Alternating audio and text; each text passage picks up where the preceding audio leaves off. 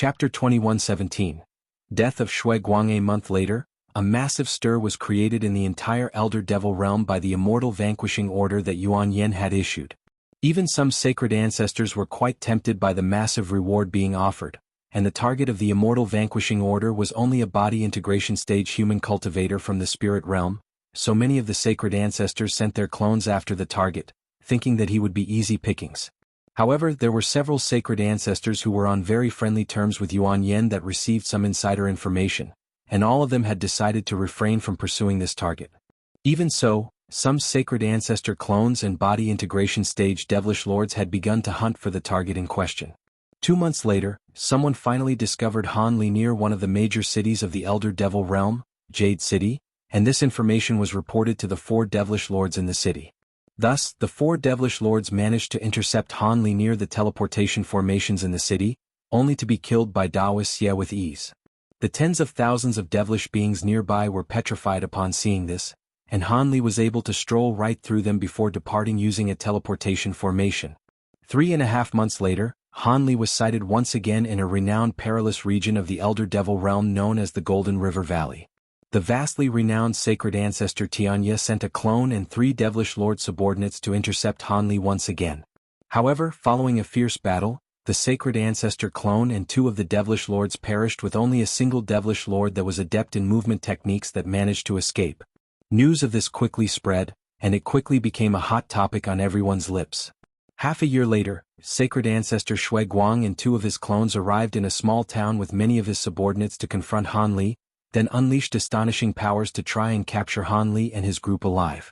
Han Li and Daoist Xie naturally retaliated, and a battle ensued. During the past half a year of recuperation, Han Li had mostly recovered, and the benefits that he had reaped from the spirit cleansing pond and clean spirit lotus really began to shine through, particularly in the form of the massive stride he had made in his provenance true devil arts.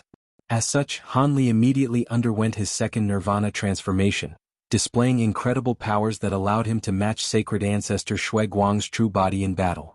Following a fierce battle that spanned a day and a night, virtually the entire town was destroyed, and countless devilish beings were killed or injured as collateral damage. However, what was most astonishing to everyone was the outcome of the battle. In the end, sacred ancestor Shui Guang's true body had been forced to flee with severe injuries, while his clones and subordinates had all been killed. The previous 2 battles had alerted all of the devilish beings to how fearsome Daoist Xie was, but following this battle, everyone realized that Han Li was not to be messed with either. However, the true bombshell was still yet to come. Several days following the conclusion of that battle, sacred ancestor Shui Guang's mutilated body was found in a mountain range hundreds of thousands of kilometers away from the site of the battle.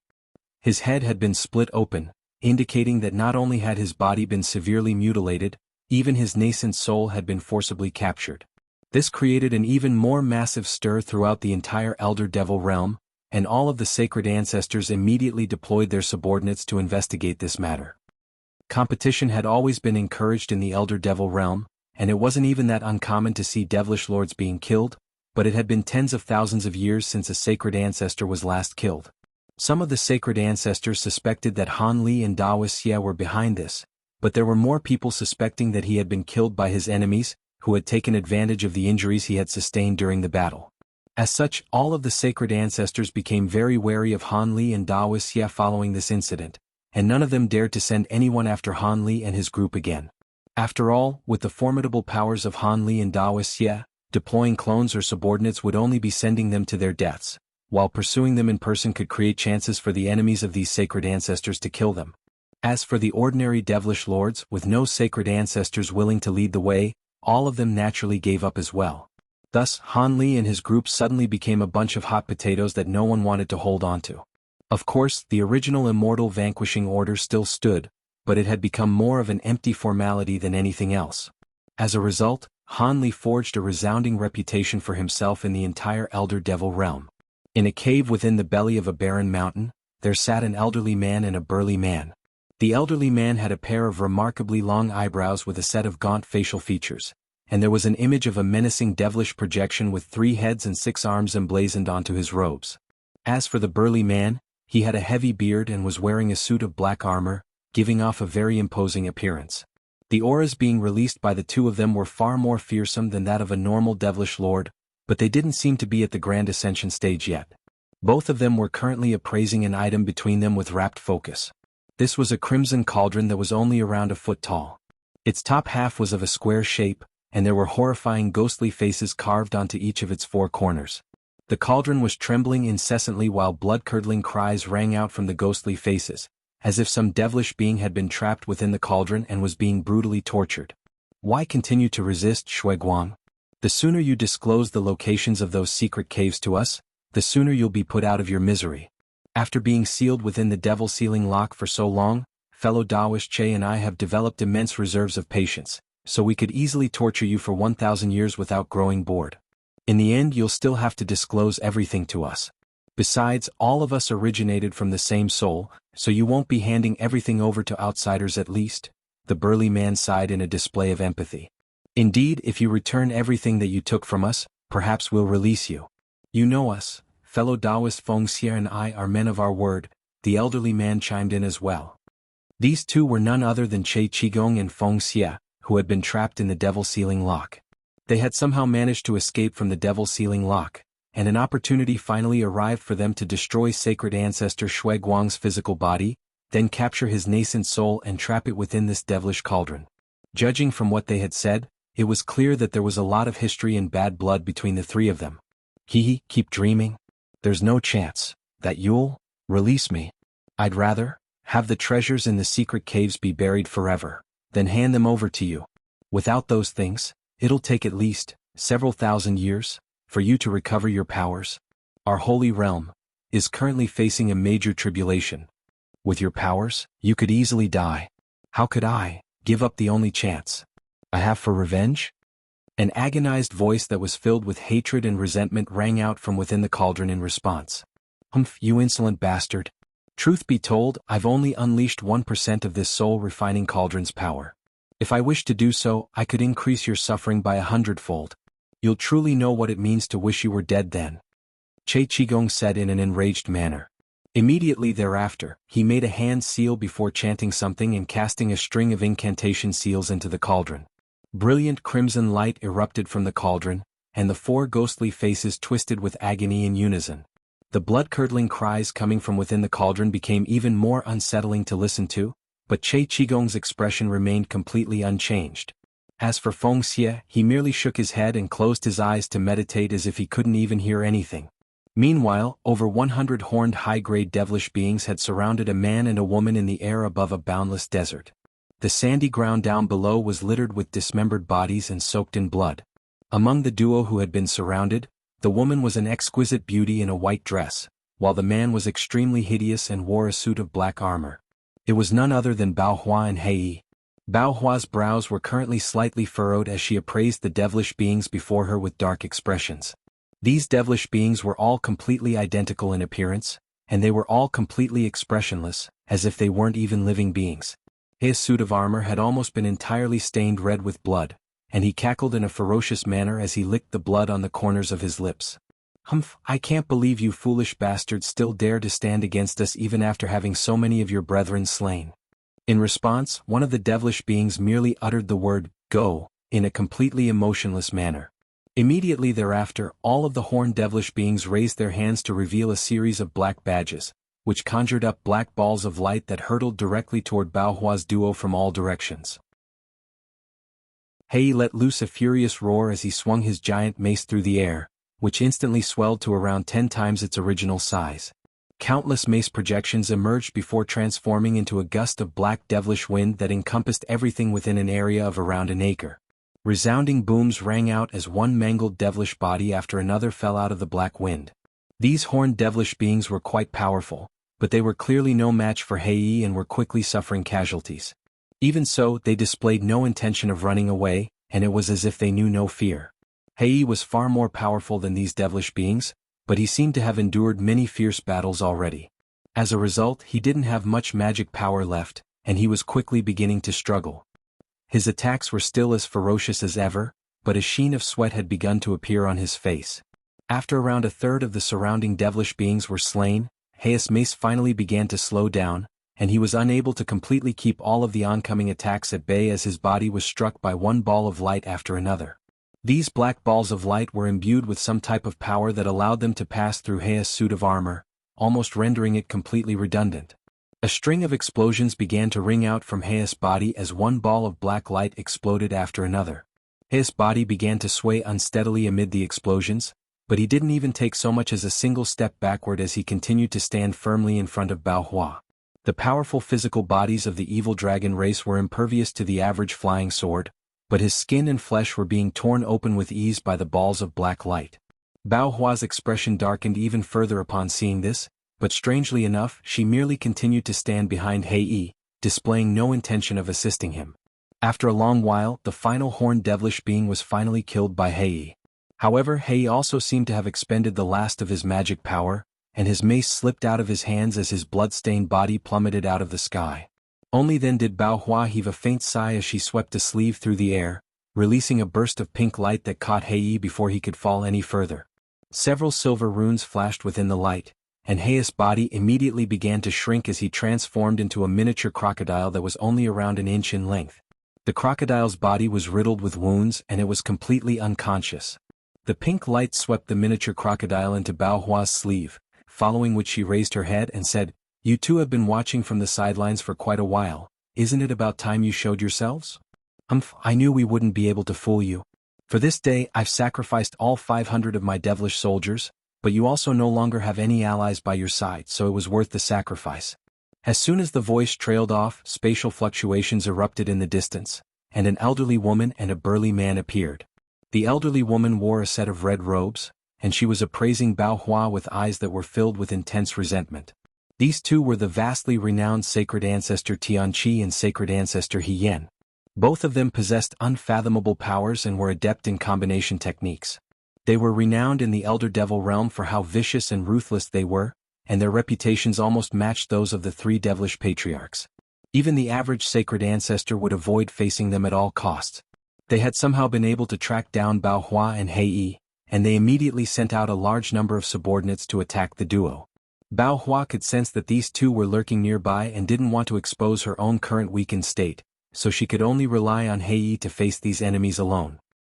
After a few rounds of fierce battles, Hei's magic power was finally completely exhausted, leaving Bao Hua to fend for herself. The burly man Tianqi cast his gaze toward Bao Hua and said, "Long time no see, fellow Taoist Bao Hua, you're still as beautiful and youthful as ever." A hint of surprise appeared on Bao Hua's face as she appraised Tianqi while completely ignoring the elderly woman. "Your disposition has changed a lot, fellow Taoist Tianqi. I must congratulate you for the clear progress you've made in your cultivation." He Yan was furious upon seeing this, and she slammed her cane downward amid a resounding boom as she said in a fierce voice, "Bao Hua, we can see that you haven't fully recovered your powers, so there's no way you'll be a match for my senior martial brother and myself.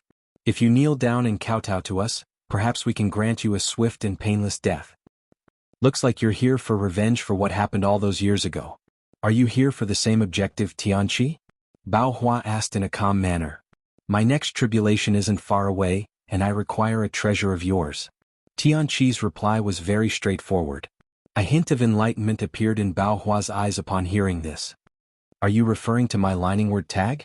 "Indeed. With that treasure, there's a good chance that I'll be able to transcend my next tribulation, so I'm hoping you'll hand it over to me." The tone of Tianqi's voice remained completely unchanged, but a cold look had appeared in his eyes. "I'm not completely opposed to handing over my lightning ward tag to you, but it's one of the most important treasures in my possession, so I can't just give it to you for no reason. How about this? If you can take one attack from me, I'll lend you the tag for 10,000 years. What do you think?" Bao Hua asked with a relaxed smile. "You want me to take an attack from you?"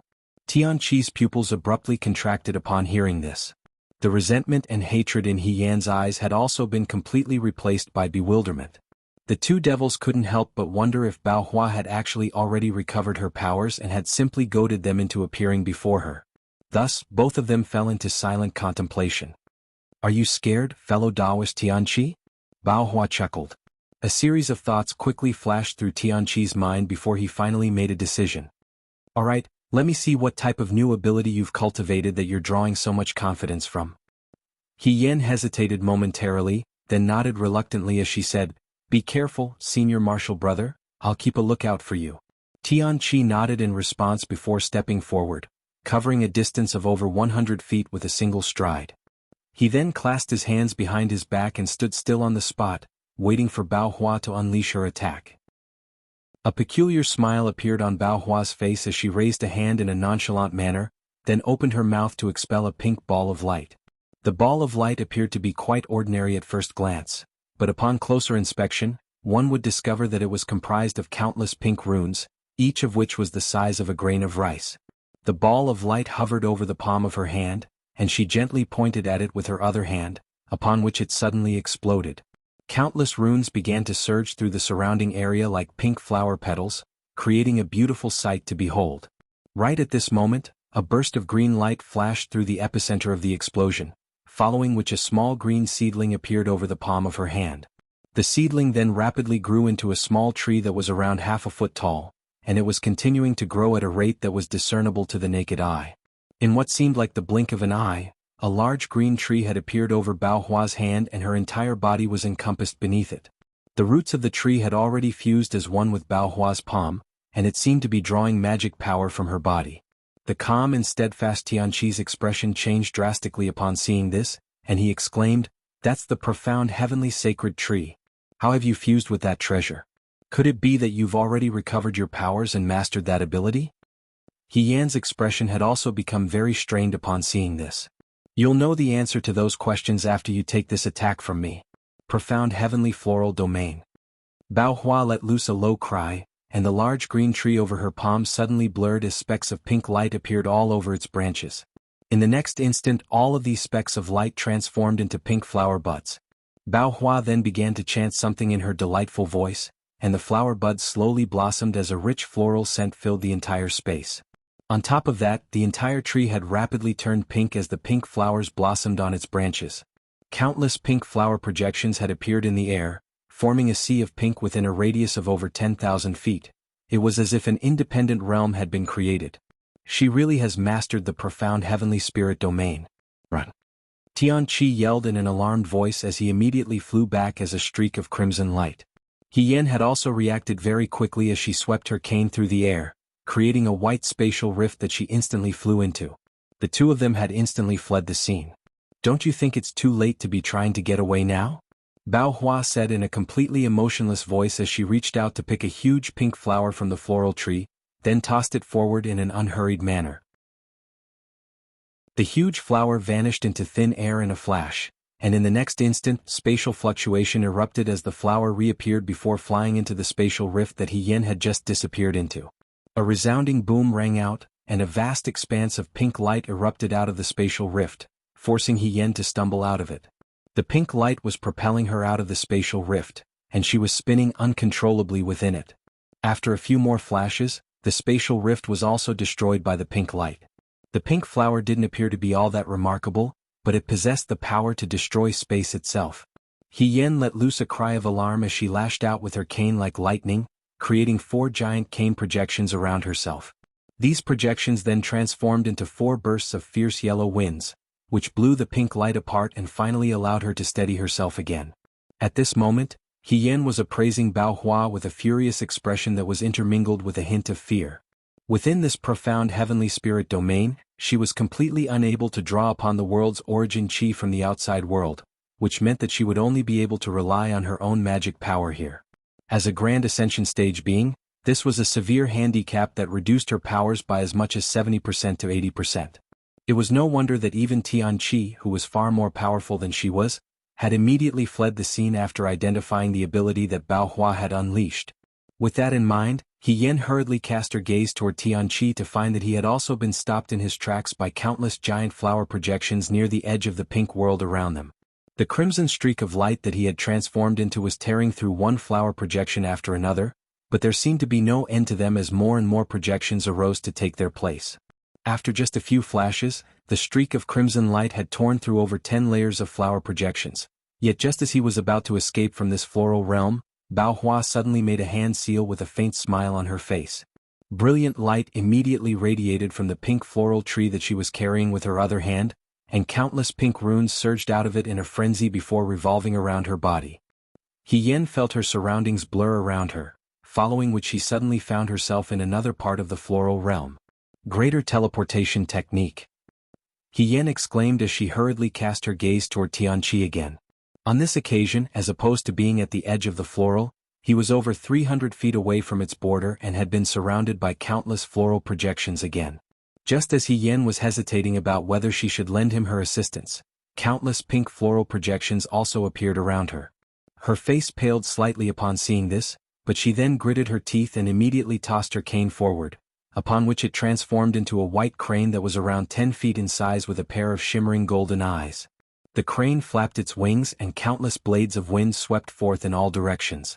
At the same time, Hien made a hand seal before laying a hand onto the top of her own head to release a burst of yellow qi.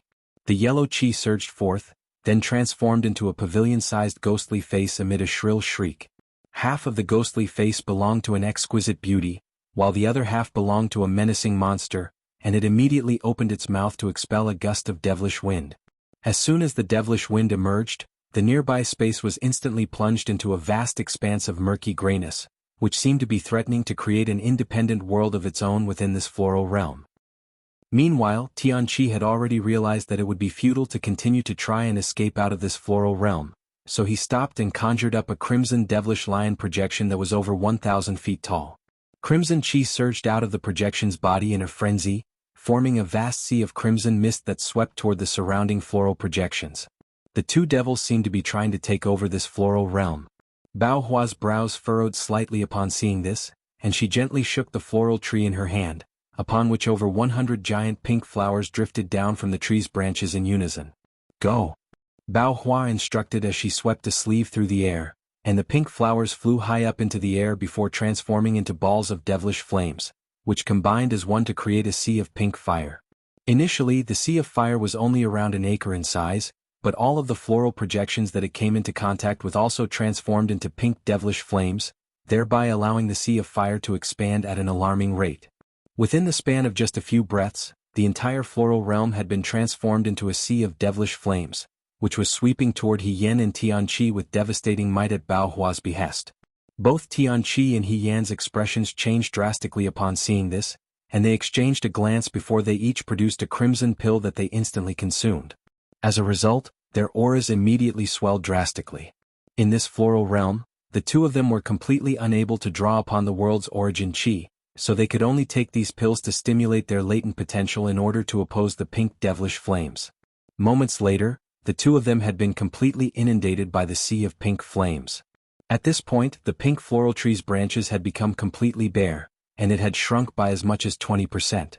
All of a sudden, Bao Hua's incantations drew to an abrupt halt, and an unnatural flush appeared on her face. Her expression darkened slightly, and she also produced a white pill before consuming it with a wry smile.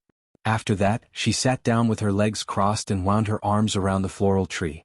Layers of translucent light appeared around her as she closed her eyes to focus on controlling the treasure. She was well aware of how powerful Tianqi and Hien were, and she knew that even though they had been deprived of access to the world's origin qi, it would still be very difficult to refine them with these devilish flames. Thus, time slowly passed by and several days flew by in the blink of an eye. On the 7th day, the floral realm suddenly began to tremor in an unsteady manner. Immediately thereafter, a ball of black flames and a streak of crimson light shot forth out of the floral realm, then fled into the distance at an incredible speed. Within the black fireball was a female nascent soul that was several inches tall, and it shrieked in a furious voice, "You haven't even recovered to the grand ascension stage yet, you filthy wretch. The next time we meet will be the day that you die." After just a few flashes, the ball of flames and streak of crimson light had completely vanished into the distance. Bao Hua heaved a long sigh as she reopened her eyes in a forlorn manner.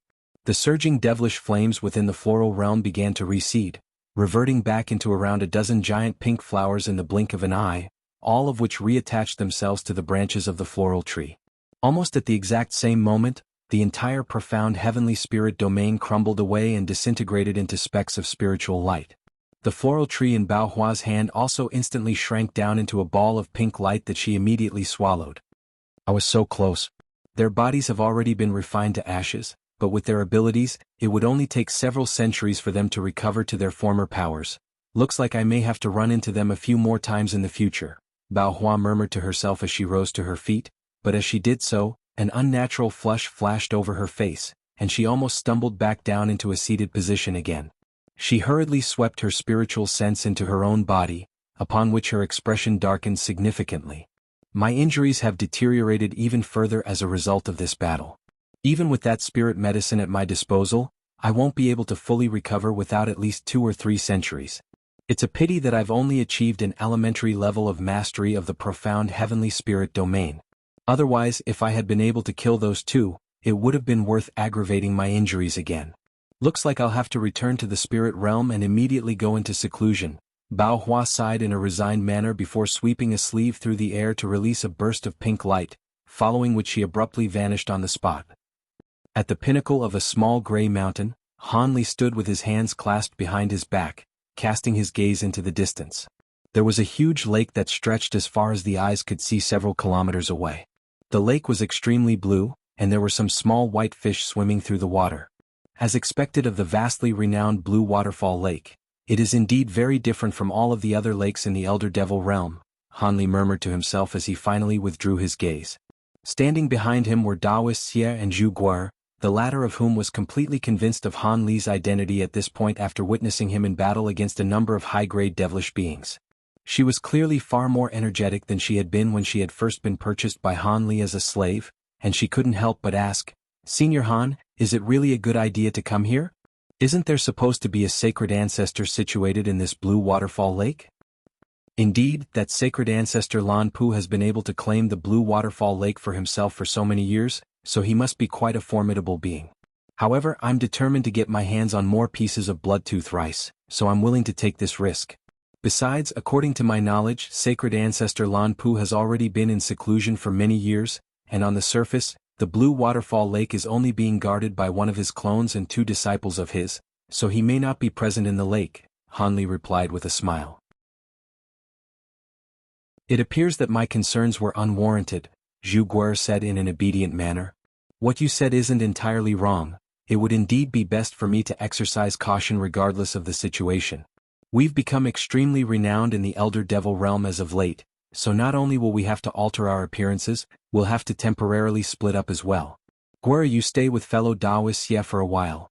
I'll enter Blue Waterfall City to gather some information first. With my disguise techniques, I should be able to conceal my own identity as long as I don't encounter any Grand Ascension stage beings, Han Li said. Zhu Guer naturally gave an affirmative response, and she was very elated to hear that she would be able to spend time alone with Taoist Xie. She was still unaware that Taoist Xie was a puppet, and she had developed a sense of affection toward him. Taoist Xie merely nodded in response before continuing to stand still in silence. Han Li had already issued him many drops of faux immortal elixir in advance, so he was happy to follow Han Li's instructions. After interacting with Taoist Xie for such a long time, Han Li was already accustomed to his indifference, so he didn't pay any heed to Taoist Xie's aloof reaction. Even though Taoist Xie currently appeared to be a normal human, he was actually bound by several restrictions imposed upon him by his former master. Despite that, he possessed a very high level of autonomy. Otherwise, Han Li wouldn't have been able to lure him out of that sea of lightning with his faux immortal elixir. Of course, Han Li was well aware that he wasn't completely free of concerns in the Elder Devil realm just because he had Taoist Xie by his side. The devilish patriarchs all had other matters to attend to, and none of the sacred ancestors were willing to join forces with one another. Otherwise, there was no way that he would have been able to remain safely in the Elder Devil realm for such a long time. Thus, after issuing a few more instructions to Zhu Guer and Taoist Xie, a string of cracks and pops rang out from Han Li's body, and he grew around a foot taller. At the same time, his facial features had been significantly altered, giving him the appearance of a refined middle-aged man. After that, he rose up as a streak of black light before flying toward the lake. Following his departure, Taoist Xie swept a sleeve through the air, releasing a burst of golden light that swept up both himself and Zhu Guer, following which the duo instantly vanished.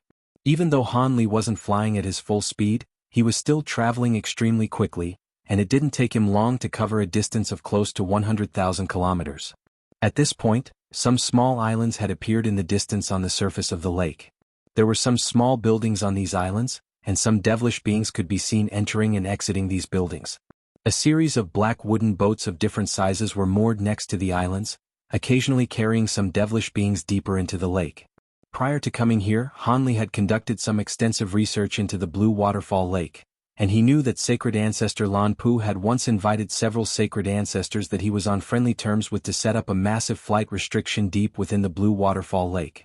Anyone below the Devilish Lord level would immediately lose the ability to fly once they entered the lake, so they had no choice but to travel into the core region of the lake by boat. Even though Han Li wouldn't be affected by this restriction, he didn't want to attract too much attention, so he descended onto a nearby island. As soon as he landed on the island, a short dark-skinned devilish man immediately rushed over to him. Guan Yang pays his respects to his senior. "Are you traveling to Blue Waterfall City, senior? My boat isn't very large, but it's definitely the fastest one on all of these nearby islands," the low-grade devilish being said with a smile. "Oh, I can see that you're only at the foundation establishment stage. Can I trust what you have to say?"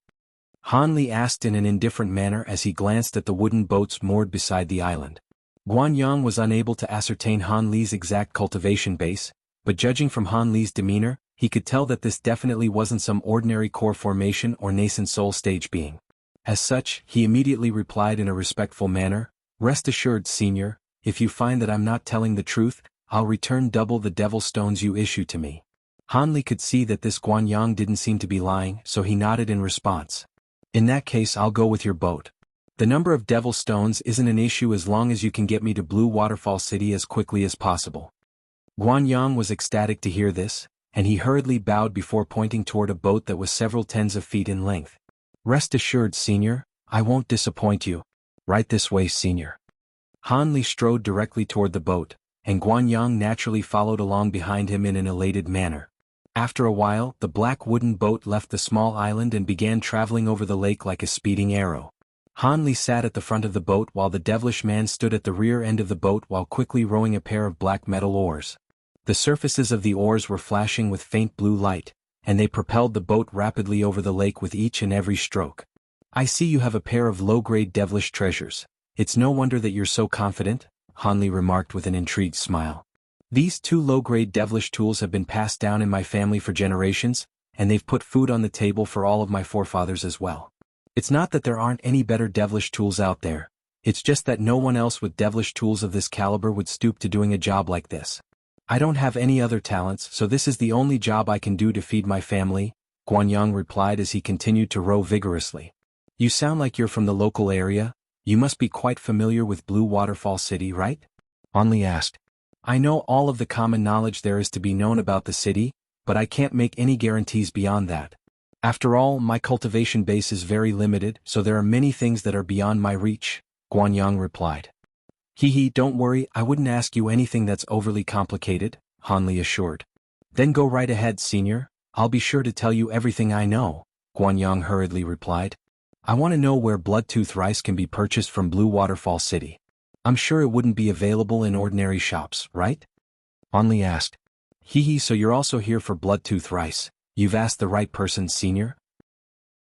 Are you only looking to buy 1 or 2 pieces, or would you like to purchase Bloodtooth rice in bulk?" Guan Yang asked as a hint of excitement appeared on his face. "Do the circumstances change depending on the quantity I wish to purchase?" Han Li asked as his brows furrowed slightly. "If you're only looking for a small quantity, then you can purchase Bloodtooth rice from the few designated shops in the city. However, these shops only sell to seniors at or above the deity transformation stage, and each person can only purchase 2 pieces at a time. If the same person wishes to purchase more than that, then they'll have to stay in Blue Waterfall City for a year before they'll be allowed to purchase more. Alternatively, there are some underground avenues through which more pieces of Bloodtooth rice can be purchased, but the quality standards may be rather lacking in comparison," Guan Yang explained. "What if I want to purchase a large quantity and am only looking for Bloodtooth rice of the highest quality?" Han Li asked. "I'm afraid it won't be possible to satisfy both of those conditions at once. The city has very strict regulations surrounding premium Bloodtooth rice, so very little of it will be sold to outsiders," Guan Yang replied in a slightly awkward manner. "I'm well aware of that. If I could purchase premium Bloodtooth rice elsewhere, then I wouldn't have come to the Blue Waterfall Lake. However, I believe nothing is impossible in this world as long as the right price is offered," Han Li said. "I'm afraid I won't be able to help you here, senior. Perhaps you can ask around in the city to see if anyone else can arrange this," Guan Yang replied with a wry smile. Han Li merely nodded in response before slowly closing his eyes. while Guanyang continued to row vigorously as the small boat sped toward the center of the blue waterfall lake. 4 hours later, a black dot appeared in the distance, and as the boat approached it, the dot expanded further and further before revealing itself to be a massive island. Blue light flashed through Han Li's eyes, and he was able to immediately ascertain that a large city had been constructed on the border of the island. The city walls were constructed from giant blue stones and were several hundred feet tall. There were armed devilish guards standing atop the walls, and everything appeared to be no different compared to the average devilish city. Directly up ahead was a huge city gate, in front of which stood a group of halberd-wielding devilish guards. Chapter 21-21.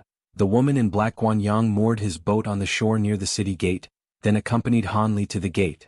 He was clearly very familiar with the halberd-wielding guards in front of the gate, and after a brief conversation, they granted Han Li entry into the city without conducting any examination. Han Li stood at the city gate and appraised the rows of orderly buildings nearby before tossing Guanyang some mid-grade devil stones. "Thank you for your generosity, senior," Guanyang immediately said in a grateful manner. Generally speaking, he would only receive 1 or 2 mid-grade devil stones for taking a high-grade devilish being to Blue Waterfall City, but Han Li had issued several times that amount, so he was naturally ecstatic. Han Li merely waved a dismissive hand, indicating that Guanyang could leave. However, Guanyang hesitated momentarily, and after looking around to ensure that no one was paying any attention to them, he quickly whispered, "Senior, perhaps you can go to the vast origin house to see if the people there can satisfy your conditions." After that, Guanyang hurriedly extended a respectful bow and departed before Han Li could ask any questions. "Vast origin house, eh?" Han Li murmured to himself as a faint smile appeared on his face. The flight restriction naturally still applied in Blue Waterfall City, so Han Li hailed a beast-drawn carriage before asking to be taken to the largest shop in the city. The coach driver immediately did as he was instructed, and Han Li sat in the carriage with his legs crossed, looking out of the window absent-mindedly while considering what he was going to do next. Blue Waterfall City was clearly far more lively and bustling than the average large devilish city, and there was a great number of devilish beings roaming the streets. Most of these devilish beings were only at the chi condensation stage or foundation establishment stage, but there was a significant proportion of deity transformation and spatial tempering stage high-grade devilish beings among them as well, and he had even spotted 2 devilish lords. At this point, the beast-drawn carriage had only passed through several streets and hadn't even made it out of one corner of the city. All of a sudden, Han Li caught sight of a familiar figure, and his expression changed drastically. He stared intently at the elegant figure, who had her back facing him and was walking into a shop, then shook his head with a hint of disappointment in his eyes. "It's not her. That woman's aura is completely different. Besides, even if she has ascended from the human world, she'd be in the spirit realm right now. There's no way she'd appear in the Elder Devil realm. Why did she look so much like her? Could it be that my mental state has become rather unstable due to my rapid progression in my cultivation base?" With that in mind, Han Li hurriedly activated his spirit refinement technique and closed his eyes to meditate. The elegant figure was a devilish woman wearing a black veil over her face, and she was accompanied into a shop by several high-grade devilish beings. On top of that, there was a faint layer of black chi over her body that made it impossible for anyone to glean her appearance. Of course, Han Li would have been capable of forcibly assessing her appearance with his powerful spiritual sense, but he was concerned that doing so would draw the attention of the top-tier powerful beings in the city. At this point, the devilish woman had already been accompanied into the shop by her entourage of high-grade devilish beings, and an elderly man who appeared to be the shopkeeper immediately rushed over with a few employees before they all extended respectful bows. The shopkeeper then invited the woman into a secretive room before greeting her in a respectful manner. "I pay my respects to the esteemed envoy. I've already prepared everything, and it's all ready to be taken away at any time." "Well done, shopkeeper Liao. I only mentioned this to you the day before yesterday, yet you've already gotten everything prepared. It seems that your talents are being wasted here." The woman's voice was extremely delightful, resembling that of a singing oriole. "You're far too kind, esteemed envoy. I'm only doing as I'm told," shopkeeper Liao hurriedly replied with a fawning smile. "Sure, go and fetch all of the items," the woman said to a horned devilish man beside her. "Yes, young Mistress 7. The devilish man gave an affirmative response before following one of the employees out of the room. After that, the woman merely sat in her chair in silence. The elderly man and the high-grade devilish beings all stood respectfully in the room in silence as well. After around 15 minutes had passed, The devilish man and employee returned to the room before informing that woman that everything had been gathered. The woman nodded in response before suddenly asking, "How long have you been working at this shop for, Shopkeeper Liao?" Shopkeeper Liao's heart stirred slightly upon hearing this and he hurriedly replied, "I've been working at this shop ever since I was transferred here around 200 years ago. 200 years, eh? That's quite a long time. I'm sure you've lined your pockets quite significantly during this time." Shopkeeper Liao was horrified to hear this. "Is there some kind of misunderstanding, esteemed envoy? I've always managed this shop diligently and haven't made any transgressions. You can't just make such claims with no evidence. I'll be the one to decide whether you've made any transgressions or not." "Mushi, show him the evidence," the woman said with a cold smile before suddenly pointing at one of the employees accompanying the shopkeeper. "Yes, young Mistress 7. The quantity and sale prices of stock, as well as all of the shop's trade partners for the last close to 20 years, have all been recorded here for your examination." The employee was a young man who appeared to be around 16 to 17 years of age, and he immediately pulled out a black accounts book as he stepped forward in a respectful manner. Shopkeeper Liao's face instantly turned deathly pale upon seeing this. The woman drew the accounts book into her grasp before carefully assessing it. "As expected, this is different from the accounts book that you gave me the other day. You've already embezzled so much and this is only in a span of less than 20 years. What do you have to say for yourself?" "Mushi, how dare you compile all of this false evidence to incriminate me? Young Mistress 7, he has a personal vendetta against me, so that accounts book is definitely fake. I'll know whether it's fake or not once I use a soul search technique on you. If it's real, then you can die without anyone to blame, and if it's fake, I'll kill him to avenge you," the woman said with a faint smile, but her words made Shopkeeper Liao feel as if he had been plunged into a glacial pit. All of a sudden, the elderly man let loose a desperate cry as he swept a sleeve through the air, instantly producing a yellow talisman amid a burst of black chi that filled the room. He frantically waved the talisman, upon which his body suddenly began to sink into the ground.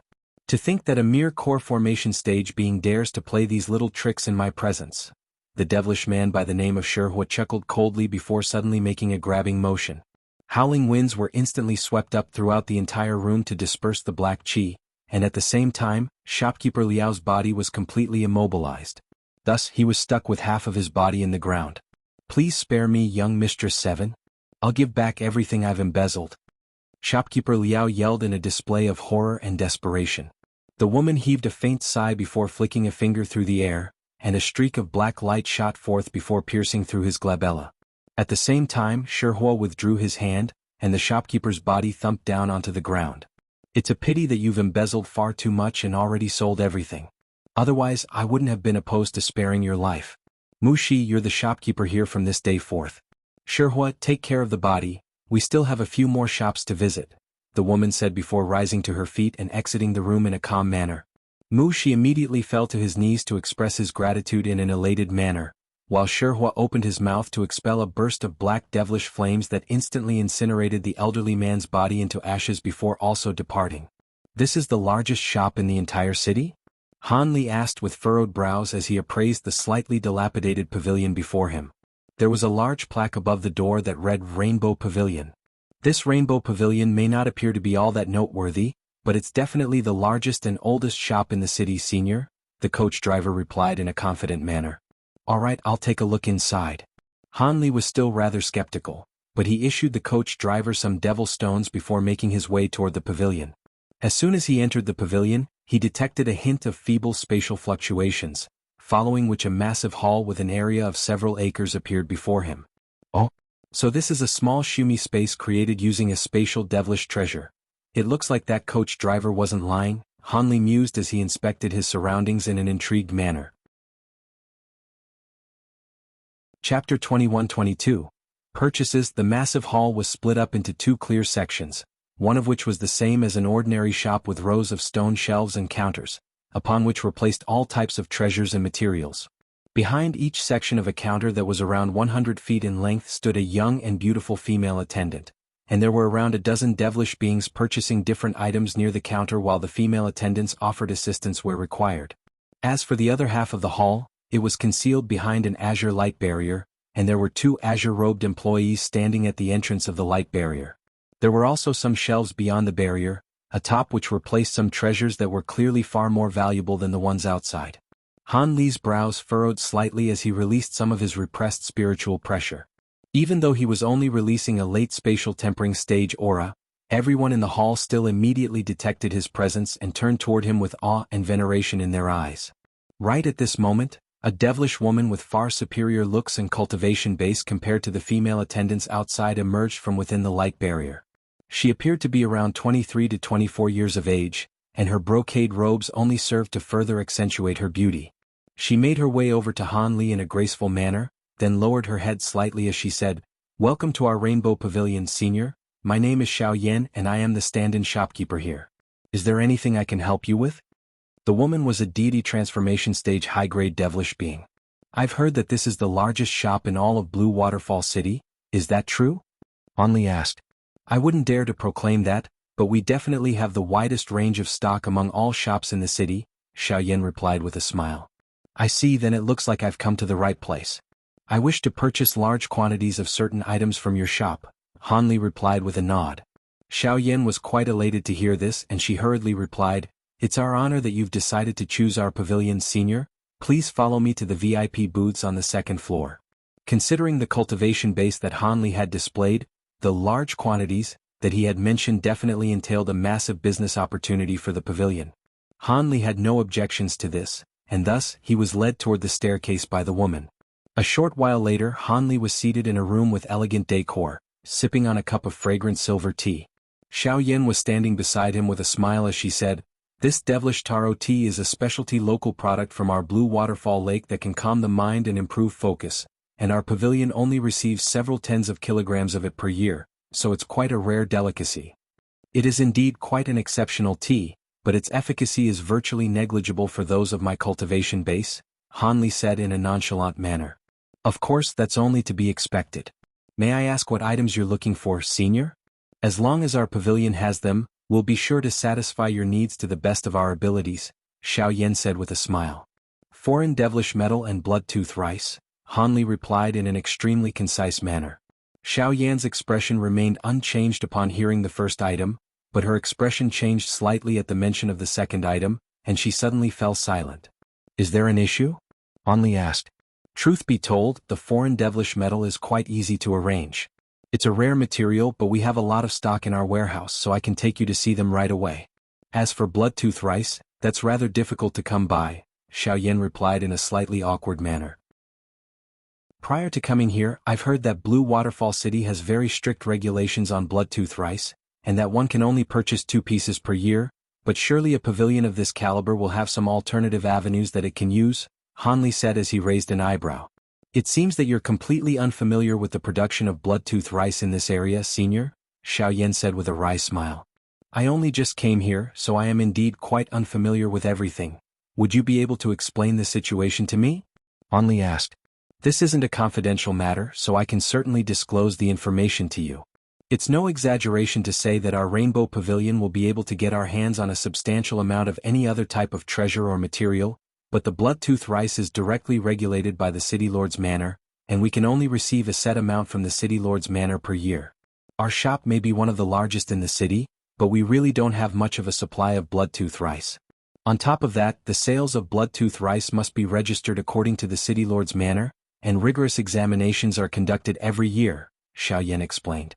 "So that means there's no room for negotiation at all?" Han Li asked as his brows furrowed slightly. Xiao Yan hesitated momentarily before replying, "My sincerest apologies, but that is indeed beyond my capabilities.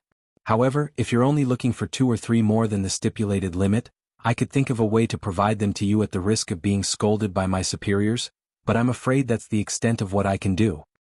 If I were only looking for so little, why would I have come to your Rainbow Pavilion? So be it. If it can't be done, then let's discuss foreign devilish metal instead. How many pieces of this metal does your pavilion have, and what price can you offer?" Han Li asked. "We just so happened to receive a new batch of foreign devilish metal several days ago, so we have hundreds of pieces in our warehouse. How many do you require, Senior?" "If you're looking to purchase a large amount, I can offer you a very good price," Xiao Yan replied in a confident manner. "Bring them all to me," Han Li replied expressionlessly. Xiao Yan couldn't help but draw a sharp breath upon hearing this. "All of them? Did I hear that right? Do you think I'm joking, fellow Taoist?" Han Li asked as his eyes narrowed slightly. Xiao Yan repressed the excitement in her heart as she replied, I wouldn't dare to think that. Please wait a moment, Senior. I'll get someone to bring all of our foreign devilish metal to you for examination. Han Li merely nodded with a faint smile before falling silent. Shortly thereafter, Han Li was accompanied out of the Rainbow Pavilion in person by Xiao Yan. He then hailed another beast-drawn carriage before instructing the coach driver to take him to another large shop. Thus, Han Li visited 6 large shops in succession and cleared out almost their entire stock of foreign devilish metal, but he had hit a wall when it came to Bloodtooth rice. All of these large shops had expressed an inability to sell large amounts of Bloodtooth rice to him, but he wasn't disheartened in the slightest by this. That night, he booked a room in an inn, and the next morning he continued to visit the shops in Blue Waterfall City. However, on this occasion he was visiting all of the medium-sized shops. Thus, he stayed in Blue Waterfall City for 7 days and visited almost all of the shops in the city, purchasing a huge amount of foreign devilish metal during the process. Such a large amount of foreign devilish metal naturally cost an astronomical price, but this only constituted a small proportion of Han Li's enormous wealth. However, even after purchasing so much foreign devilish metal, he didn't find any that contained one of those mysterious crystalline beads, and was left very disappointed. However, he didn't give up and continued to purchase foreign devilish metal from other shops in the city. As for Bloodtooth rice, he didn't even bother to mention it to the smaller and medium-sized shops. As a result of this, it became known throughout the city that an outsider was going around purchasing a huge amount of foreign devilish metal, but most people didn't pay any heed to this. With the popularity of Blue Waterfall City and the number of devilish beings visiting the city, such an occurrence was far from a rare one. However, there were some people who developed an interest in this news. On the 8th morning, Han Li had only just emerged from the inn and was about to hail a beast-drawn carriage when a devilish man suddenly appeared before him with a fawning smile. I've heard that you're purchasing large amounts of foreign devilish metal, Senior. Would you be interested in seeing the foreign devilish metal that I have in my collection? Han Li glanced at the devilish man to find that he was only at the nascent soul stage, so he replied in a nonchalant manner, I'm only purchasing in bulk. If you only have a few pieces, then don't bother me again. Rest assured, Senior, I wouldn't dare to pester you with such a small amount of foreign devilish metal. My companions and I have a very large amount of foreign devilish metal that I'm sure will be of interest to you, Senior, the devilish man continued. Han Li's expression changed slightly upon hearing this, but he was still rather skeptical. I see. Where are your companions right now? If they're outside of the city, then forget it. Rest assured, Senior, my companions and I are staying in the Immortal Abode Pavilion in the city, the devilish man hurriedly replied. Han Li's expression eased slightly upon hearing this and he instructed, All right, then lead the way. The devilish man was ecstatic to hear this, and he immediately waved a hand, upon which a beast-drawn carriage that he had hailed earlier pulled up next to him and Han Li got into the carriage with the devilish man, and the carriage quickly sped away. Several hours later, Han Li found himself situated in a secluded hall with several unfamiliar devilish beings gathered before him. Chapter 21-23. Wu Yu. Among the group of devilish beings was a young man with a red devilish pattern on his glabella. He was clearly the leader of the group, and he cupped his fist in a salute as he said with a smile, My name is Wu Yu. I had intended to invite you here several days ago, but I was delayed due to some matters that I had to attend to. Even though the young man seemed to be carrying an aura concealment treasure, Han Li was still instantly able to ascertain that he was at the late spatial tempering stage. Everyone else in the group aside from him was only at the deity transformation stage, and most of them were at the early deity transformation stage. I heard that you have a large quantity of foreign devilish metal, is that true? Han Li cut straight to the chase as soon as he and Wu Yu both took a seat. Of course. Otherwise, I wouldn't have invited you here, fellow Taoist, Wu Yu replied with a smile. I see. How much foreign devilish metal do you have and what price are you offering? Han Li asked. Before we discuss that, there's something else I have to tell you, and we'll only be able to continue our discussion if you have no issues with what I'm about to say next. Otherwise, I'm afraid you'll have to leave empty-handed, Wu Yu replied as a serious look appeared on his face. Go right ahead, Han Li replied with a smile. I can see that you're also a very straightforward man, fellow Taoist. Go and wait for me outside, I'll call for you once we conclude our discussion here. Wu Yu issued an instruction to the other devilish beings in his group, and all of them gave affirmative replies before departing in a respectful manner, including the nascent soul stage devilish man who had led Han Li here. After that, Wu Yu swept a sleeve through the air to summon several black bad-shaped devilish treasures, which formed a black light barrier that isolated the two of them from the outside world. Han Li's expression changed minutely upon seeing this, and he became even more intrigued to hear what Wu Yu had to say. It was clear that this was quite an important matter. "Forgive me, fellow Taoist, but I must take the necessary precautions before we begin our discussion," Wu Yu said in an apologetic manner. "That's not an issue. Can we continue now?" Han Li asked with a hint of a smile on his face. "Of course. I'm taking these precautionary measures primarily because the batch of foreign devilish metal in my possession was obtained through rather unscrupulous means. I can sell them all to you for an extremely low price, but you have to swear a vow on your inner demons that you won't tell anyone about us no matter what happens after the transaction," Wu Yu said in a serious voice. "So what you're saying is, you want me to assume full responsibility for any consequences that arise from our transaction," Han Li said in an indifferent manner. This is why I enjoy working with intelligent people like you, fellow Taoist. Having said that, if you leave the city right after we complete our transaction, then no issues will arise. I'm only taking these precautionary measures on the off chance that something does happen," Wu Yu said with a smile. "It sounds to me like you're trying to offload the foreign devilish metal as quickly as possible before they get tracked down," Han Li chuckled. Wu Yu's smile faded and he said in a serious manner, "You can think whatever you like. All I'm telling you is that this batch of foreign devilish metal is related to many parties. I won't be able to disclose the specific details to you, and it's up to you whether you'd like to purchase them or not. If I refuse to purchase this batch of foreign devilish metal, I assume you have no intention of allowing me to leave," Han Li said after a brief pause. "That's not the case. I won't do anything detrimental to you. I'll only be using a secret technique to erase your memories of our conversation," Wu Yu assured. "That's not a bad idea, but when spiritual sense is concerned, even the most profound of secret techniques could fail, and I certainly have no intention of allowing someone to place a restriction on me," Han Li chuckled coldly. "Does that mean you're not willing to accept this transaction?" Wu Yu's expression also instantly cooled significantly. Han Li's expression eased slightly as he chuckled. "Of course I'm interested. Why wouldn't I be interested in such a fantastic deal? Tell me how much foreign devilish metal you have and how much you're selling them for, and I'll take everything you have." Wu Yu was ecstatic to hear this and he replied, "In that case I won't have to erase your memories, but you'll still have to swear a vow on your inner demons. I have no issues with that. However, let's discuss the terms of the transaction first. I may not be willing to accept it if you don't have enough foreign devilish metal to interest me," Han Li said.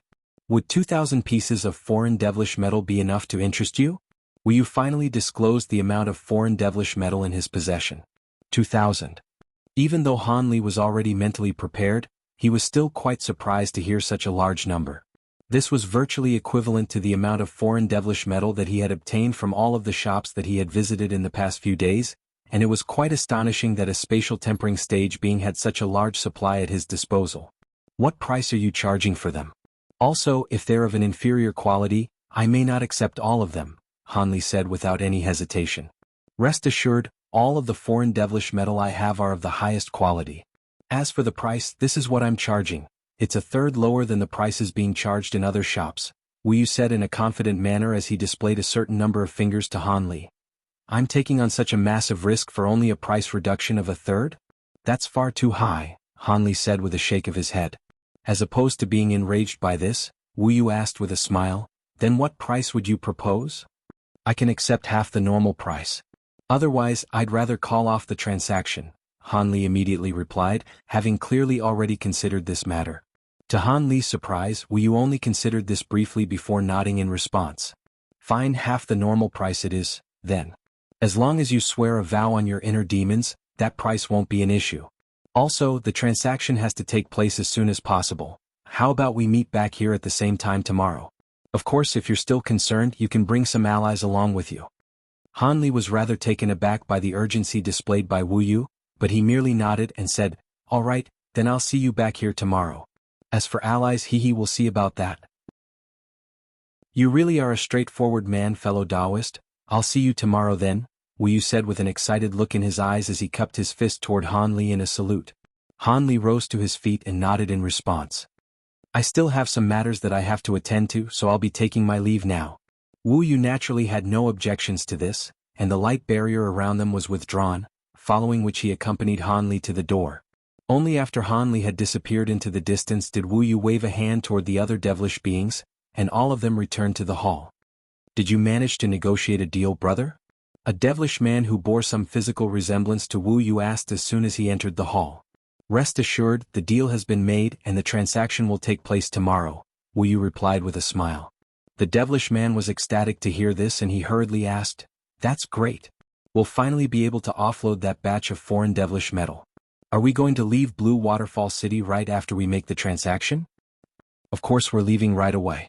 Have you gotten rid of all of the miners? You haven't left any loose ends untied, have you?" Wu Yu asked as he turned toward a middle-aged devilish man.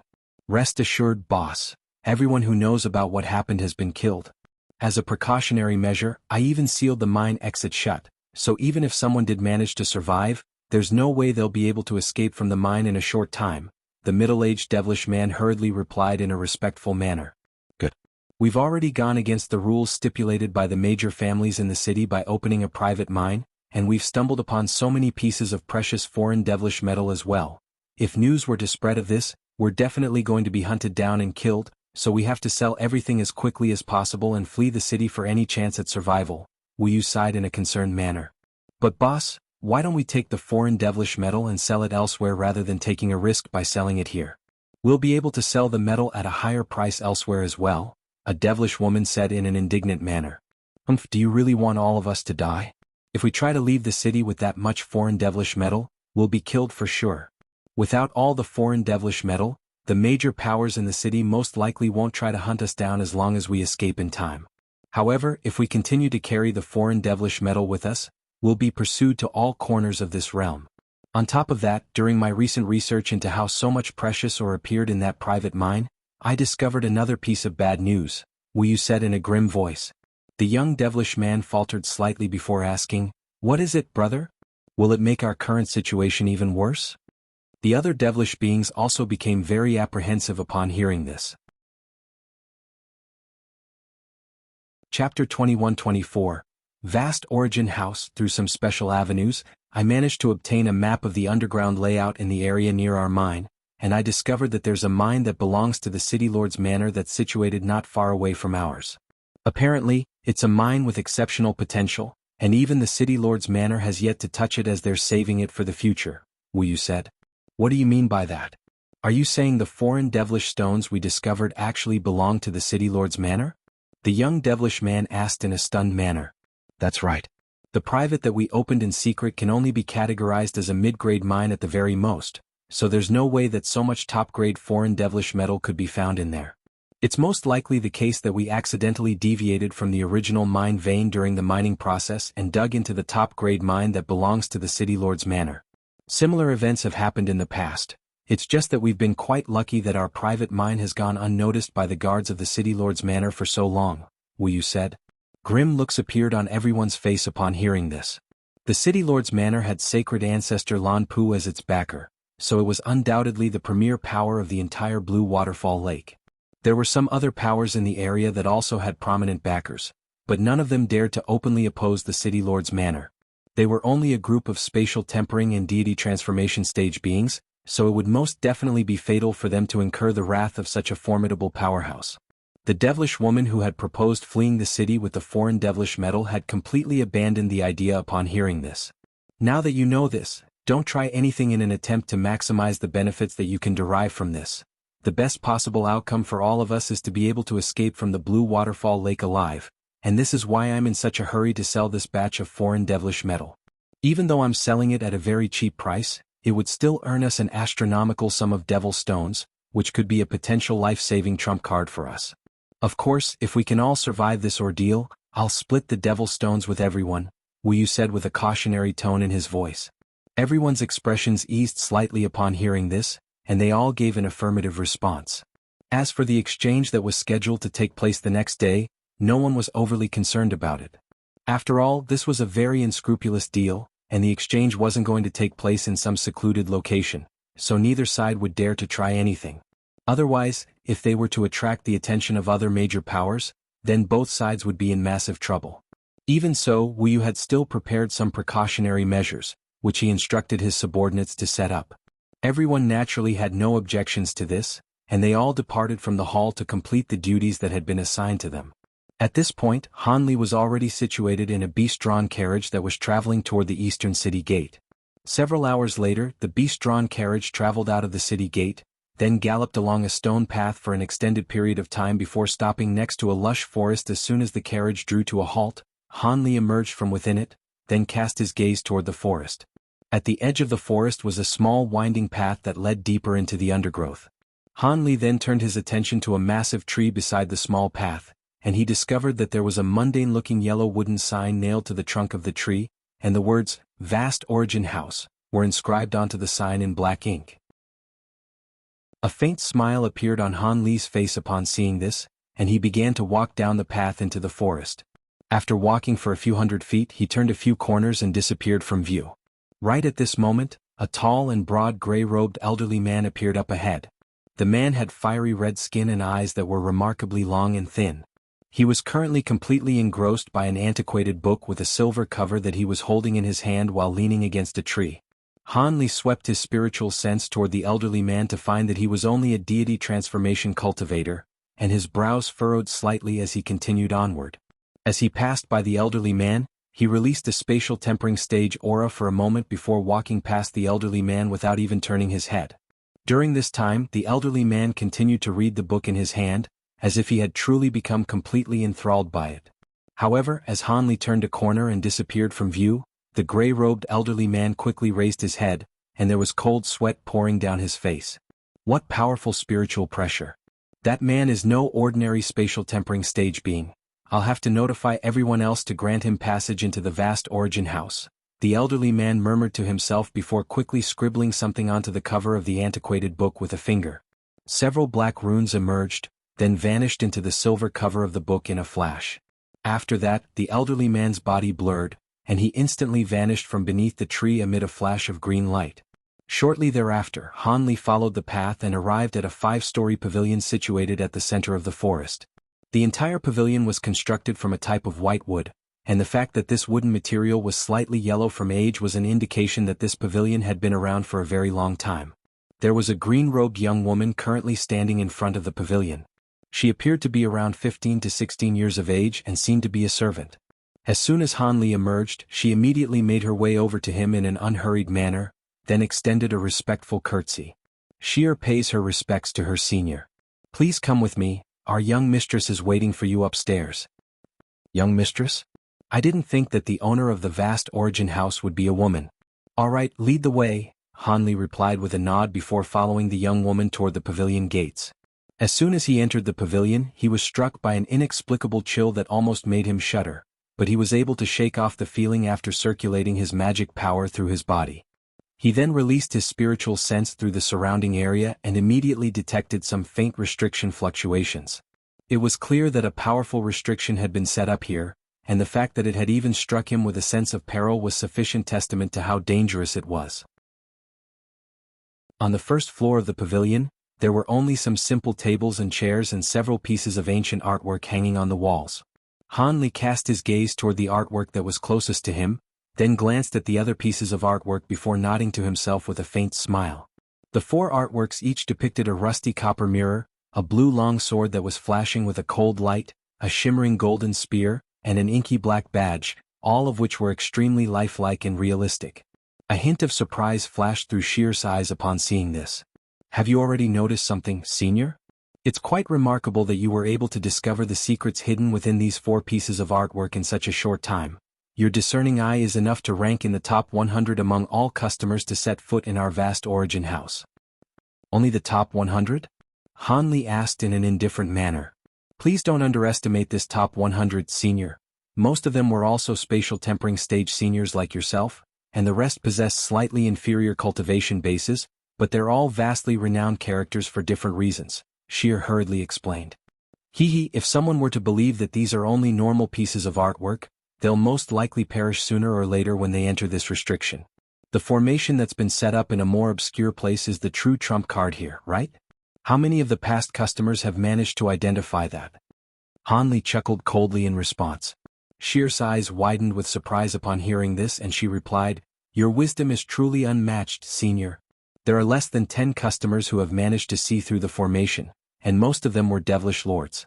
Seeing as you're able to do this, there will be no need for you to undergo the trial on the second floor. You'll be able to go and see our young mistress on the third floor right away.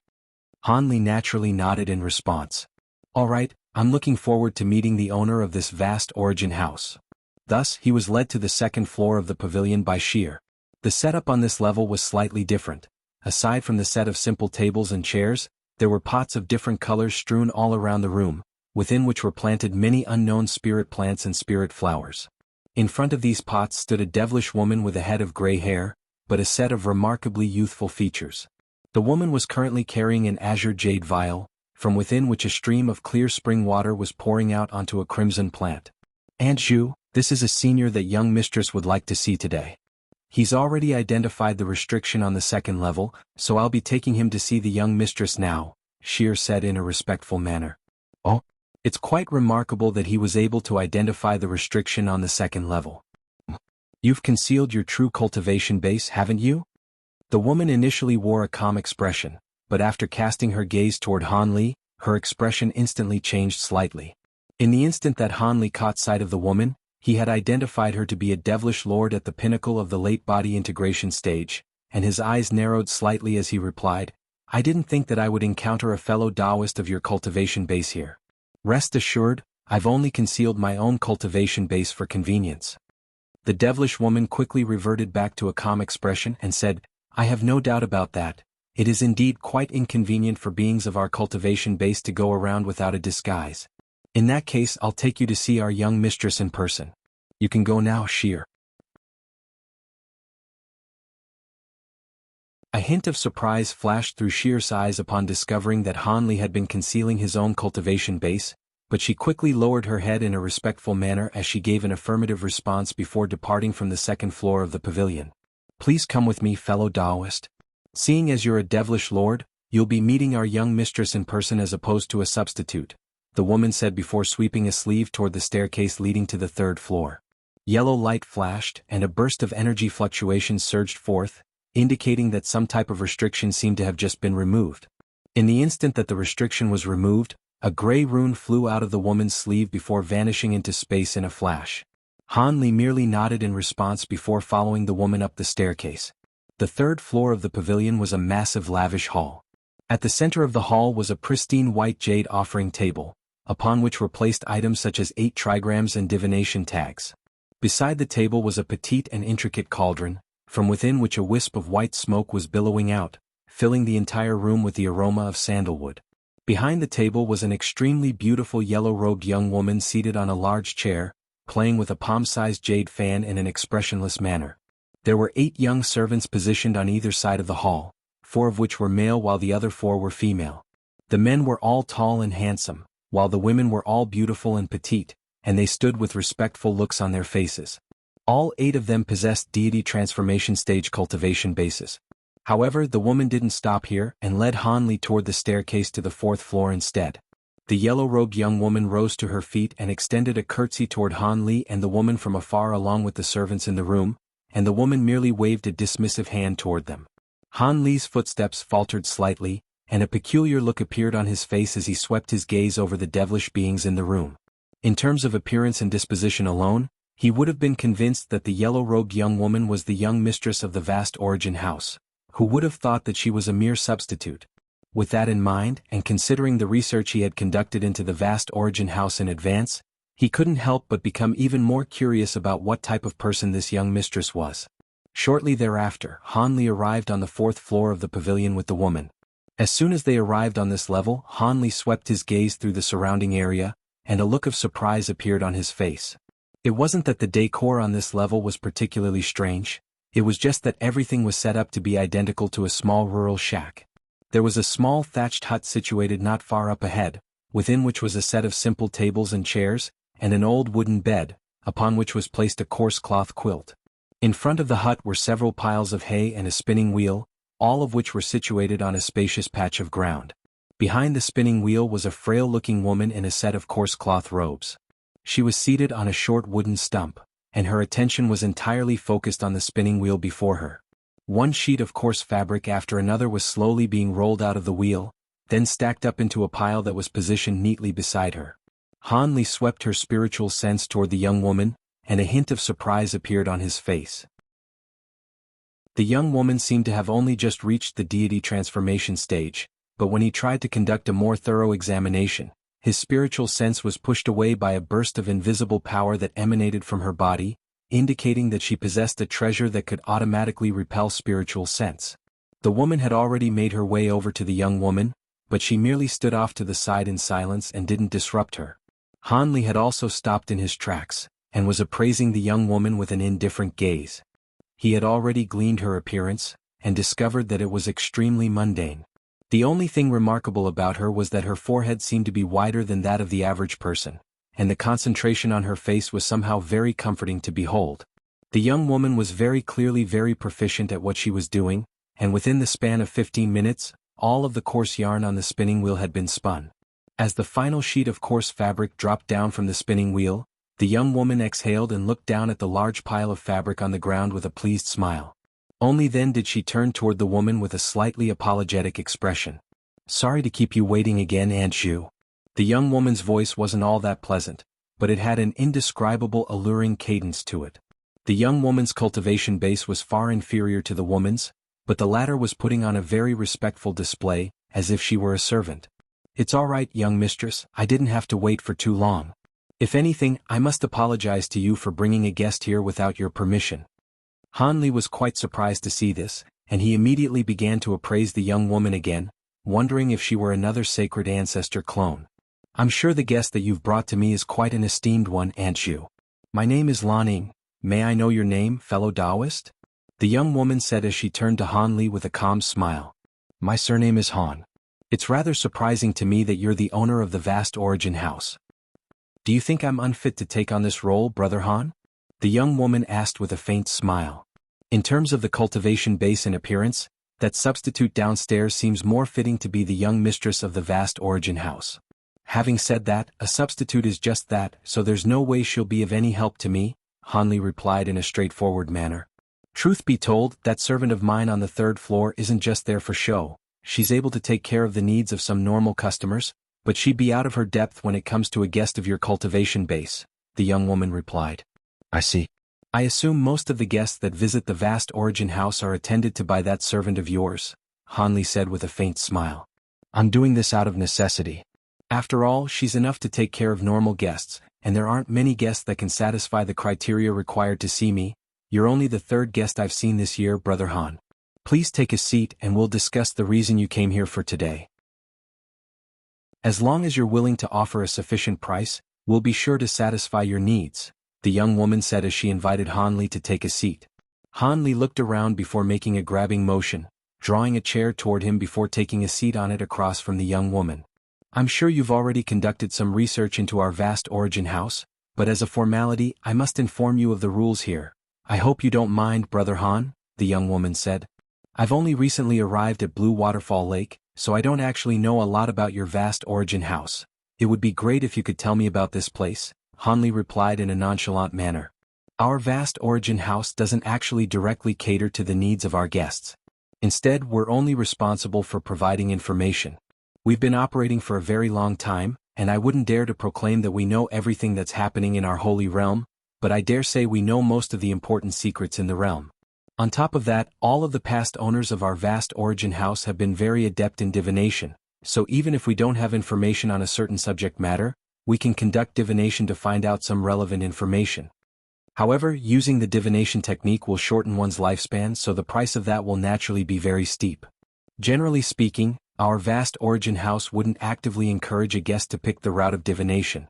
On top of that, regardless of what answers you obtain from our vast origin house, you're not to disclose it to anyone else. Otherwise, you'll be blacklisted and will no longer be welcome here. The rest of the rules are rather inconsequential, and I'm sure you wouldn't intentionally break them.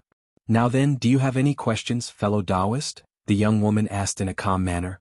Han Li's brows furrowed slightly upon hearing this, but his expression quickly returned to normal as he replied, "What you've told me does match what I've found out already about this place.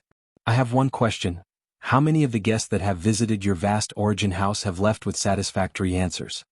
A proud look appeared on Lan Ying's face as she replied, I don't know too much about the past, but ever since I've taken over the reins here, we haven't even a single disappointed customer. Hanli was quite taken aback by this answer, but his expression remained unchanged as he nodded in response. Is that so? It instills me with great confidence to hear that. Seeing as your doubts and concerns have been erased, you can tell me what you'd like to know now. The price of the information will be decided based on how valuable it is, Lanning said with a serious expression. I want to know where I can get a large quantity of premium bloodtooth rice in one transaction in Blue Waterfall City, Hanli replied without any hesitation. Lan Ying's expression eased slightly upon hearing this and she smiled as she said, Hee, I see. Is there something strange about this request? Hanli asked. That's not the case. Truth be told, around a fourth of the guests that visit our vast origin house ask this exact same question, so we naturally have relevant information on this matter. However, just because this information is regularly purchased doesn't make it any cheaper, Lanning replied with a smile. Hanli was ecstatic to hear this and he immediately said, as long as the information is reliable, price is not an issue. Alright, I've enclosed part of the information within this slip along with the price. Please take a look. If you accept these terms, then I'll give you the rest of the information and we'll complete this transaction right here and now, Lanning said as she tossed what appeared to be a black stone toward Hanli. Hanli caught the stone before pressing it against his own forehead and injecting his spiritual sense into it. Lanning merely sat across from him in silence with a faint smile on her face. Around 15 minutes later, Hanli removed the slip from his forehead as an enlightened look appeared on his face. Who would have thought that there would be people in the City Lord's manor selling large amounts of bloodtooth rice in secret? Judging from the information in the slip, this group of people seems to occupy lofty positions in the City Lord's manor.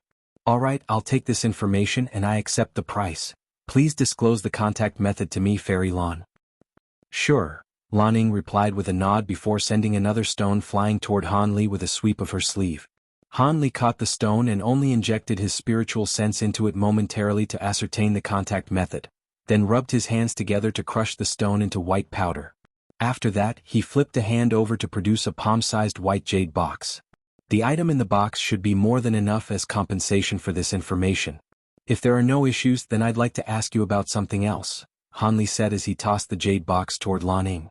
I'd be happy to help, Lanning replied as she drew the jade box into her grasp, then removed the lid and inspected its contents, upon which a pleased smile appeared on her face. Do you know the origins of this item? Hanli asked as he flicked a finger through the air, and a green thread shot forth before revolving around the spinning wheel, then swept back toward him before forming a poised ball of green chi that rapidly revolved around his fingertip. In the next instant, the spinning wheel was suddenly reduced to a pile of dust amid a dull thump. Both Lan Ying and the devilish woman's expressions changed slightly upon seeing this. The spinning wheel appeared to be extremely mundane, but it was actually a devilish treasure of quite a high caliber. Otherwise, Lan Ying wouldn't have been able to spend so much time spinning yarn with this wheel without growing bored of the process. However, the reaction that she had displayed wasn't due to distress from having the spinning wheel destroyed. Instead, it was due to the fact that the spinning wheel was constructed from a rare type of material known as charred devilish wood, and after being processed using special methods, it was virtually indestructible.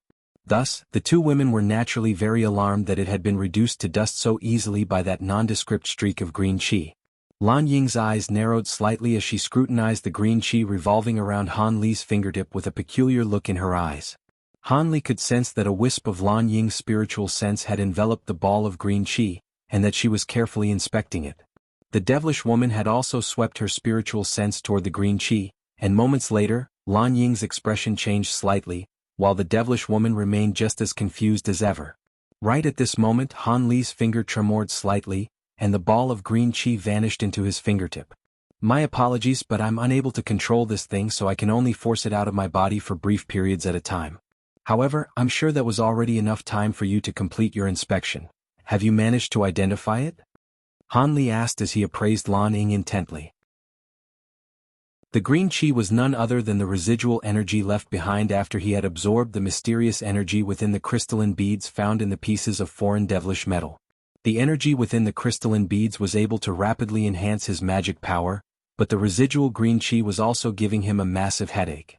He had sealed it away in the body of his second nascent soul for now, but seeing as this vast origin house claimed to know everything, he decided to ask Lan Ying if she had any idea of what this was. If she could provide an answer, then that would naturally be ideal. Otherwise, he would just have to find a way to take care of it once he returned to the spirit realm. I can't give you any conclusive answers, but there are several items in my memory that are similar to this thing. However, I'll have to ask you some questions to make a more informed judgment. Would you be willing to answer my questions, Brother Han? Lan Ying asked with slightly furrowed brows. Of course, go ahead, Fairy Lan, Han Li replied without any hesitation. Where did you obtain this thing from, and aside from the astonishing power it just displayed, does it possess any other special characteristics? Also, how long has it been in your body? Lan Ying asked. The avenue through which I obtained this thing is a secret, so I won't be disclosing it to you. However, I can tell you about some of its special properties. As for how long it's been in my body, it's not been a very long time, less than a century, Han Li replied after a brief moment of contemplation. Alright, then please tell me about its special properties. I'll see if I can make a final judgment based on that, Lan Ying replied. A faint smile appeared on Han Li's face, yet just as he was about to say something, his expression suddenly changed slightly, and he abruptly fell silent. A hint of puzzlement appeared on Lan Ying's face upon seeing this, but before she could ask any questions, the woman beside her suddenly strode forward and grabbed a white talisman out of thin air. The woman injected her spiritual sense into the talisman briefly before immediately turning to Lan Ying. Young mistress, we're receiving a visit from young Mistress Violet, and she's already downstairs. A hint of elation appeared on Lan Ying's face upon hearing this, but that was quickly replaced by an expression of concern. Ah, Sister Violet. Why is she here? Could it be that my divination proved to be incorrect? You instructed everyone to grant free passage to young Mistress Violet whenever she comes to visit, so she's already about to reach this level, the woman said as she glanced at Han Li. I can go elsewhere for now if you're entertaining a guest, Fairy Lan, Han Li said as he rose to his feet. There's no need for that. Sister Violet is a good friend of mine, and she should be here just to ask me some questions. It shouldn't concern any secrets, so you can just wait for a moment here, Lan Ying replied. Han Li didn't force the issue any further and merely nodded in response. Moments later, the sound of light footsteps rang out on the staircase outside, and a delightful voice akin to heavenly music drifted into the room. Inger, you owe me an explanation.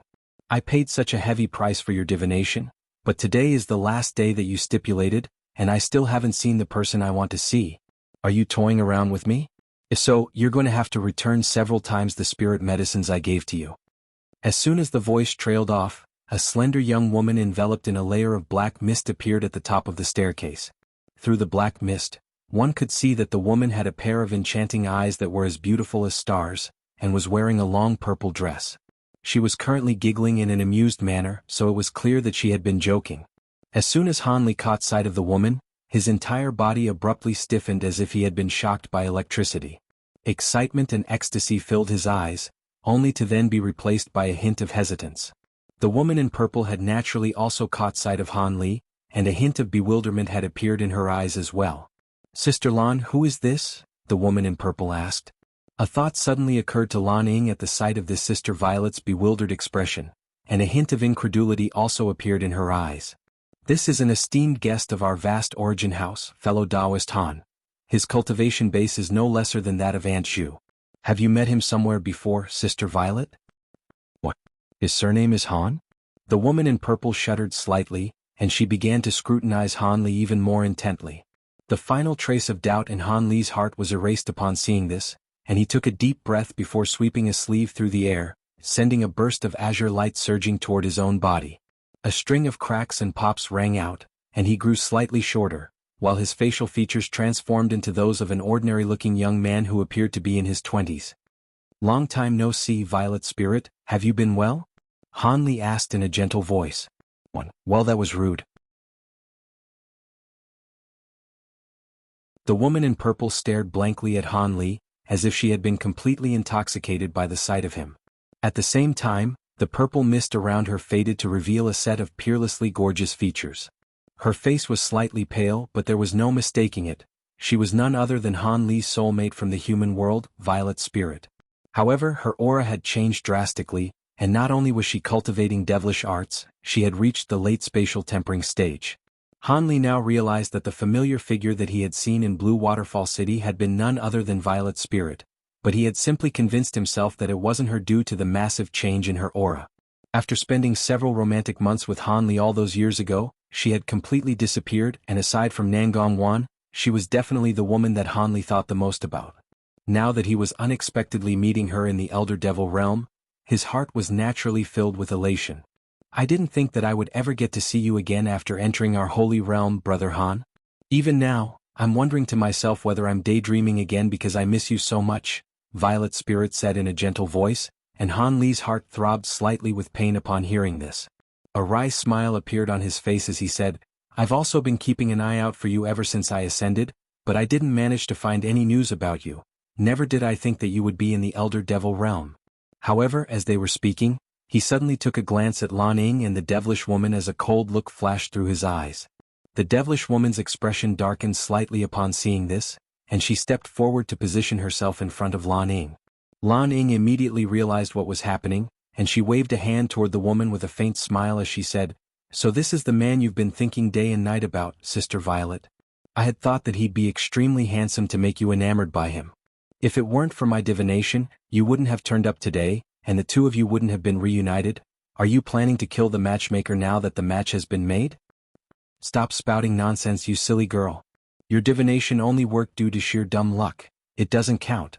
Brother Han, there's no need to worry about silencing them. Inger is an extremely close friend of mine, and there's no way she'll leak your identity. On top of that, the vast Origin House isn't a power that's local to the Elder Devil realm. Instead, it has branches spread over several realms, and there are over 10 stand-in house masters like her in each realm. They even have branches in the human world. Otherwise, the vast Origin House wouldn't have been able to stand for so many years under the scrutiny of so many sacred ancestors, Violet Spirit explained. Han Li drew a sharp breath upon hearing this, and an incredulous look appeared on his face. They have branches across several realms?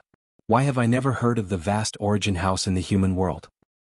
We are known as the vast Origin House here, but we're naturally going to use different names in different realms. Otherwise, someone traveling across multiple realms would easily be able to draw the connection, Lan Ying said with a hint of a smile on her face. I see, forgive me for being presumptuous, Han Li said as he cupped his fist in an apologetic salute. Lan Ying opened her mouth to say something further, but Violet Spirit suddenly interjected, Don't blame Brother Han for being overly cautious, Inger. He doesn't know about our relationship, so it's no surprise that he's treating the situation with caution. Never did I think the day would come when Sister Violet would value love over friendship. You've only just reunited with your old lover and you're already speaking for his sake, Lan Ying said with an amused smile. In the presence of Violet Spirit, her calm and steadfast facade had been completely discarded, and she was now more like an impish little girl. What nonsense are you spouting now? Violet Spirit glared at Lan Ying as a blush appeared on her face. Lan Ying merely smiled in response and suddenly changed the subject. I'm sure there are many things you two would like to discuss, so Aunt Zhu and I are going to rest on the 5th floor for now. We'll come back down after you two finish catching up. You're very familiar with the restrictions vast Origin House, so I'd suggest you activate the restrictions first before discussing anything else. Here is the restriction badge for this level.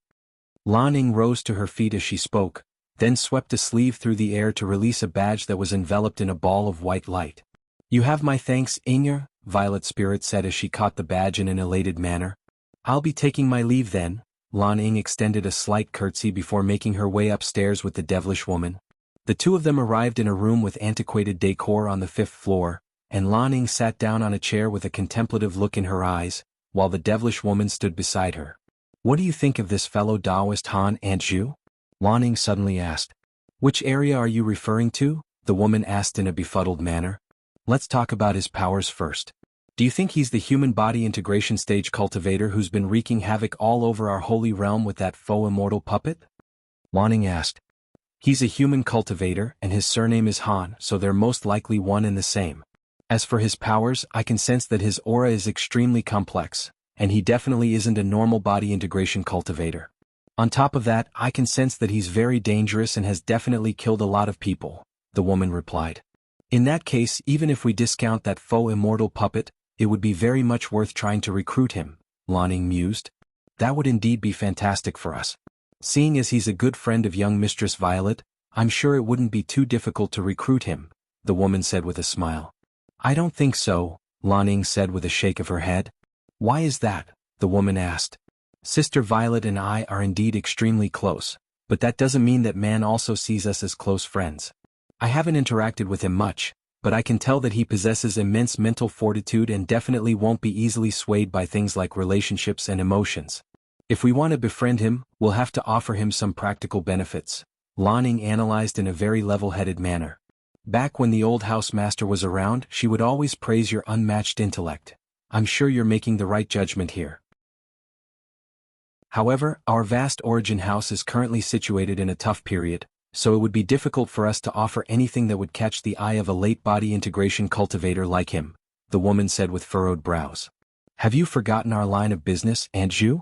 We may not be able to offer him any valuable treasures, but we just so happen to have a massive favor that we can redeem, isn't that right? Lan Ning replied with a smile.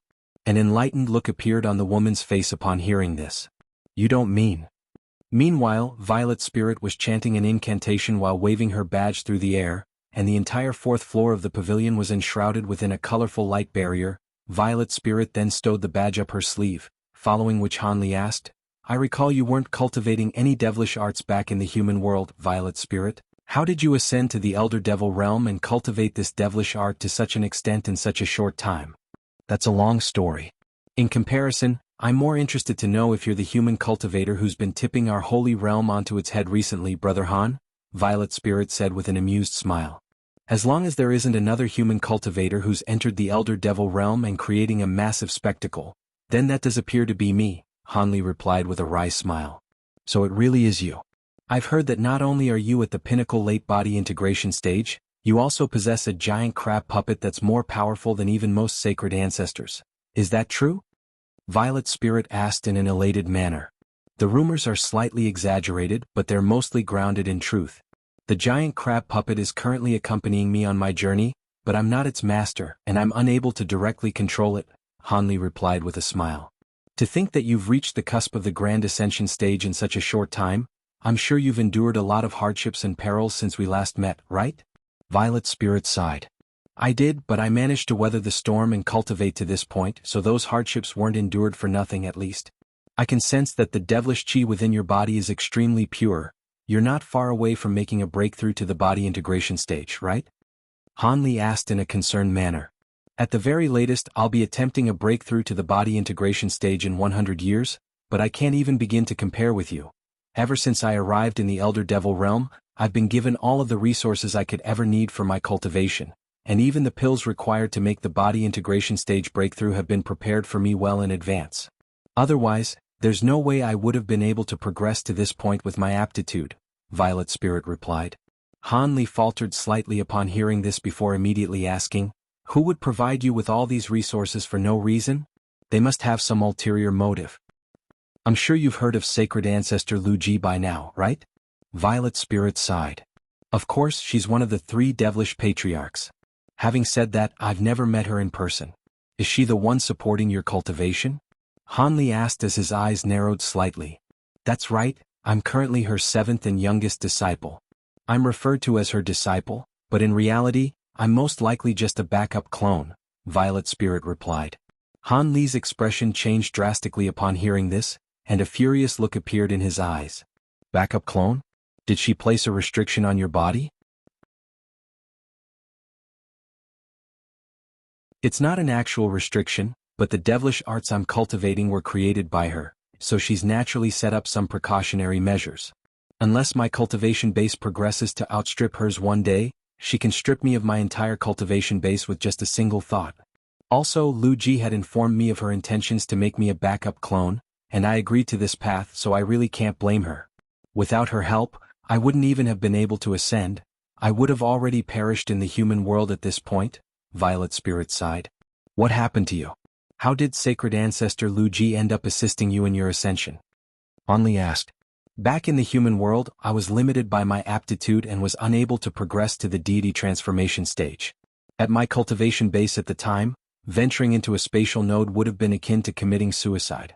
Hence, I had no choice but to begin traveling to all of the secret regions of the human world to search for spirit medicines that would help me break through my bottleneck.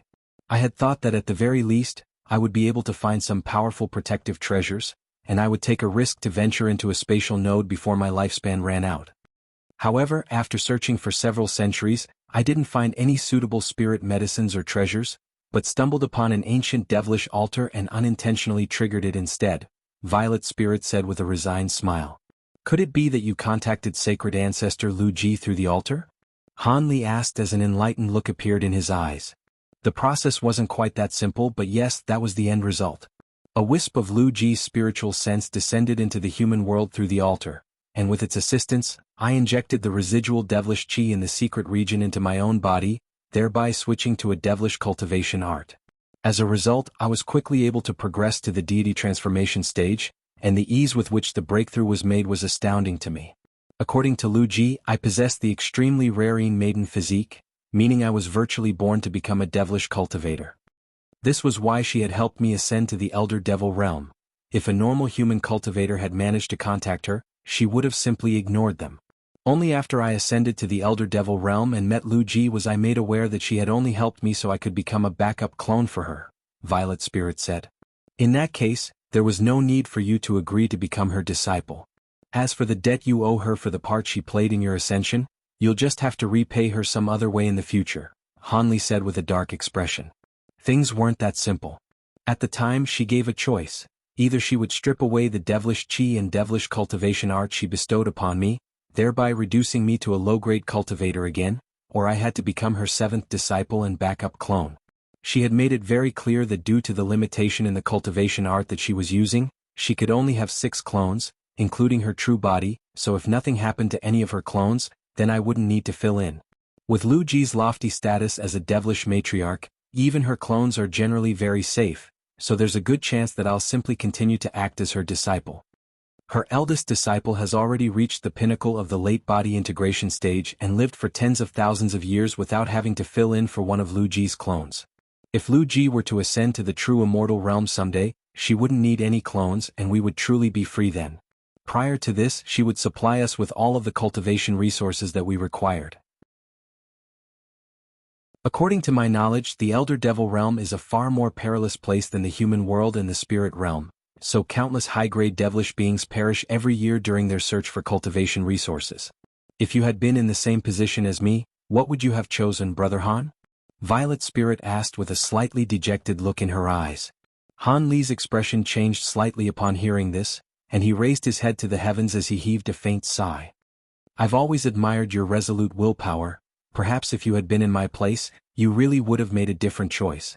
However, on one hand I would have to fall back to square one and struggle to survive in the perilous Elder Devil realm, while on the other hand, I would at least be able to live for tens of thousands of years without having worry about cultivation resources. The temptation simply wasn't something that I could resist. Hence, I became Lu Ji's 7th disciple. I've forged a bit of a reputation for myself in the Elder Devil realm, and I even have my own subordinates now, Violet Spirit sighed. It's no wonder that you made such a decision. I would have most likely done the same thing. However, you can't just live the rest of your life like this. Haven't you explored any ways to escape these restrictions? Han Li asked. Violet Spirit had clearly already considered this, and a wry smile appeared on her face. The 6 disciples above me are all body integration stage beings.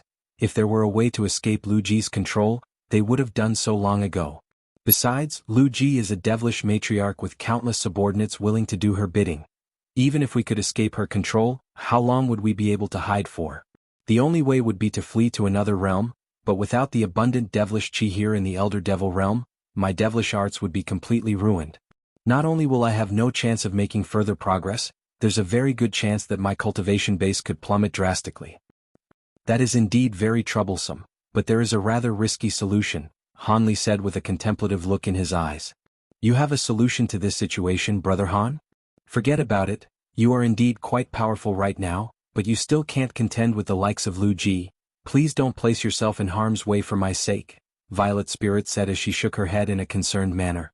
It would indeed be impossible for me to contend with Lu Ji right now, but my cultivation base isn't just going to remain stagnant. Give me some time.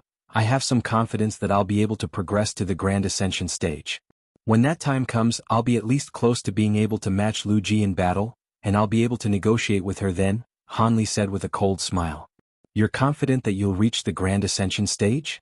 Violet Spirit already had a very lofty evaluation of Han Li's powers, but she was still stunned by this, and even her voice was trembling slightly. There should be a decent chance for me, Hanli replied with a confident smile. Violet's spirit stared blankly at Hanli for a while before replying in a gentle voice, "You're not one to make baseless claims, so I definitely believe in you, but let's discuss this matter after you reach the Grand Ascension stage.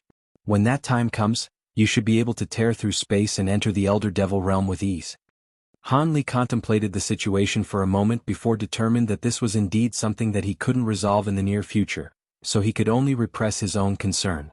"Alright, your current cultivation base isn't very high, so even if one of Lu Ji's clones does fall, you won't be next in line to replace it, so you'll just have to wait for me for now. We've been discussing me this entire time. Why don't you tell me about your experiences, Brother Han? You've progressed to the late body integration stage in such a short time. I'm sure your experiences in the spirit realm have been far more spectacular than mine." Violet's spirit changed the subject in an attempt to distract Hanli from his concerns.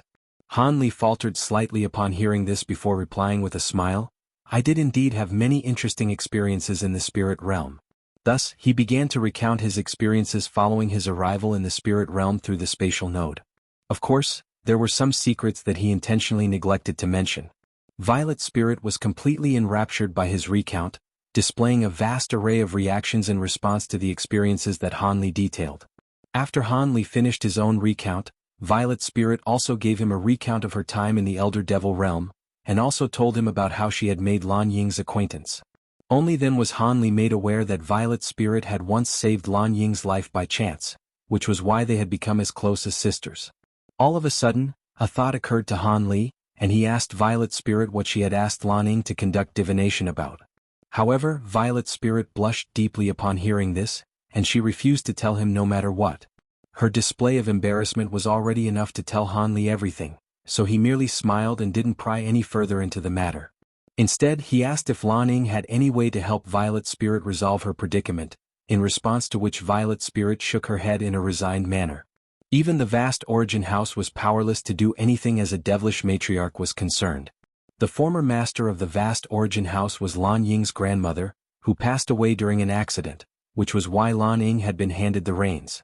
However, many of the high-grade powerful beings of the vast Origin House had perished during the same incident, so the vast Origin House was currently in an extremely feeble state. Otherwise, if the vast Origin House had been at the height of its powers, even Lu Ji would have been quite wary of it, and perhaps she would have been open to releasing Violet's spirit from her obligations if the vast Origin House had stepped in. Hanli nodded in response upon hearing this explanation. Thus, the two of them chatted for close to half a day discussing matters surrounding cultivation and daily life.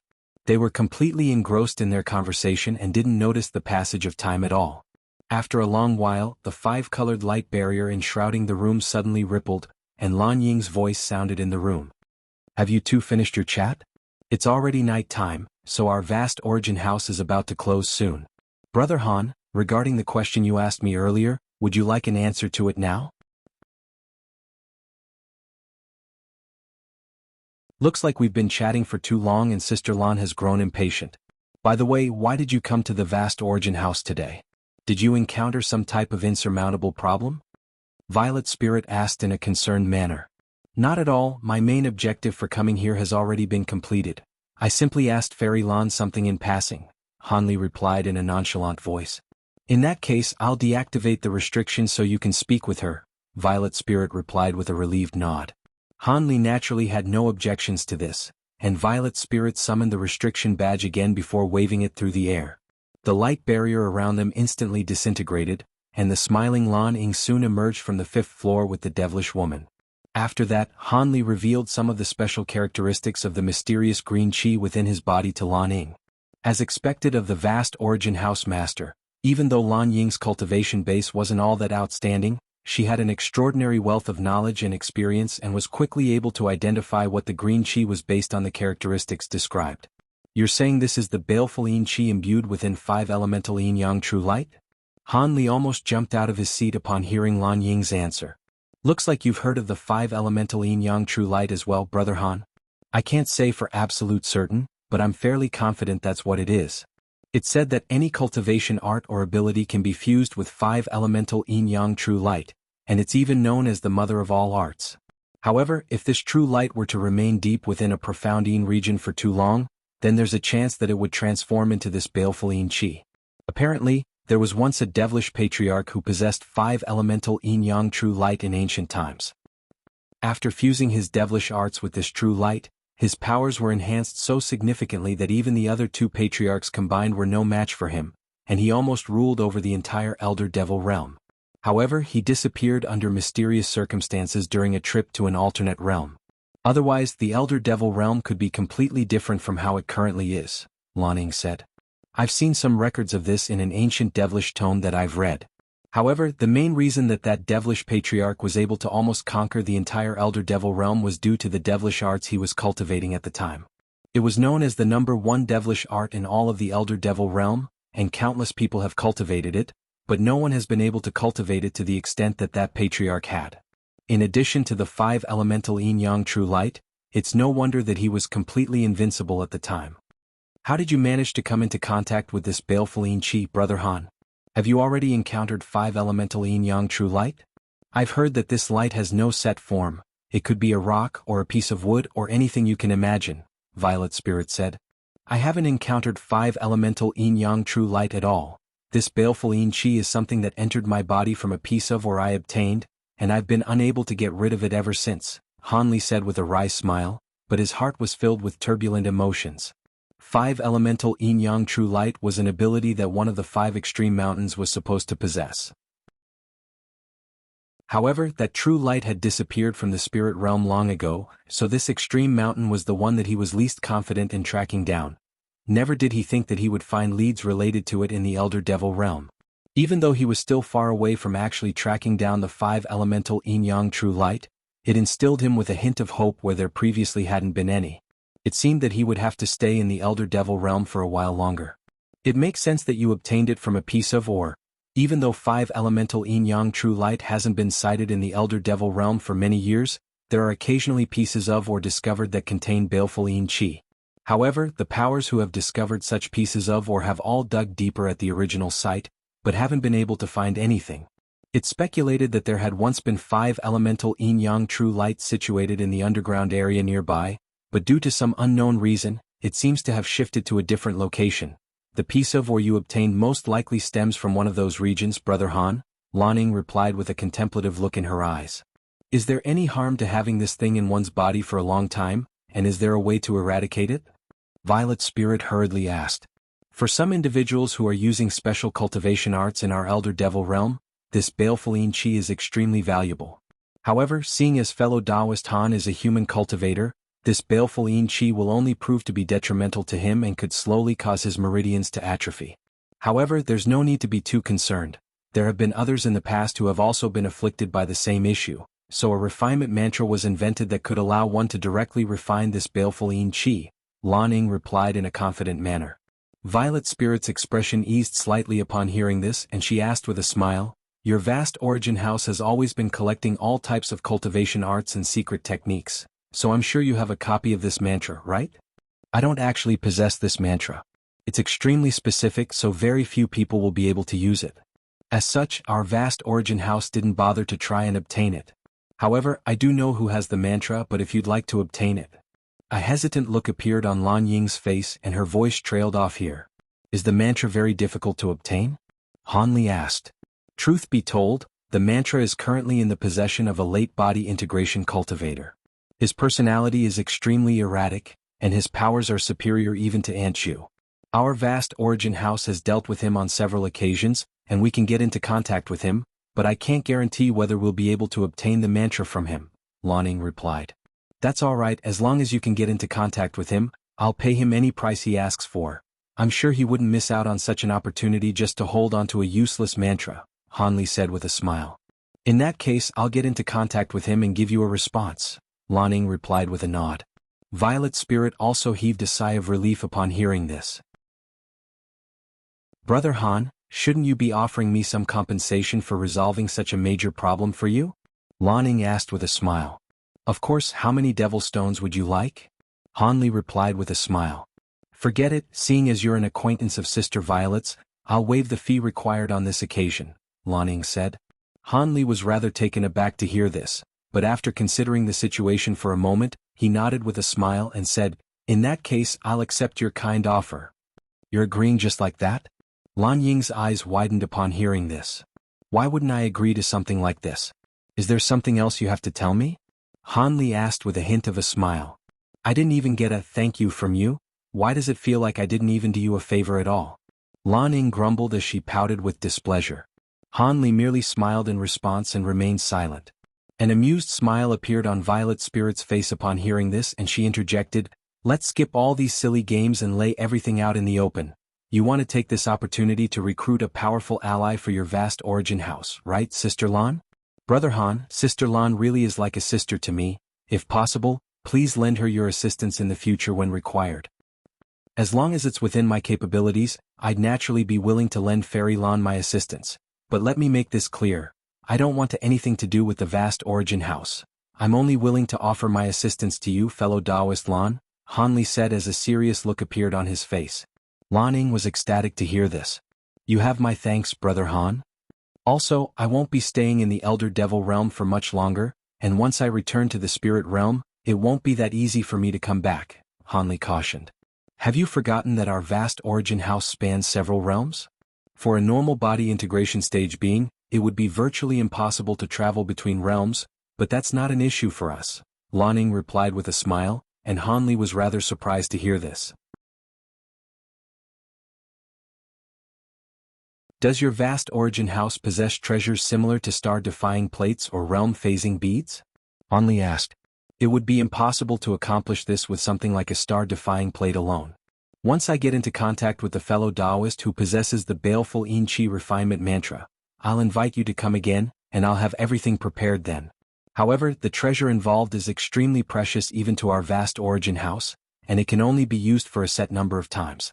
Even with this item, it won't be easy for you to return to our Elder Devil realm, so use it with caution, Lan Ying said.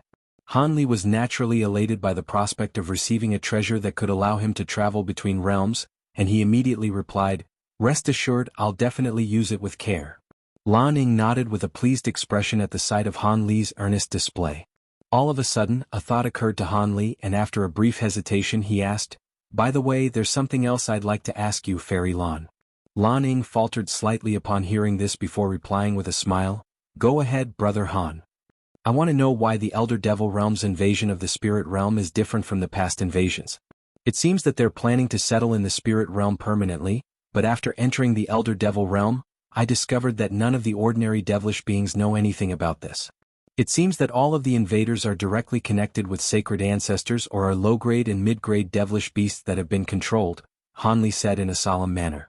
Lan Ying and the devilish woman's expressions both changed slightly upon hearing this, and after a long hesitation Lan Ying finally replied in an apologetic manner, I know the reason behind this, but our vast origin house has a rule strictly prohibiting becoming involved in inter-realm conflicts, so I won't be able to tell you. Han Li naturally couldn't pry any further upon hearing this, and he nodded as a gesture of understanding. I see, then just pretend as if I never raised the question. Meanwhile, Violet Spirit's expression changed a few times before she finally sighed. Brother Han, I know the reason behind this due to my ties with Lu Ji, so there's no need to ask Sister Lan about this matter. Han Li was quite elated to hear this, but a solemn look then appeared on his face. If it's convenient for you to disclose it to me, then that would be great, but if not, then forget it. I'm sure I'll be able to find out everything on my own if I do some digging. It's all right. This is information that only sacred ancestors should have access to, but as time passes, there's no way this can remain a secret for much longer. Some disciples of sacred ancestors like myself have already become aware of it. I'm sure it wouldn't take long for all of the high-grade devilish beings in the realm to learn about the tribulation of the Elder Devil realm, Violet Spirit said with a wry smile. Tribulation of the Elder Devil realm? Han Li was quite stunned to hear this. Sister Lan and Anju already know about this, so I can disclose the information here with no issues. If I miss out on any details, please fill them in for me, Sister Lan, Violet Spirit said. To be honest, we don't know much more than you do about this tribulation. All I know is that if it's not taken care of properly, our Elder Devil realm will face complete destruction. All of the sacred ancestors and devilish patriarchs are working to address this major issue, and invading the spirit realm seems to only be one of their backup plans, Lan Ying said with a wry smile. Han Li was becoming more and more intrigued upon hearing this. This is a long story that begins from not long after the Elder Devil realm came into existence. It said that at the time, There were many now extinct races residing in all of the realms, and beings of the upper realms like true immortals and true devils were occasionally able to communicate with the beings of the lower realms. However, during that period, a stem-borer queen was suddenly born in a seemingly ordinary race of ancient insects. This creature was even more fearsome than the average true immortal, and not only does it possess an innate dark elemental physique, it can devour all types of energy. What's even more terrifying about it is its incredible reproductive abilities, and all of its descendants also possess the ability to devour all types of energy. It's said that the most feared insects of the realms, such as the gold-devouring beetles, may have inherited the bloodline of the stem-borer queen, thereby granting them the ability to devour all things. Violet's spirit paused here as she cast a meaningful glance toward Han Li. Han Li's expression remained unchanged upon hearing this, but his eyes had narrowed slightly. Violet's spirit continued, in just over 1,000 years, this stem-borer queen had slaughtered all of the other living beings in its realm with its billions of descendants. After another 10,000 years, all of the energy within that realm had been devoured, and it began to crumble away. However, the stem-borer queen was able to teleport itself and its descendants to a neighboring realm with its unfathomable powers right before the realm was destroyed. Tens of thousands of years later, that realm also suffered the same fate.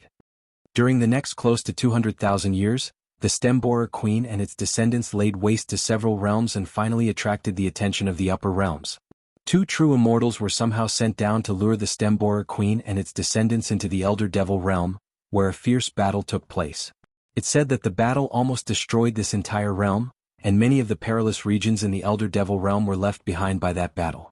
In the end, all of the stem-borer queen's descendants were killed, and the stem-borer queen itself was severely wounded before being sealed away in an eternal slumber by the 2 true immortals. Why didn't the true immortals kill it instead of going through the trouble of sealing it away? Could it be that it's recently awakened? Han Li asked with furrowed brows. Everything happened too long ago, so it's unclear why the true immortals didn't kill the stem-borer queen. Perhaps it had some type of life-saving trump cards that made it unkillable. Alternatively, it could be because the 2 true immortals were too severely wounded at that point to kill the stem-borer queen. In any case, the stem-borer queen did indeed reawaken over 10,000 years ago, and it's produced more offspring. They're currently constantly attacking the seal, and the 3 patriarchs have joined forces to fortify the seal, as well as to kill the stem-borers that have made it through the cracks in the seal, but they're only delaying the inevitable.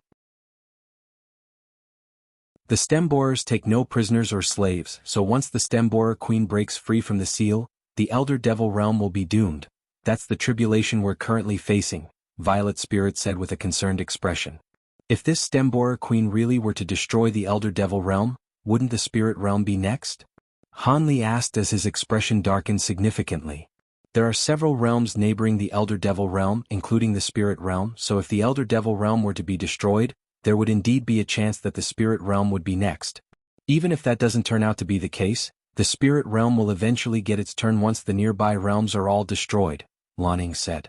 Han Li fell into a contemplative silence for a long while before musing, so that means if we can take care of this stem-borer queen, not only will the devilish army retreat from the Spirit realm, a major future tribulation for the Spirit realm would also be circumvented. Indeed, if the threat of the stem-borer queen could be eradicated, the Elder Devil realm can cease its invasions of the Spirit realm altogether. However, this would be impossible to accomplish unless true immortals were to intervene, Violet's spirit sighed. This is indeed something that we won't be able to do anything about for now. Thankfully, it sounds like the seal will be able to last for a while longer, so we'll just have to wait and see. Han Li also sighed in a resigned manner. This was a major issue concerning multiple realms, so it would be best to leave it to the Grand Ascension stage beings. A mere body integration cultivator like him was ill-equipped to shoulder such a heavy burden. With that in mind, Han Li moved on to other topics and chatted with everyone for a while longer before departing with Violet's spirit in accompaniment. After Han Li and Violet's spirit emerged from the pavilion and made their way out of the lush forest, they were met by 8 armored devilish guards, who were standing in front of a lavish beast-drawn carriage. "Brother Han, you're returning to the city anyway, so why don't you come with me on my carriage? I have something to discuss with you along the way," Violet's spirit said. "Sure, I wanted to talk to you about something as well," Han Li replied with a nod. After the two entered the carriage, Violet's spirit issued an instruction, and the coach driver immediately spurred the black devilish beasts that were drawing the carriage into motion. At the same time, red light flashed on the carriage indicating that a restriction had been activated, and inside the carriage Hanli said, "Violet Spirit, there are some things that I couldn't directly ask Lan Ning, but I know that you have some forces in the Blue Waterfall Lake. I'd like you to find out some information about a local devilish man by the name of Wu Yu. I suspect he may be." Violet Spirit listened to Han Li's request, and a hint of surprise gradually appeared on her face. Several hours later, Han Li returned to the inn that he was staying in. He had drawn a lot of attention in the city due to his extravagant purchases of foreign devilish metal, but no powers dared to send people to spy on him as they were aware that he was a late spatial tempering stage being. After all, someone of at least the same cultivation base would have to be sent to spy on him, and no powerful being of that caliber would be willing to stoop to something like that. The next morning, Han Li emerged from the inn once again to attend his agreed meeting with Wu Yu. He was originally very interested in the crystalline beads within the foreign devilish metal, and now that the metal was potentially tied to 5 elemental yin-yang true light, he was naturally determined to get his hands on them. Even though the foreign devilish metal provided by Wu Yu may not necessarily contain any of those mysterious crystalline beads, the sheer amount still filled Han Li with anticipation. Thus, he arrived at the same hall as the one he had visited a day ago, and a pair of familiar devilish beings immediately greeted him in an ecstatic manner. "Please come in, Senior Han, Brother Wu Yu is waiting for you inside." Han Li nodded in response before making his way into the hall, and the pair of devilish beings quickly closed the door before standing on guard outside in a careful manner. Inside the hall, Han Li was greeted by Wu Yu and his subordinates, and Wu Yu made no attempt to hide his elation as he rose to his feet before making an inviting hand gesture toward Han Li. "You're finally here, Brother Han. I've been waiting for quite some time. I haven't arrived any later than the agreed time, so you must have come here early, fellow Taoist Wu Yu. Alright, that's enough chit-chat, let's begin the transaction right away. I hope your foreign devilish metal can satisfy me." Han Li cut straight to the chase as soon as he sat down.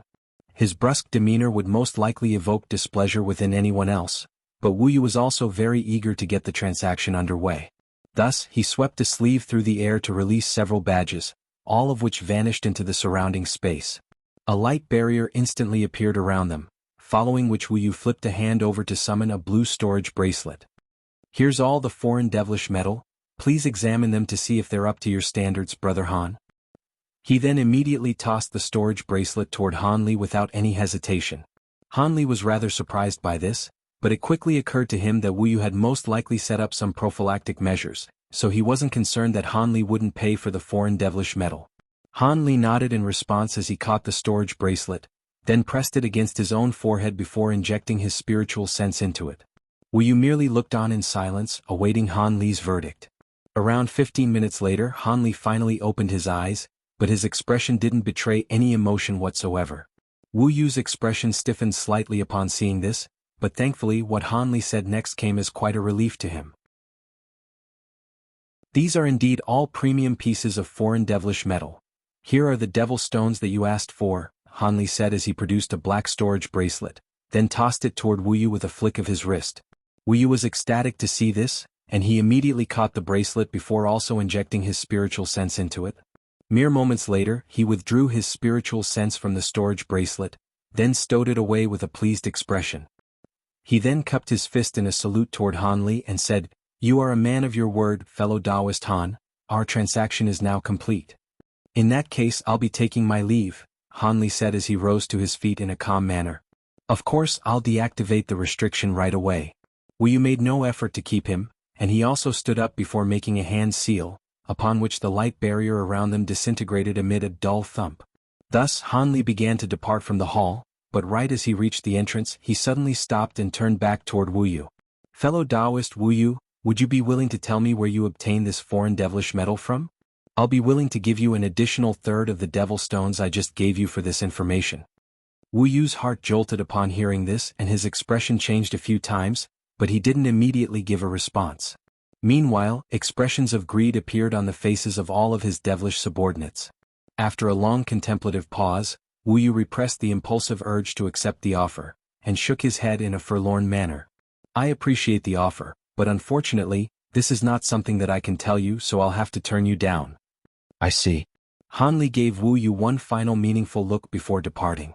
Wu Yu stood on the spot with his brows furrowed slightly with concern. Even though Han Li hadn't said anything just now, The look in his eyes struck Wu Yu with an indescribable sense of foreboding. "Brother, if he wants to know where we obtained this foreign devilish metal from, then why don't we just tell him the location of our private mine? We're leaving the city anyway, so even if he wants to investigate the matter, we'll be long gone before he discovers anything. We're missing out on a huge sum of devil stones here," a devilish woman urged.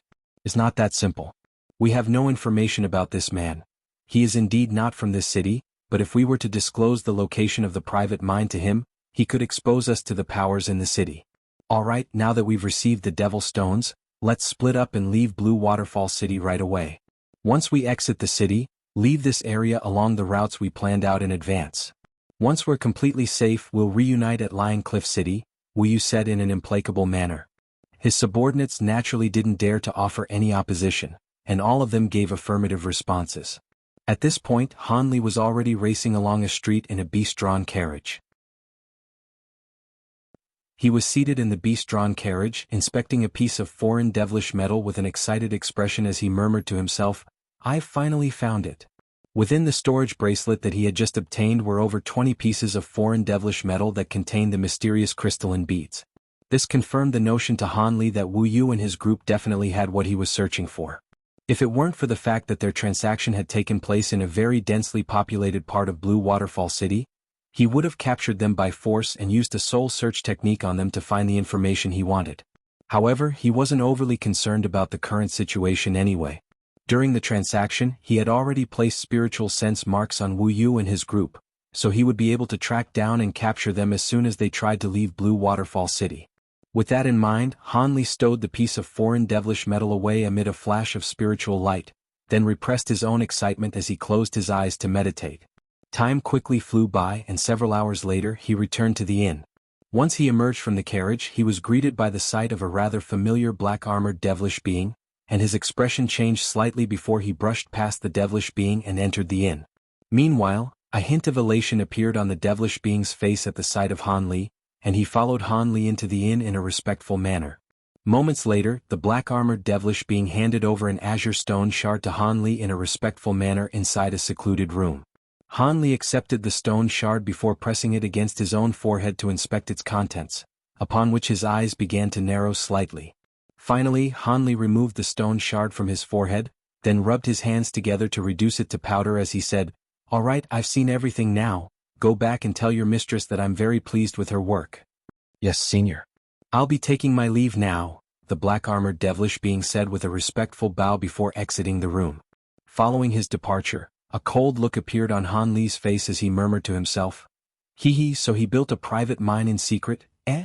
In that case, everything makes sense."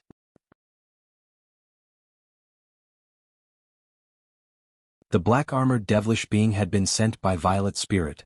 With her status as one of sacred ancestor Lu Ji's disciples, she had a considerable amount of influence in the Blue Waterfall Lake and could call upon many subordinates. As such, it was naturally a simple task for her to investigate the origins of a spatial tempering stage being. In less than a day, Violet Spirit had identified him and gathered all of the information surrounding his private mine. In reality, it was not uncommon to see private mines being excavated in secret in the Blue Waterfall Lake. Wu Yu and his group's private mine had been opened on a mine vein of a rather low caliber, and he was a late spatial tempering stage being, so even though the other powers were aware of this, they didn't step in. How could so much premium foreign devilish metal have been mined from a low-quality mine vein? There has to be some hidden circumstances involved, Han Li mused to himself. With that in mind, he didn't hesitate any longer and made a hand seal as he closed his eyes to activate the spiritual sense marks he had left on Wu Yu and the others. With his current fearsome powers, they were naturally completely unable to sense what he had done. Shortly thereafter, a rather peculiar look appeared on Han Li's face. He could sense that most of Wu Yu's group had already left Blue Waterfall City, but there were two spiritual sense marks that were only several kilometers away and were slowly approaching him. Han Li was naturally quite surprised to see this, and he released his spiritual sense out of his room toward the direction where the two marks were situated. Moments later, Han Li was able to identify the approaching duo as a devilish man and a devilish woman. The man looked to be in his 30s while the woman appeared to be in her 20s, and they seemed to be a couple. Through Han Li's spiritual sense detection, he could see that they had just emerged from a beast-drawn carriage, and after a brief discussion, they continued on toward the inn that Han Li was staying in on foot. After a brief moment of contemplation, Hanli quickly guessed why this devilish couple were doing this, and he ascertained that they had most likely come here to see him. Thus, he smiled and withdrew his spiritual sense before waiting in his room. Sure enough, not long after that, the two spiritual sense marks appeared outside the room that he was staying in. However, the two of them seemed to be rather hesitant and were indecisive about how to proceed. Han Li's brows furrowed slightly, and his lips tremored slightly a few times. In the next instant, his voice abruptly rang out in the ears of the devilish couple. "Seeing as you're already here, why don't you come in?" The couple's expressions changed slightly upon hearing this, and they exchanged a glance, following which the devilish man gritted his teeth and said, "Let's go. Senior Han has already detected us, so there's no turning back." The devilish woman nodded with a wry smile after a brief hesitation, and thus the two of them entered the room. They were immediately greeted by the sight of a rather small hall, and Han Li was seated on a chair inside the hall, appraising them with an indifferent expression. "We pay our respects to Senior Han." The devilish couple hurriedly bowed toward Han Li in unison. "No need for formalities. Why have you two followed me here? Is there something you wish to discuss with me?" Han Li asked. "Your wisdom is truly unmatched, Senior. We do indeed have something we'd like to tell you," the devilish man said with a fawning smile. "Go on then, I have many things to attend to, so I don't have much time to waste," Han Li prompted. The devilish couple exchanged another glance upon hearing this, following which the devilish man mustered up his courage and said, "Senior Han, does your previous offer still stand?" "Previous offer? Oh, you're talking about what I said to Wu Yu before I left, right? Of course it does. Are you too interested in disclosing the information to me?" Han Li asked in a calm manner. "We are. We actually know more than Wu Yu about the specific area where the foreign devilish metal was mined, as we were there in person when this batch of foreign devilish metal was excavated. If you're willing to issue the promised devil stones to us, we'd be more than happy to reveal this information to you, Senior," the devilish man replied in an elated manner. "Wu Yu doesn't know you came here, right?" Han Li asked instead of giving a direct response. "Indeed. It's not that we wanted to do this behind Wu Yu's back. Wu Yu was the one who wronged us first. We were overseeing the proceedings at the mine when the batch of foreign devilish metal was excavated, so they've been planning to dump everything on our heads if we were to be caught. They want us to be their scapegoats, and if we hadn't overheard them discussing this by chance, we'd still be completely in the dark. On top of that, Wu Yu is only going to split a very small portion of the devil stones with us, and we're naturally unwilling to settle for this after taking such a huge risk," the devilish man said in an indignant manner. "I don't care about what happens between you and Wu Yu. As long as you provide me with satisfactory information, I'll give you the amount of devil stones I promised earlier," Han Li said in an emotionless manner. "Thank you, Senior. I'm sure the information we have will satisfy you," the devilish man immediately replied in an elated manner. "All right, then go ahead," Han Li prompted. "This batch of foreign devilish metal was excavated from the first private mine that we opened, and it was discovered by myself and my Dao companion. However, it was found at the deepest part of the mine in an extremely secluded area, so without proper guidance, it's very difficult to find the entrance to that area. We only stumbled upon it after running the mine for close to 100 years. The exact location is..." Thus, the devilish man began to disclose the information that he had, and Han Li occasionally interjected to ask some questions. After all of his questions had been answered by the devilish couple, Han Li nodded with a pleased expression and said, "The information you've provided to me will save me a lot of trouble, so I'll be issuing you the devil stones that I promised. However, if I find that the information you provided me with is false, you won't be alive to spend the devil stones. Is there anything you'd like to add?" Han Li said in a cold voice as a red storage bracelet that was filled with devil stones appeared in his hand. "Rest assured, Senior, we wouldn't dare to lie to you," the devilish man said with a fawning smile as he glanced at the storage bracelet in Han Li's hand with a hint of yearning in his eyes.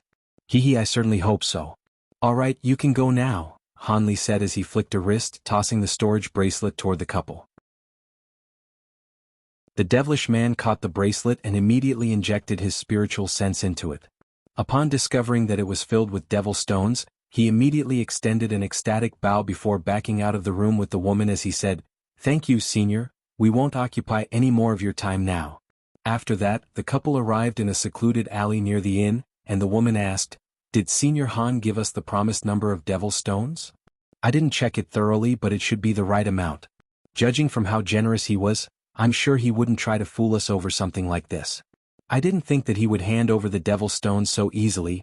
Looks like we won't have to use the trump cards we prepared now, the devilish man replied with an excited expression. The woman was ecstatic to hear this, but a cautious look then appeared on his face. What do we do next? Do we leave the Blue Waterfall Lake according to the route Wu Yu had planned? We definitely can't stay in the Blue Waterfall Lake any longer, but we can't take the route that Wu Yu stipulated either. We'll have to go in another direction. With these devil stones, we won't have to suck up to him as servants any longer, the devilish man immediately replied, having clearly already considered this matter. All right, we'll do as you say, the woman agreed after a brief hesitation. Thus, the two of them hailed a beast-drawn carriage before traveling toward the nearest city gate. Meanwhile, Han Li was still seated in his chair, contemplating the information that he had just received. As he was listening to the devilish man's account, he had unleashed a very subtle type of secret technique. This secret technique wasn't as effective as a soul search technique, but it was very potent for determining whether someone was telling the truth. Otherwise, with his cautious nature, there was no way that he would have handed over the Devil's Stones so easily. As long as the information that the devilish man had revealed to him was truthful, he didn't care if some details had been withheld.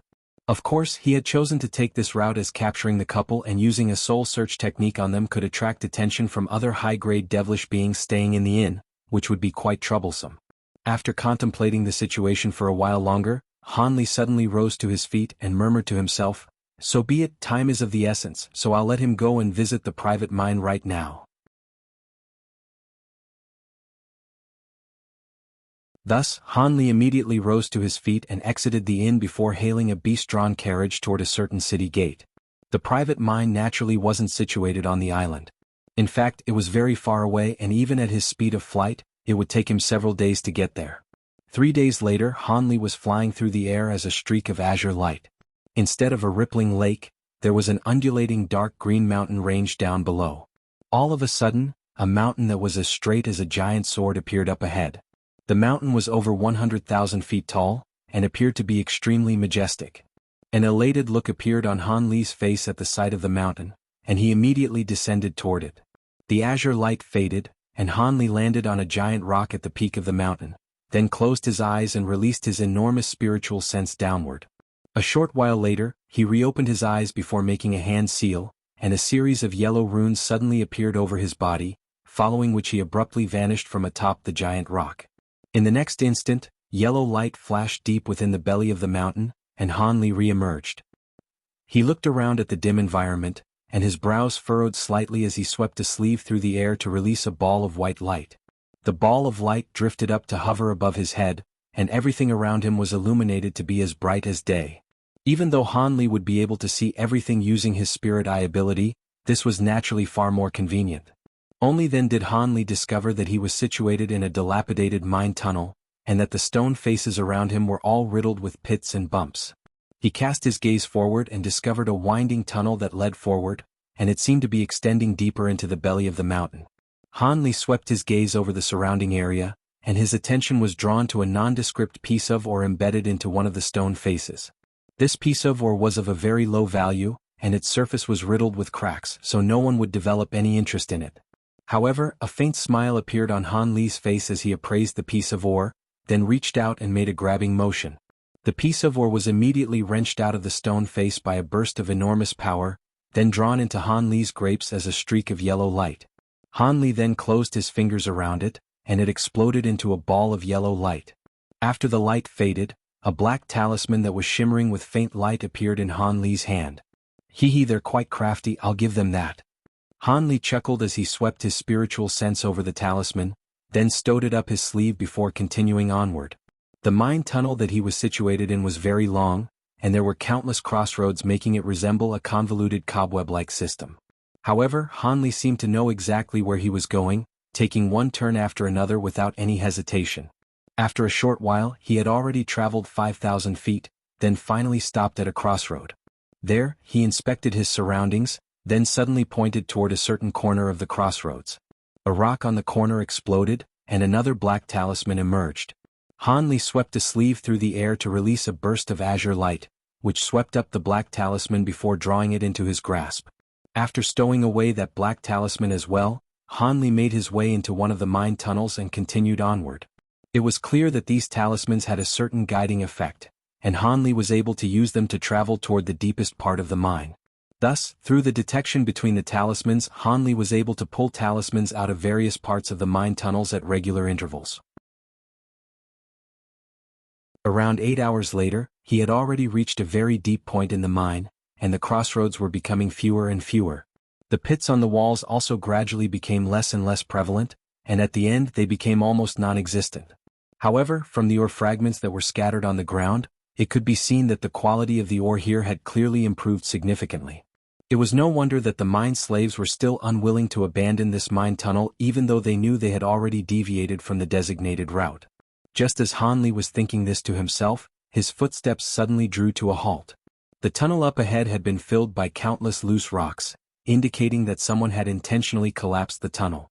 Hanli's brows furrowed slightly as he continued onward, and the white ball of light above his head vanished as yellow light flashed from his body, and he phased into the rocks up ahead as if he possessed no substantial form. Shortly thereafter, Hanli had passed through the collapsed section of the tunnel and emerged on the other side. The yellow light emanating from his body faded, and he began to inspect his surroundings. As a result, he discovered that there was still a tunnel up ahead, but this one was far smaller and cruder than the previous ones, clearly having been created not long ago. Hanli's gaze was then drawn to a black and white shard on the ground, and he waved a hand through the air to draw it into his palm before carefully examining it. It really is foreign devilish metal. This is the place, Hanli murmured to himself as he tossed the foreign devilish metal shard aside with an elated expression. Immediately thereafter, he closed his eyes and released his enormous spiritual sense toward the area up ahead. A short while later, Hanli reopened his eyes, and a surprised look appeared on his face as he murmured to himself, This mine tunnel is remarkably long, and there seems to be a natural restriction up ahead that's keeping out my spiritual sense. There seem to be people in there as well. Judging from their lowly cultivation bases, they should be the mine slaves. Perhaps they can be of some use to me. After that, he continued into the dark tunnel up ahead. Shortly thereafter, he arrived in a small cave that had recently been excavated, and there were 3 dark-skinned devilish mine slaves with tattered clothing kneeling on the ground with horrified expressions. These 3 mine slaves each had a pair of horns on their heads, and it was clear they were of the same race. So you're saying everyone aside from the 3 of you have been slaughtered? Hanli asked with a calm expression. One of the mine slaves shuddered and hurriedly replied, Yes, Senior. We were quite alert and separated ourselves from the group in advance to hide here. Otherwise we would most likely be dead as well. I suppose it's only to be expected that they would try to silence you. I'm assuming all of the foreign devilish metal here was mined by you and your fellow mine slaves, right? Hanli asked. The mine slaves didn't know why Hanli was asking this question, but they could only reply, That's right, Senior. Alright, I have a few questions. If you can offer satisfactory answers, I can save you. Otherwise, you'll eventually starve to death in this collapsed mine tunnel, Hanli said. As long as you're willing to save us, we'll be sure to tell you everything that we know, Senior. One of the mine slaves immediately replied, and his 2 companions were also ecstatic to hear this. Firstly, when did you discover the foreign devilish metal, and was there anything abnormal about the mining process? Hanli asked. We discovered the foreign devilish metal here over 2 months ago. There were over 100 of us at the time, but the soil here was as hard as iron, so it took us a very long time to mine all of the foreign devilish metal in this area. As for the mining process, something did happen near the end. A few of our companions suddenly slumped to the ground while digging and were reduced to dust right before everyone's eyes, the mine slave replied as a hint of fearful reminiscence flashed through his eyes. Was it something like this? Hanli raised an eyebrow as he pointed a finger toward a black rock on the ground nearby. A green thread shot forth from his fingertip amid a flash of green light, instantly piercing through the rock before flying back toward him. In the next instant, the rock was reduced to a pile of gray powder. The 3 mine slaves were horrified to see this, and the one in the middle hurriedly yelled, That's exactly what happened to those companions of ours. Hanli nodded in response before asking, Did your supervisors not send someone to investigate after the incident? Someone did indeed come to investigate, but they didn't discover anything abnormal there, and nothing happened to the people who mined there after the incident. Thus, no one bothered to investigate any further as the lives of us mine slaves aren't worth anything in their eyes anyway, the mine slave in the middle said with a wry smile. So the abnormal occurrence only took place once before stopping, eh? That's rather interesting, point out the sites where the incidents took place to me later?" Hanli instructed. "Yes, Senior. It's our honor to be able to assist you, Senior." The 3 mine slaves naturally didn't dare to object, and they all offered respectful replies. "Alright, I have one final question. Tell me if the foreign devilish metal in this area really has all been mined?" Hanli said with a serious expression.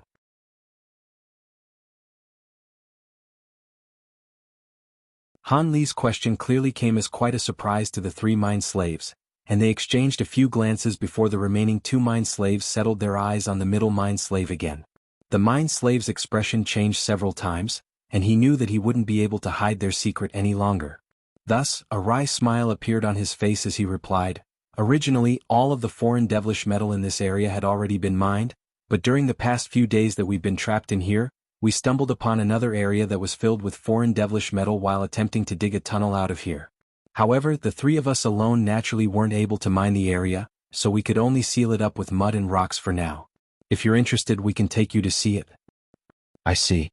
I'm assuming Wu Yu and the others either didn't know about this or didn't dare to delay any longer and decided to abandon the area. In any case, I'll stand to benefit from this. Before that, show me where the incidents took place first," Hanli instructed. "Yes, Senior." The mine slave in the middle felt this request to be rather strange, but he naturally didn't dare to offer any opposition. Thus, the 3 mine slaves rose to their feet in an uneasy manner before leading the way. Around an hour later, the sites of the incidents had been shown to Hanli, as had the new area of the mine that the 3 mine slaves had discovered. "Your information has proven to be very useful, so I'll give you a way out," Hanli said with a pleased expression as he swept a sleeve through the air to release a vast expanse of azure light. Azure light flashed before the eyes of the 3 mine slaves, and their surroundings suddenly changed, following which they found themselves in front of the collapsed section of the mine tunnel again. After that, spatial fluctuations erupted beside them, and Hanli emerged nearby. The 3 mine slaves were both elated and fearful to see this, as they didn't know if Hanli would keep his promise. Hanli paid no heed to the 3 of them as he raised a hand before raising a hand toward the blockage up ahead. In the next instant, a ball of golden light emerged from his palm, then transformed into a dazzling pillar of light that shot forth through the air.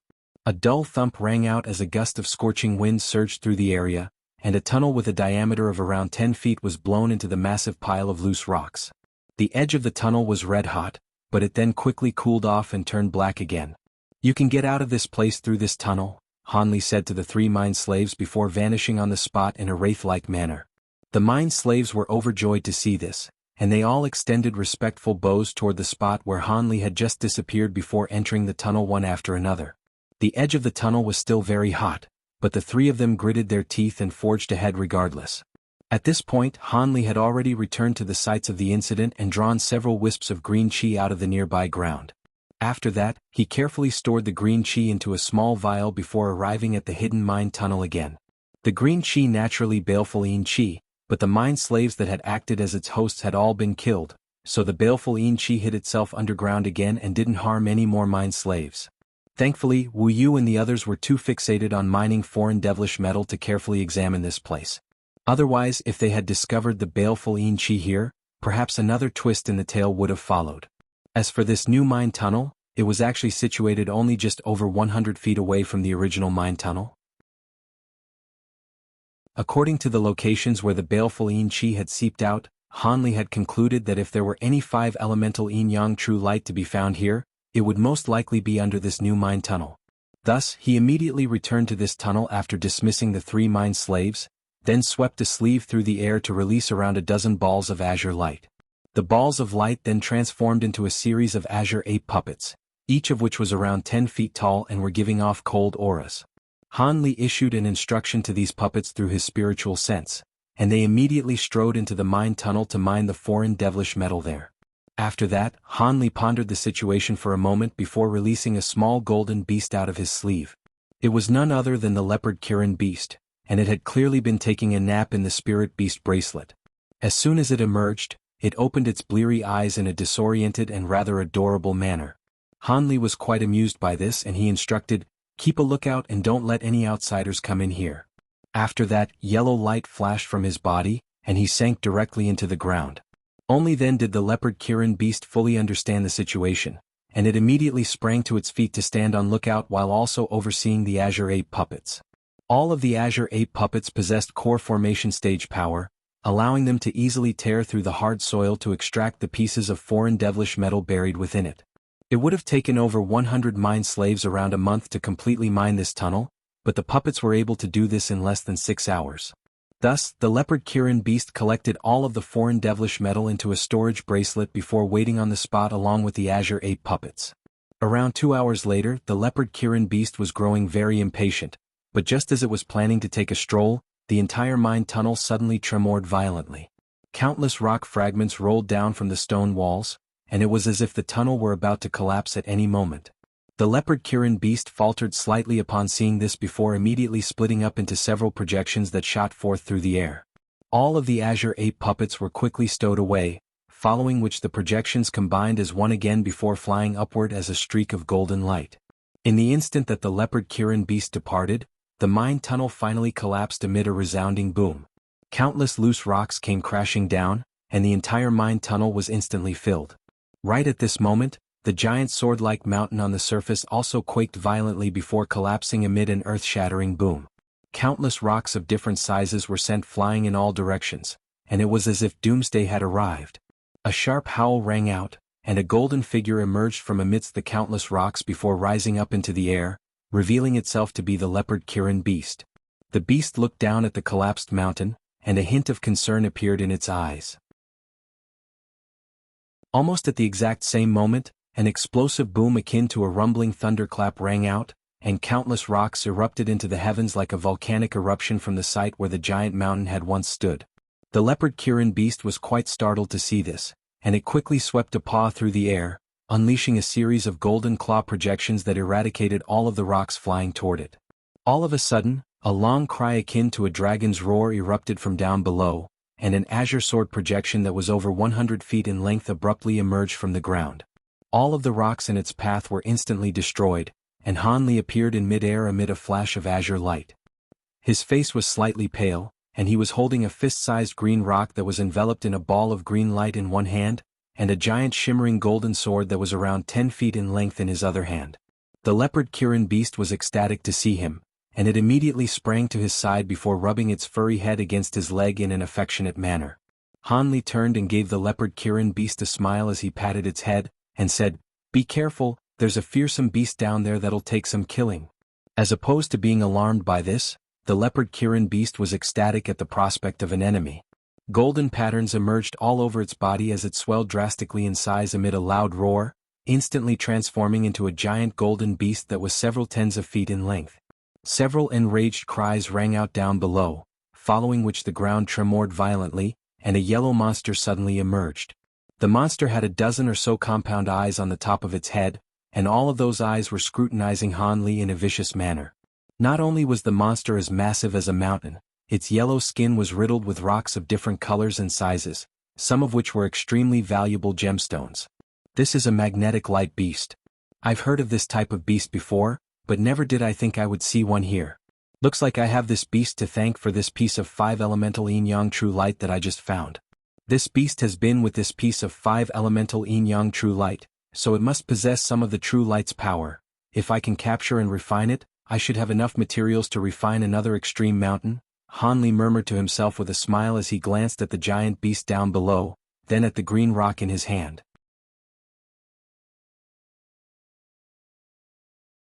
Right at this moment, the giant beast let loose another furious roar, and it swept its pair of massive hands upward in a vicious manner. The pair of huge hands blurred as they flashed through the air, sending a series of white shockwaves hurtling directly toward Hanli. Hanli merely flipped a hand over as he remained on the spot, and a small black mountain appeared in front of him amid a flash of gray light. The mountain was several tens of feet in size, and it was none other than the Extreme Essence-Fused Mountain. The white shockwave struck the mountain amid a string of resounding booms, but the small black mountain remained completely resolute and immovable. Meanwhile, the leopard Kirin beast sprang forward, splitting up into around a dozen identical projections that pounced viciously toward the magnetic light beast. The projections appeared all around the giant beast before sweeping their paws through the air, sending countless claw projections crashing into the massive beast's body.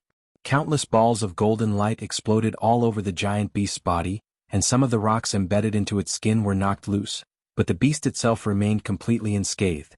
However, it had been infuriated by the leopard Kirin beast's provocative attacks, and it instantly shifted its attention to the projections around it. All of a sudden, a dozen or so pillars of five-colored light erupted out of its compound eyes before enveloping the surrounding golden beast projections within them in a flash. All of the leopard Kirin beast projections were completely immobilized by the pillars of five-colored light, and they weren't even able to bat an eyelid. In the next instant, a vicious look appeared on the giant beast's face, and the pillars of five-colored light rotated on the spot, upon which the leopard Kirin beast projections within them were instantly sliced into countless pieces as if they were being attacked by countless sharp blades. However, all of the projections merely vanished without even a single drop of blood being shed, clearly indicating that none of them were the leopard Kirin beast's true body. The magnetic light beast had clearly also realized this, and its fury became further exacerbated as the five-colored pillars of light erupting out of its compound eyes became thicker before sweeping violently through the surrounding space. All of a sudden, one of the pillars of light faltered, and the leopard Kirin beast was forced to stumble out of thin air. The giant beast was ecstatic to see this, and it immediately focused all of the pillars of light onto the leopard Kirin beast. The pillars of light combined as one to form an extremely thick pillar of light that hurtled directly toward the leopard Kirin beast. The leopard Kirin beast was very alarmed by this, and it attempted to flee the scene, but the space around it had become as hard as iron and steel, rendering it unable to escape in a short time. The thick pillar of light was about to envelop its body, and it began to panic as it hurriedly cried for help. In this critical juncture, Han Li's voice rang out from up above. So now you know to be scared? Even I was caught off guard and almost wounded by this thing, you're still no match for it at this point?" As soon as his voice trailed off, a golden sword projection that was over 1,000 feet in length swept through the air to slice through the golden pillar of light down the middle. The leopard Kirin beast was instantly freed, and it immediately sprang toward Han Li as a golden shadow. After just a few flashes, it appeared beside Han Li with a dejected look on its face. Han Li was holding the huge golden sword in one hand and the green stone in the other, and he gave the pitiable leopard Kirin beast a reassuring smile. However, before he could say anything, the magnetic light beast suddenly flew into a thunderous rage. Around a dozen more pillars of five-colored light erupted out of its compound eyes, and the rocks all over its body also came crashing down toward Han Li like a meteor shower. These were downright diminutive compared to the magnetic light beast's enormous frame, but even the smallest ones were as large as human heads, and the largest ones were the sizes of houses, so this was a very formidable storm. However, Han Li's expression remained completely unchanged upon seeing this, and he quickly stowed the giant golden sword away before pointing a finger at the small black mountain before him in an unhurried manner. All of a sudden, several silver runes flashed on the surface of the mountain, and it swelled to several thousand feet in size, shielding both Han Li and the leopard Kirin beast behind it. The five-colored pillars of light and storm of rocks were all kept at bay by the gray light being released by the black mountain, and Han Li took a deep breath before opening his mouth to release a ball of azure chi, which vanished into the mountain in a flash. In the next instant, a loud buzzing sound rang out from the entire mountain, and waves of gray light began to surge out of it in a frenzy, forming a giant halo with a diameter of around 500 meters. The halo was extremely dense and descended like a substantial object. It did so in a completely silent manner, but the aura it was releasing was extremely fearsome, and all of the air around it was being rapidly dispersed. Even the sky in a radius of 5 kilometers had dimmed as a result. The extreme essence-fused mountain hadn't become fundamentally different, but as Han Li's cultivation base had become more and more powerful, the mountain itself had also become more formidable. The magnetic light beast hurriedly attacked the giant halo with its compound eyes and the rocks on its body, all to no avail, and a hint of fear finally appeared in its eyes. It seemed to be aware that it was in a dire situation, and it suddenly let loose a loud roar before slumping down onto the ground. Immediately thereafter, 5-colored light swirled over its body, and it suddenly began to turn transparent, as if it were transforming into a translucent crystal.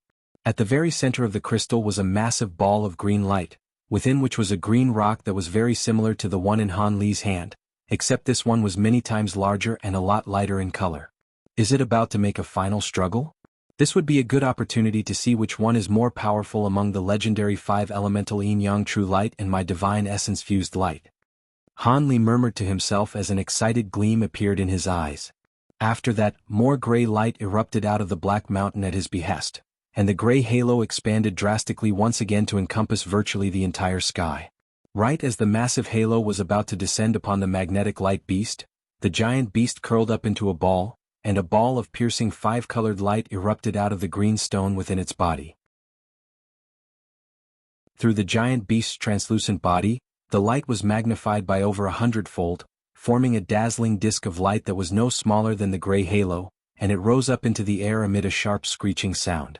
In the next instant, an earth-shattering boom rang out as the two gargantuan objects clashed, sending shockwaves sweeping forth in all directions.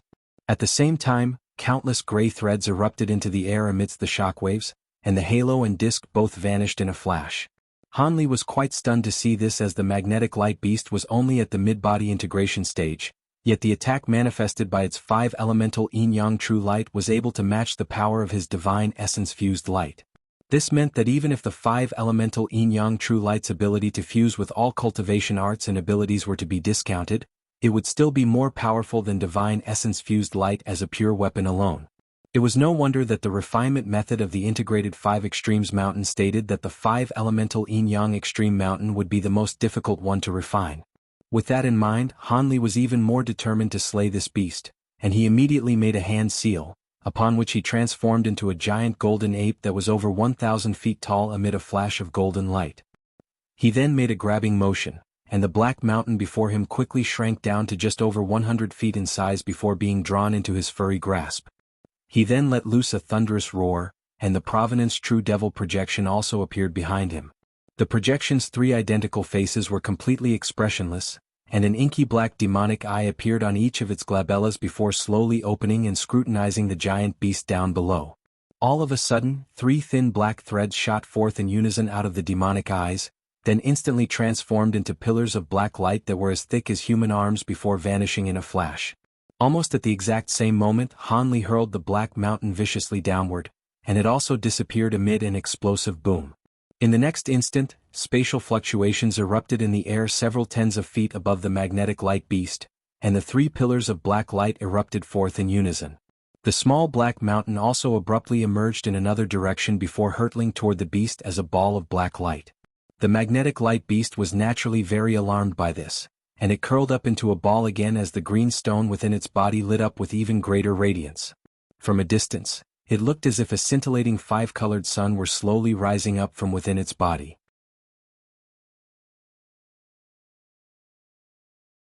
Violent energy fluctuations were released by the 5-colored sun, and a burst of incredible power surged out of it in a frenzy. Right at this moment, the small black mountain struck the 5-colored sun amid a resounding boom, and the surface of the 5-colored sun caved in significantly as black and 5-colored light intertwined. Almost at the exact same moment, the 3 pillars of black light also struck the same spot on the 5-colored sun one after another. An ear-splitting screech abruptly rang out, and holes were finally punched into the 5-colored sun by the string of attacks, revealing the body of the magnetic light beast within it. However, the 5-colored light around the holes that had been created surged, and the holes quickly began to seal. Hanli naturally wasn't going to allow that to happen, and he took a step forward before instantly vanishing on the spot. In the next instant, spatial fluctuations erupted beside the 5-colored sun, and Hanli re-emerged before reaching out like lightning toward the hole created by his previous attacks. The magnetic light beast clearly knew that it was in a life-or-death situation, and it let loose a thunderous roar of fury as a translucent spear then shot forth out of its body, hurtling directly toward Hanli's outstretched hand. Not only was the spear extremely sharp, it was giving off a powerful glacial aura due to certain rare stones embedded in the giant beast's body, and a burst of fearsome glacial power instantly surged toward Hanli. The magnetic light beast wasn't very intelligent, but it possessed a wealth of battle experience, and it knew that it would be able to survive this ordeal as long as it could briefly impede Hanli's attack. A cold smile appeared on Hanli's face upon seeing this, and a burst of silver flames suddenly erupted from the fingertips of his outstretched hand. The flames then instantly covered his entire hand as he continued to grab toward the translucent spear. The giant flame-covered hand struck the glacial spear in a ferocious clash, but no sound or energy fluctuations erupted as a result. Not only was the spear unable to pierce into Hanli's hand, it was completely swept up and inundated by the silver flames. Within the span of just a single breath, the spear had been melted into liquid, then disintegrated without being able to offer up any resistance. Not only that, but Hanli's hand wasn't impeded in the slightest, and it reached into the hole in a flash before grabbing viciously onto the magnetic light beast's body. A crisp crack rang out as the giant hand pierced into the giant beast's body with ease before grabbing firmly onto the glowing green rock. However, right as Hanli tried to withdraw his hand, the magnetic light beast suddenly let loose a roar of agony, and a burst of enormous power erupted to lock his hand in place. Hanli harumphed coldly upon seeing this, and the silver flames burning around his hand swelled drastically in size, completely enveloping the green rock before immediately beginning to refine it. A sizzling sound rang out as the giant beast shuddered, and the five-colored sun vanished to reveal its giant body. Right at this moment, golden light flashed from Hanli's body and he swelled to close to 10,000 feet tall, then slammed a mountainous golden palm onto the giant beast's head. With Hanli's unfathomable strength in his giant mountain ape form, the massive beast's head was slammed into the ground without being able to offer any resistance. The giant beast let loose one agonized howl after another as it thrashed with all its might, frantically slamming its flailing limbs into Hanli's body, but all of its efforts proved to be futile. Hanli continued to hold onto its head in a vice-like grip. The giant beast's attacks were easily repelled amid flashes of golden light, and Hanli was left completely unscathed.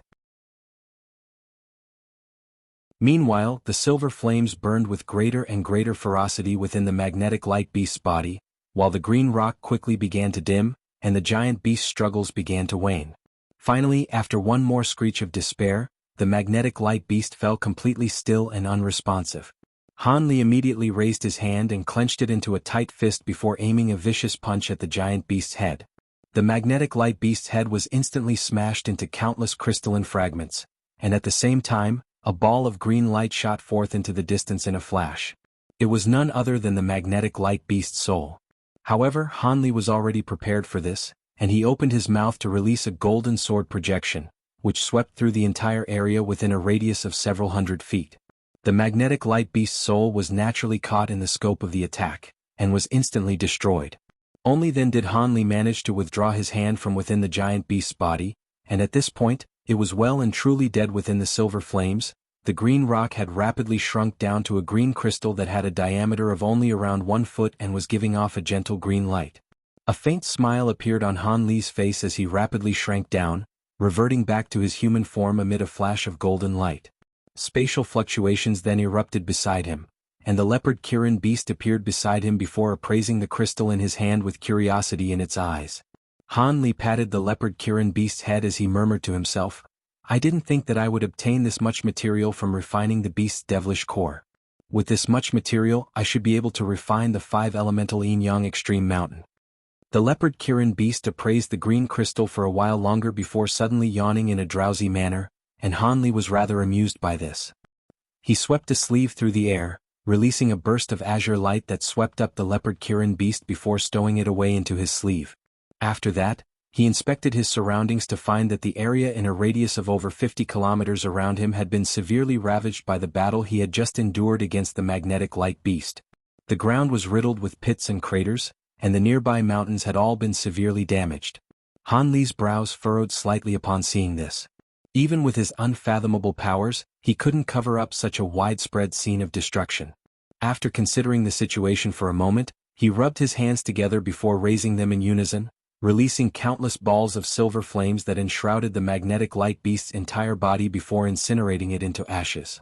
As for the rest of the signs of battle, Hanli simply ignored them and flew away as a streak of azure light. This was a rather secluded place, but his battle against the magnetic light beast had resulted in a massive commotion, so high-grade devilish beings were most likely going to arrive on the scene soon. With Hanli's current level of power, he was naturally incredibly fast, and shortly thereafter he was already hundreds of thousands of kilometers away from the site of the battle. Not long after Hanli's departure, spatial fluctuations erupted in the distance, and a ball of blue light emerged before rapidly flying toward the place where the magnetic light beast had just been slain. The blue light faded, and a huge bird that was covered in blue flames appeared. The bird had a pair of silver eyes, and after quickly flying over the nearby area, it suddenly transformed into a blue-robed middle-aged woman. The woman had a set of ordinary facial features and wore a cold expression that matched the glacial aura she was giving off. Before the blue-robed woman had a chance to inspect the signs of battle that had just taken place, her expression suddenly changed slightly, and she cast her gaze toward another direction. Shortly thereafter, golden light flashed in that direction, and a golden flying boat appeared. The golden boat appeared to be flying at a leisurely rate, but it somehow managed to cover a distance of over 10,000 feet in the blink of an eye, arriving close to the blue-robed woman. "You seem to be a little late, Lu Ji," the blue-robed woman said in an indifferent manner. "I'm not the one who's late, it's you who's early, Sister Lan Pu." A delightful female voice rang out in response from within the boat, following which a slender young woman emerged amid a flash of azure light. "Humph, you know full well whether I'm early or not. Why have you suddenly decided to pay me a visit?" the blue-robed woman asked in a cold voice. One of the two women was a clone of sacred ancestor Lu Ji, while the other was the true body of sacred ancestor Lan Pu. Neither of them paid any heed to the wreckage down below and began to discuss other topics instead. "I've sent a clone all the way here, so I naturally have something to offer you in exchange for the assistance you provided me with last time," the young woman replied with a smile. However, Lan Pu's expression immediately darkened upon hearing this.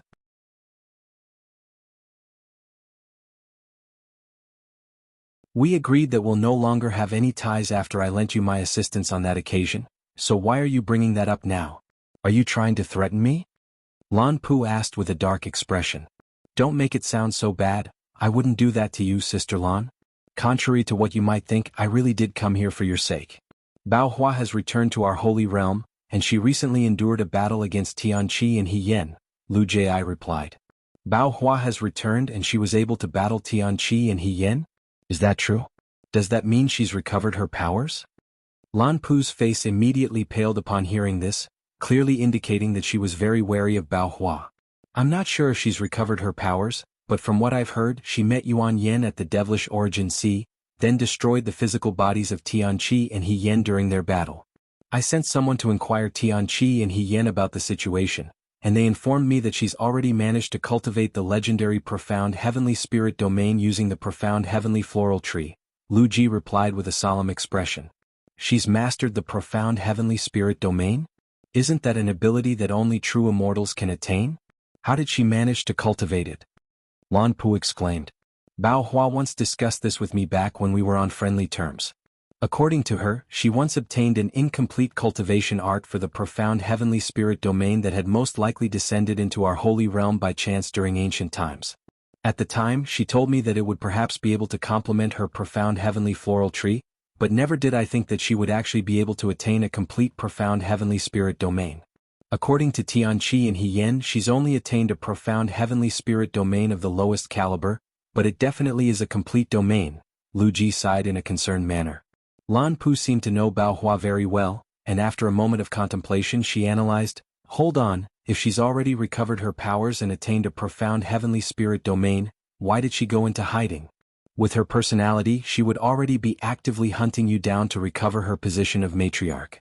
She's most likely only recovered a portion of her power, and she must have incurred some damage during her battle against Tianqi and He Yen as well. It seems that great minds think alike, Sister Lan.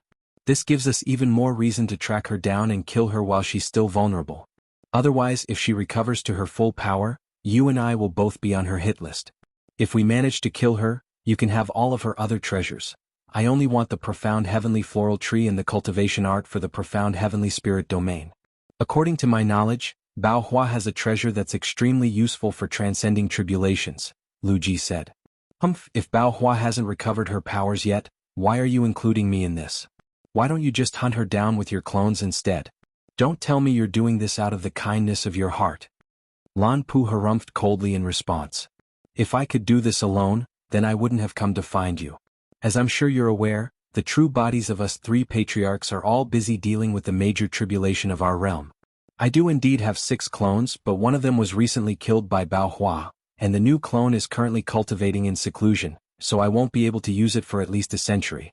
2 of my clones are currently overseeing the battle in the spirit realm, and among my remaining 3 clones, one of them is a trump card of mine that I won't reveal to anyone unless it's absolutely necessary, and another one is looking after my cave abode, while the final one is speaking to you right now. On top of that, I've heard that Bao Hua was last sighted near the Blue Waterfall Lake, and you're by far the most powerful being in this area. If you're willing to deploy your forces to search for her, we'll be able to find her in no time," Bao Hua explained. Lan Pu was silent for a long while, but was unable to resist the temptation of Lu Ji's offer in the end, and she gritted her teeth as she said, "I see. In that case I really am obligated to help you. As long as Bao Hua really is residing nearby, I'll definitely be able to find her. However, in addition to all her other treasures, I want a copy of Cultivation Art of the Profound Heavenly Spirit Domain as well." Lu Ji was ecstatic to hear this and she immediately agreed, "That's not an issue. Alright, I'll go back and mobilize my forces to track down Bao Hua. By the way, it seems that something rather peculiar has just taken place here. Could it have something to do with Bao Hua?" Lan Pu suddenly asked as she cast her gaze over the severely ravaged surrounding area. "I don't think so. It seems that a battle has recently concluded here, and judging from the residual auras, it seems that the battle took place between someone and a devilish beast. You arrived here before I did. Did you manage to discover anything?" Lu Ji asked as she made a grabbing motion toward a certain direction. One of the gemstones that had previously been embedded in the magnetic light beast's body emerged from the soil and flew into her grasp, upon which she gave it a brief inspection. "Whoever was here had already left by the time I got here. Perhaps it was some powerful late body integration stage being who just so happened to be passing by. We're currently in the season where bloodtooth rice is being harvested, so it's no surprise to see powerful devilish lords in the area," Lan Pu replied. "Perhaps so. Speaking of bloodtooth rice, you've restricted the amount that can be sold to normal devilish beings, yet you're selling large amounts to the major powers for astronomical prices in secret. I must say, I'm very impressed by your ploy, Sister Lan," Lu Ji chuckled. "I have no choice but to do this. The amount of bloodtooth rice that's produced really isn't enough to satisfy everyone's needs, and I don't want to offend too many powers, so I can only resort to this to maintain a certain level of stability," Lan Pu replied in a nonchalant manner. "This is definitely a wise course of action. Otherwise, you'll be making a lot of enemies for yourself if you didn't regulate the sales of bloodtooth rice, but doing things this way keeps all sides relatively happy. By the way, I have 2 disciples who just so happen to require bloodtooth rice to strengthen their bodies. Would you be able to sell me some as well?" Lu Ji asked with a smile. "You can have some free of charge," Lan Pu replied in a display of generosity. Lu Ji was ecstatic to hear this and she hurriedly said, "You have my thanks, Sister Lan. Alright, let's split up for now. I've also brought along some trusted subordinates with me, and they'll be able to help out in the search for Bao Hua as well." Lan Pu had no objections to this, so she replied, "Alright, I'll be returning to Blue Waterfall City then."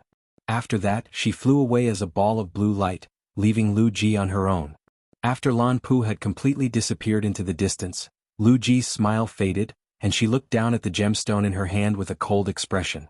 Her brows then furrowed slightly as if she had identified something, but couldn't decide what she wanted to do. However, it didn't take her long to make a decision, and she crushed the gemstone into powder as she murmured to herself with a cold smile, "Seeing as 5 elemental yin-yang true light has appeared, I certainly can't just let it slip. Looks like I'll have to hunt down the person who obtained this true light as well." After that, she flew back onto her flying boat, and countless runes surged out of the flying treasure before it flew away toward another direction. Meanwhile, Hanli was already on his way back to Blue Waterfall City, and he was appraising the first green rock that he had obtained with a faint smile on his face. As a safety precaution, he had flown around in a huge circle before returning to the city from another direction. After a short while, Hanli stowed the green rock away amid a flash of spiritual light, and it was replaced by a piece of foreign devilish metal. The smile on his face became even more pronounced at the sight of this piece of metal. This was one of the pieces of foreign devilish metal that the Azure Ape puppets had mined, and not only was there no less foreign devilish metal than what he had obtained from Wu Yu, close to half of them contained mysterious crystalline beads, a discovery that naturally made Hanli extremely excited. With such a large number of those crystalline beads, they would be able to save him over 1,000 years of arduous cultivation.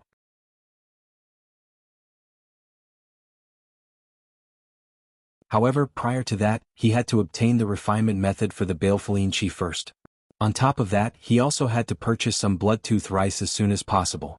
He had already obtained the contacts required for this from the vast origin house, so it shouldn't be too difficult. As Han Li flew toward the city, he carefully pondered what he was going to do next, and several days later he finally returned to Blue Waterfall City, where Violet Spirit was waiting for him at the inn where he was staying. Han Li was rather taken aback by this, and he asked in a cautious manner, "Did something happen? Why are you here?" He and Violet Spirit had agreed to meet as little as possible in order to avoid attracting unnecessary problems for Violet Spirit, so the two of them had been keeping in touch through her subordinates. As such, Hanli was naturally surprised to see Violet's spirit waiting for him at the inn. I had to come and see you in person. My mistress, Lu Ji, just arrived at Blue Waterfall City, and she recently instructed me to gather all of my subordinates to see her, Violet's spirit replied in an urgent manner. Han Li's heart jolted upon hearing this and he immediately asked, "Is it her true body that's arrived in the city?" "No, it's just one of her late body integration stage clones, but even so, its powers and treasures wouldn't be inferior to those of the average sacred ancestor," Violet's spirit replied in a concerned manner. "In that case, there's nothing to be overly concerned about. Having said that, why did she come here?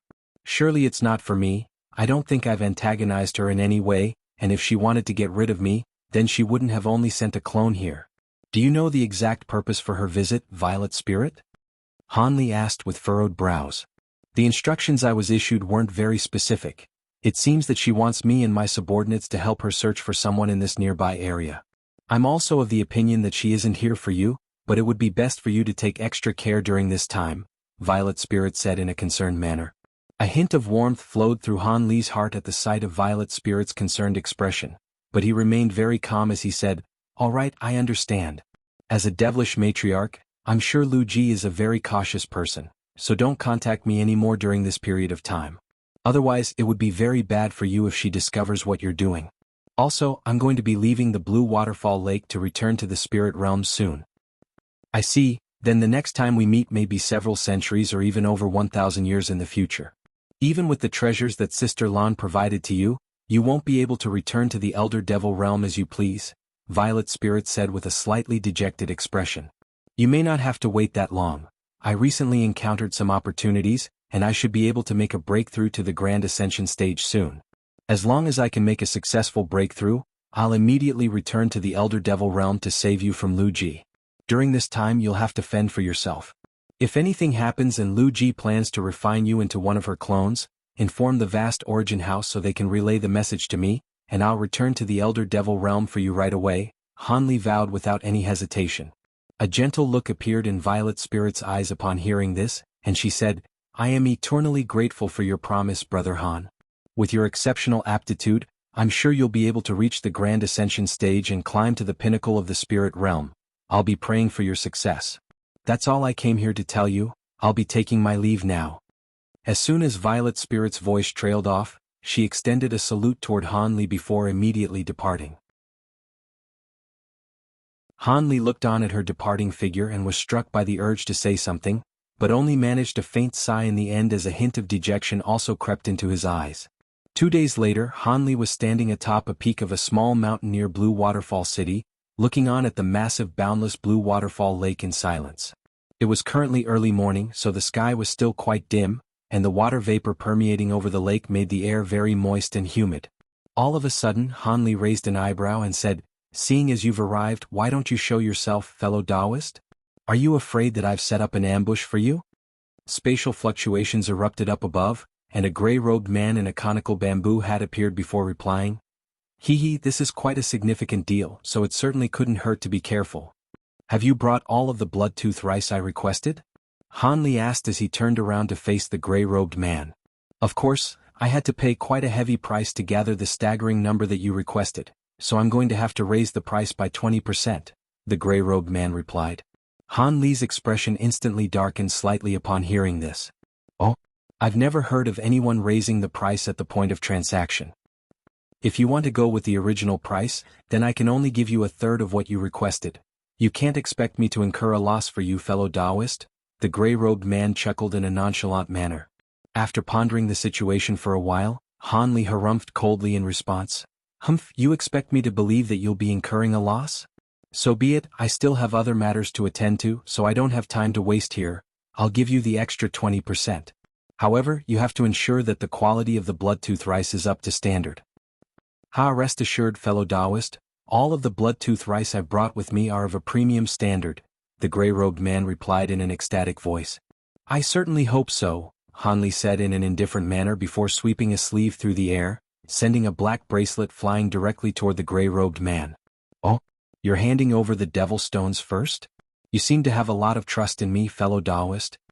The gray-robed man was rather taken aback by this gesture, but he immediately drew the bracelet into his grasp before injecting his spiritual sense into it. Han Li merely gave a cold smile and offered no response. Moments later, a pleased look appeared on the gray-robed man's face, and he stowed the bracelet away as he said, "You must be a very powerful man to be able to bring out so many devil stones at once. Seeing as you've kept your end of the deal, I certainly won't revoke on my end. Brother Fong, bring out the blood-tooth rice." As soon as his voice trailed off, green light flashed in the air even higher above him, and a green humanoid figure appeared in a wraith-like manner. The green figure sent a green storage bracelet flying toward Han Li with a flick of his wrist, and Han Li immediately drew the bracelet into his grasp before pressing it against his forehead to inspect its contents. Han Li's inspection was clearly far more thorough than that of the gray-robed man, and only after a long while did he finally remove the bracelet from his forehead. "It's a little expensive, but the quality you've provided really is quite outstanding. Of course. Truth be told, I've had to delay my transactions with several other buyers to gather this batch of premium blood-tooth rice, so the price increase really was necessary," the gray-robed man chuckled in response. "All right, seeing as the transaction is complete, I'll be taking my leave now," Han Li said as he cupped his fist in a salute, then instantly flew away as a streak of azure light. After Han Li had disappeared into the distance, the gray-robed man remarked, "To think that he's able to fly away so easily despite the flight restrictions in place. It seems he's even more powerful than we anticipated. Seeing as we couldn't target him, then we'll naturally just treat this as a normal transaction. Having said that, all of the recent buyers seem to have been very powerful, so we haven't encountered many suitable targets," the green figure replied in a cold voice. "Even sacred ancestors wouldn't want to cross those major powers. The only targets that we can prey on are those from smaller powers or no-name vagrant cultivators. Not only is this man very powerful, he's been purchasing foreign devilish metal in bulk in a very blatant manner as soon as he came to the city, so he's most likely from some major power and not someone to be messed with. It's already very fortunate that we were able to get an extra 20% out of him," the gray-robed man chuckled. "His origins are too mysterious for us to ascertain in a short time anyway, and Mistress Lan Pu has already summoned us to return to the city, so it would be best to avoid unnecessary trouble," the green figure replied before vanishing into space once again amid a flash of green light. The gray-robed figure lingered for a while longer, and his eyes narrowed slightly as he murmured to himself, "I have a feeling that if we had tried to target that man, we would have been left to rue the decision."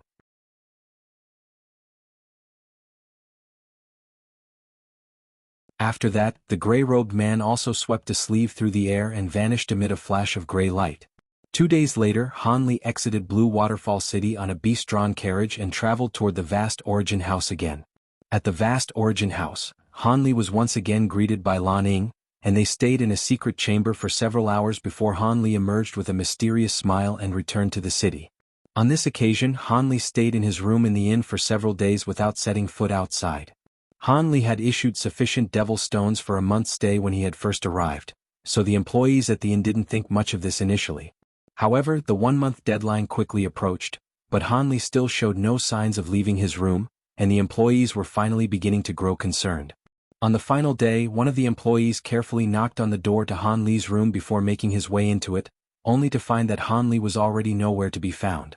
At this point, Han Li was seated in a gray flying carriage with his eyes closed in meditation. Seated across from him were Daoist Xie and Zhu Guer, the former of which was as still as a wooden statue, while the latter was constantly looking around.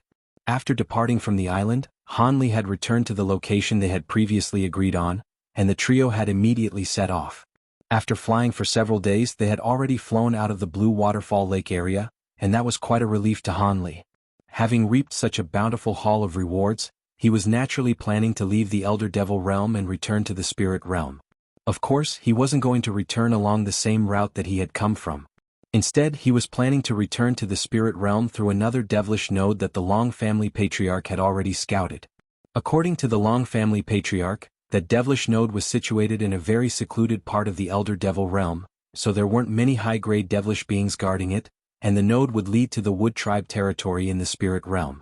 Even though the Long family patriarch and the others had already perished, Han Li was still planning to take this predetermined route. After all, he had no idea where the other nodes led to, and if he were to end up on another continent in the Spirit realm, it could take him centuries to return to the human race.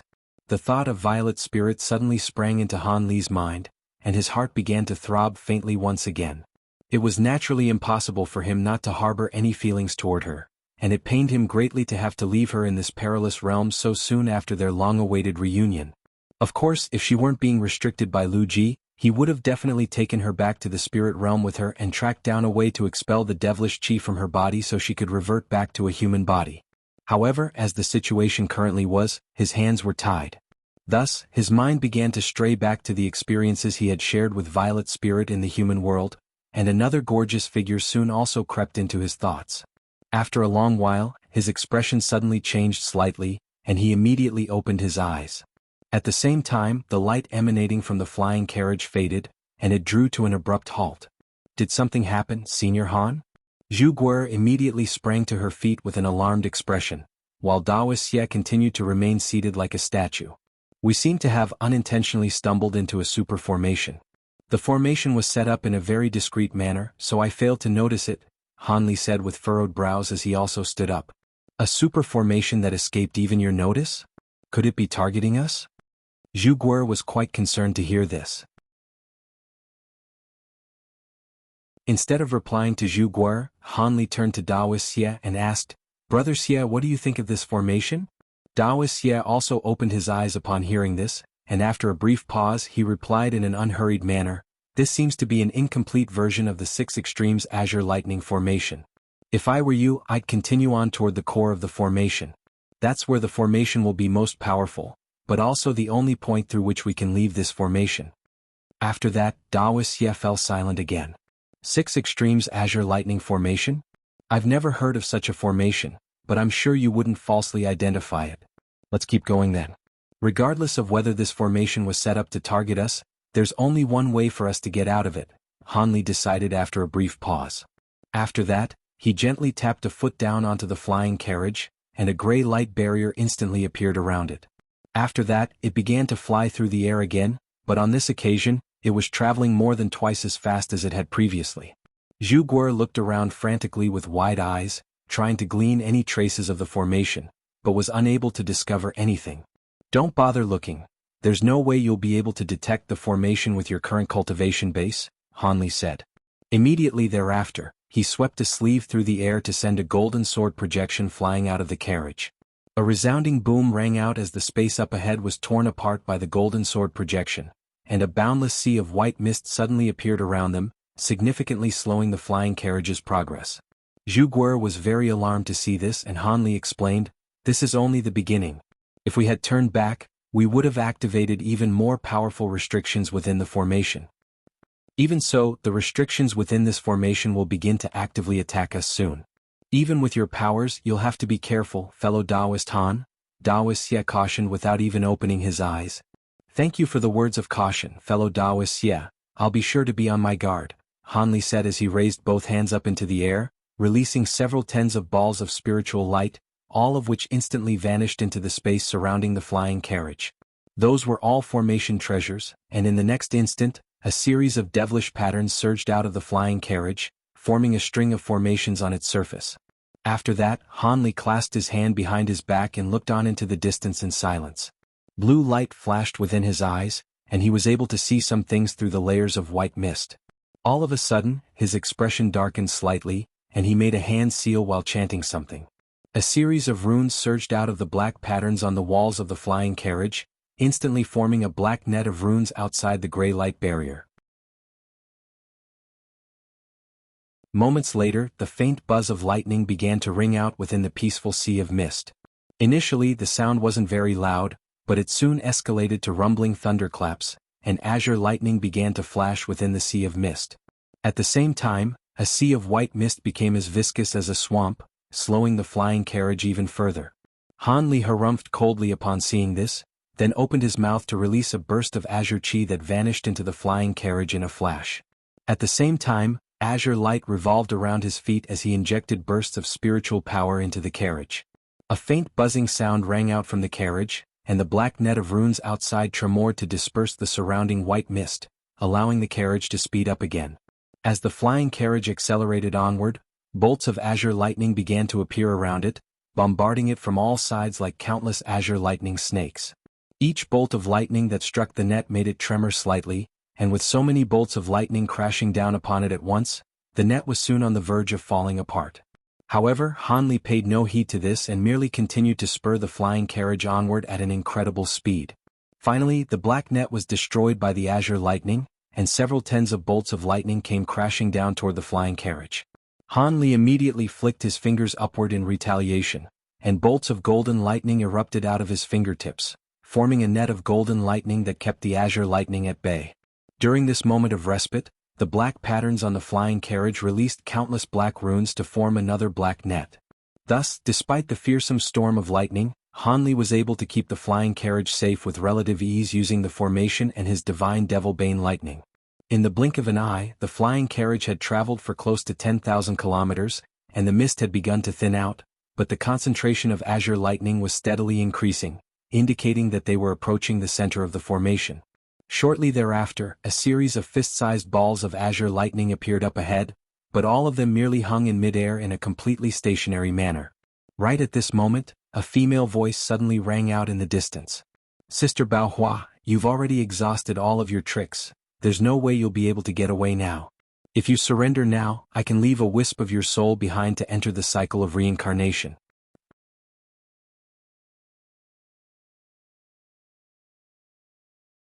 Han Li's expression changed drastically upon hearing this, but before he had a chance to do anything, the mist up ahead suddenly dispersed, and they arrived in a world of lightning that spanned an area of over 10,000 acres.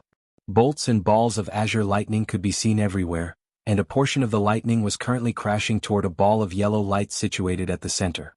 Within the ball of light was a black devilish beast that was several hundred feet in length.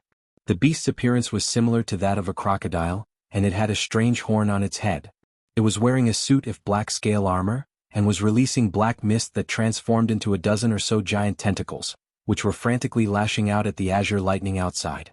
Many of the bolts of lightning that were struck by the black tentacles were instantly reduced to nothingness, and meanwhile, there was a woman in a white dress behind the black devilish beast, seated on a pink lotus flower while making a hand seal with one hand. In her other hand, she was holding a short yellow truncheon, and her eyes were tightly shut. Bursts of yellow light were constantly surging out of the truncheon in her hand before injecting themselves into the surrounding ball of light to bolster it. However, the amount of azure lightning in the surrounding area was simply far too staggering, and there were thousands of bolts of lightning crashing down upon the ball of light in unison almost every single moment. The yellow light was seemingly indestructible and was able to suppress the power of lightning, but in the face of such a fearsome barrage, it clearly wouldn't be able to last much longer. As soon as Han Li caught sight of the woman in white, his pupils instantly contracted, but he then immediately caught a glimpse of two other people. One of them was a blue-robed woman, while the other was a slender young woman, and they were standing at the edge of this world of lightning. The former was standing atop a giant blue turtle with 6 azure flags hovering before her, while the other was standing on a giant golden wheel, holding a silver Buddha statue in her hand. The one who had just spoken was none other than the young woman on the golden wheel, and Han Li's expression immediately darkened at the sight of them. He didn't know who the blue-robed woman was, but the young woman was identical to the image of Lu Ji that Violet Spirit had provided him with using a jade slip. Even though she was only at the late body integration stage, he naturally wouldn't dare to regard her as a normal late-stage devilish lord. As for the blue-robed woman, his spiritual sense was unable to ascertain her exact cultivation base, so she was clearly a sacred ancestor. As such, even with Dao Xie's help, it definitely wouldn't be easy for him to oppose this duo.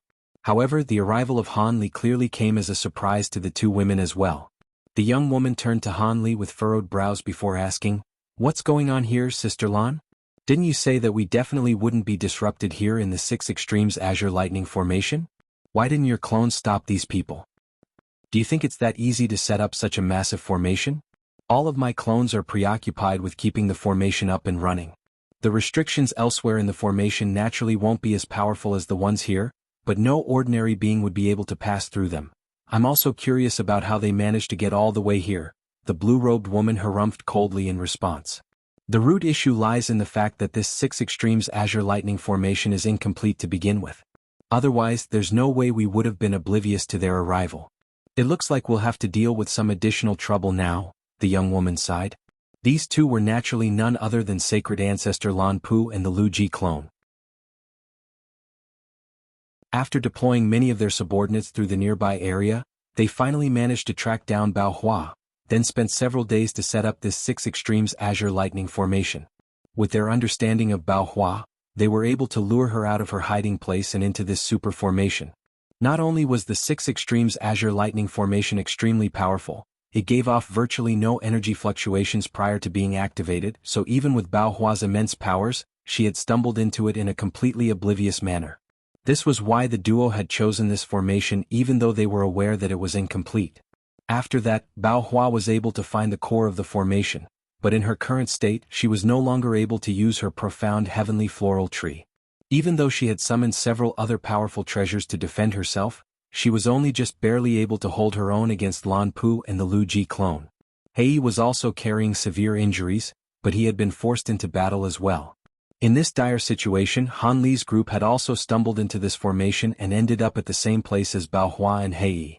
Sacred Ancestor Lan Pu chuckled coldly upon hearing this.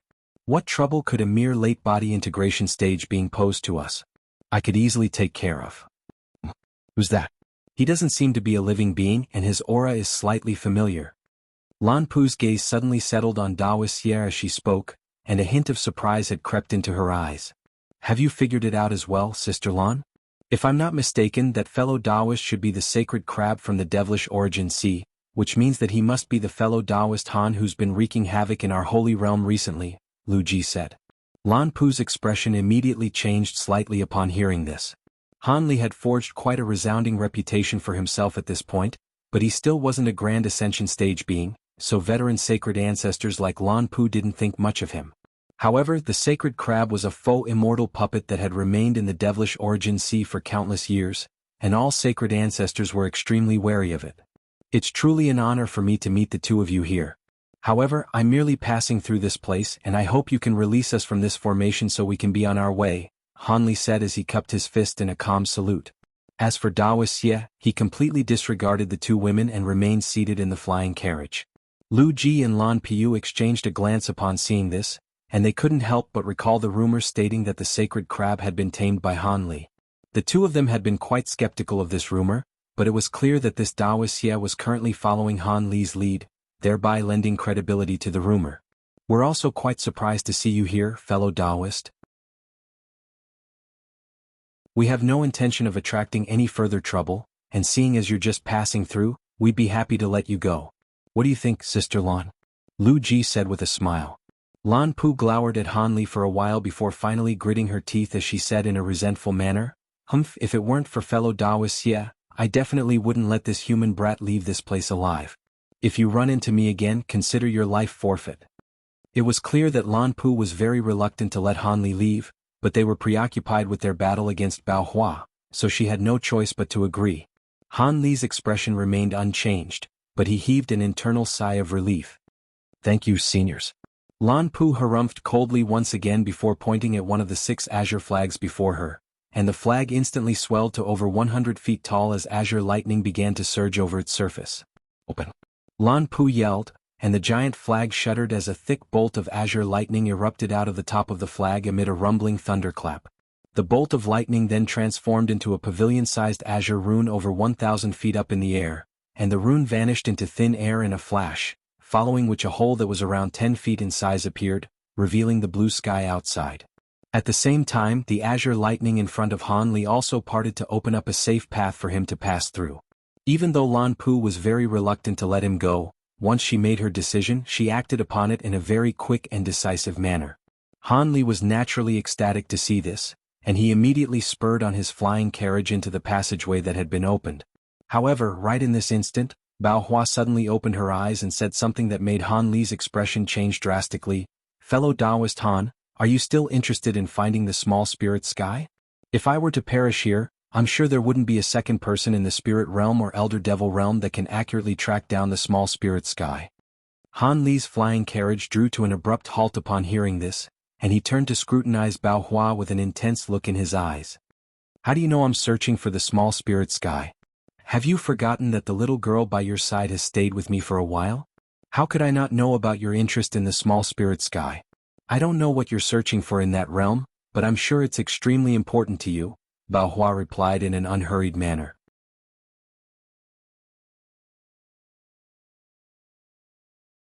Han Li turned toward Zhu Guer with furrowed brows upon hearing this, and Zhu Guer immediately began to panic as she hurriedly said, "I don't know what she did to me, Senior. I was unconscious the entire time I was with her. With her powers, it's a simple matter for her to glean your memories, so I have no intention of blaming you for anything," Han Li consoled with a shake of his head, then turned toward Bao Hua with a cold expression. "How do I know you're telling the truth? You can expect me to lend you my assistance in such a dire situation without providing any evidence. Otherwise, I'd rather search for the small spirit sky on my own than take such a massive risk." After that, Han Li cast a glance toward Lan Pu and Lu Ji, and as expected, they were far from pleased by this sudden development. However, both of them knew that Han Li hadn't yet made a decision about whether he was going to help Bao Hua, so they didn't do anything rash and merely appraised the unfolding situation with dark expressions. "Of course I have some evidence that I can show you." Bao Hua's lips were moving but she wasn't making any sounds. Instead, she was transmitting her voice directly toward Han Li. Han Li faltered slightly upon hearing this, following which spatial fluctuations suddenly erupted up ahead, and a ball of pink light emerged before flying directly toward him. He swept his spiritual sense toward the ball of light to find that it was carrying an item, and he raised a hand to draw the item into his grasp before focusing his gaze onto it. In doing so, he discovered that this was a short inky black stick that was giving off a faint golden luster. Han Li's mind quickly scrambled to identify the stick, but he was at a complete loss for what it could be. "Ah, that's a piece of profound astral wood," Zhu Guer suddenly exclaimed at the sight of the short stick. "You recognize this thing?" Han Li asked. "Yes, Senior. Profound astral wood is a type of spirit wood that can only be found in our small spirit sky. It takes 100 years for it to grow half an inch, 1,000 years for it to grow a single leaf, and 10,000 years for it to flower. It's the most precious wood attribute tool refinement material in our small spirit sky, and it even has a nickname of divine wood. The largest piece I've ever seen is only a pea-sized section. I've never seen or even heard of such a large piece of profound astral wood," Zhu Guer said with wide astonished eyes. "Are you sure that this spirit wood can't be found outside of the small spirit sky? Alternatively, is it possible that you've falsely identified it and this is actually another type of material?" Han Li asked with furrowed brows. "According to the human seniors of our small spirit sky, profound astral wood is something that only came into existence by chance through crossbreeding of several types of spirit wood in our small spirit sky, so it definitely can't be found in any other realms. Many battles have been waged between our human race and other foreign races over this spirit wood, so there's no way I could mistaken it for something else," Zhu Guer said in an earnest manner. "I see." Han Li turned his gaze back to the piece of spirit wood as a contemplative look appeared on his face. Right at this moment, Lu Ji finally interjected, "Fellow Taoist Han, we won't be keeping this passageway open for you for much longer if you don't leave." A hint of killing intent also flashed through Lan Pu's eyes. "If you don't leave now, then you can stay here forever." At the same time, the giant azure flag before her emitted a faint buzzing sound, and the passageway began to tremor as if it were about to collapse at any moment. Han Li's pupils contracted slightly upon seeing this, and he immediately said, "We're leaving." In the next instant, his flying carriage flew out of the passageway as a ball of light and quickly disappeared into the distance. Both Lan Pu and Lu Ji were ecstatic to see this, while Bao Hua's expression remained completely unchanged. Following Han Li's departure, Lan Pu pointed a finger at the giant flag up ahead, and the passageway that had been created collapsed amid a resounding boom. Thus, the entire world of lightning reverted back to its former state. Lu Ji turned to Bao Hua with a smile and said, "Looks like you weren't able to tempt him, Sister Bao Hua. If I were in his place, I wouldn't be willing to take such a huge risk either. I'm sure you're beginning to run out of magic power, so why don't you allow us to send you on your way?" Her smile faded as she spoke, and she quickly laid a hand onto the silver Buddha statue before her. A vast expanse of silver light instantly erupted from the statue, and a silver projection that was around 100 feet tall emerged from the ground, then transformed into a giant silver Buddha. Meanwhile, Lan Pu opened her mouth to expel several balls of essential qi, all of which vanished into the 5 remaining azure flags. In the next instant, the 5 small flags also swelled to over 100 feet tall amid a rumbling thunderclap, and the flags transformed into 6 ferocious azure lightning W-arms, each of which was as thick as a water tank, and they pounced directly toward Bao Hua in unison. Within the yellow light, the giant crocodile let loose an enraged roar, and the dozen or so black tentacles it had conjured up transformed into giant black pythons that clashed with the 6 azure lightning W-arms. A string of resounding booms rang out, and the black pythons were instantly torn into shreds. The giant crocodile immediately let loose a howl of agony, and its body began to writhe frantically as the devilish chi billowing out of its mouth abruptly ceased. It was clear that Hei had been completely dominated during that clash. Without any further impediment in their paths, the 6 Azure Lightning WRMs reached the ball of yellow light in a flash before pouncing down in unison. Bao Hua's expression darkened slightly upon seeing this, and she quickly swept her short truncheon through the air. A piercing screech rang out as yellow halos surged out of the truncheon in a frenzy. The oncoming Azure Lightning WRMs were caught up in the yellow halos, and they immediately became extremely slow and sluggish. Lu Ji harumphed coldly upon seeing this, and she immediately made a hand seal, upon which the giant silver Buddha projection reached out a single hand. The hand somehow covered a distance of several thousand feet and appeared right above the ball of yellow light, then came crashing down like a small mountain. As it descended, a burst of fearsome power came crashing down along with it, and the ball of yellow light was quickly compressed into an oval shape. Within the ball of light, Bao Hua's hand shot forth like lightning as she swept her short truncheon up into the air.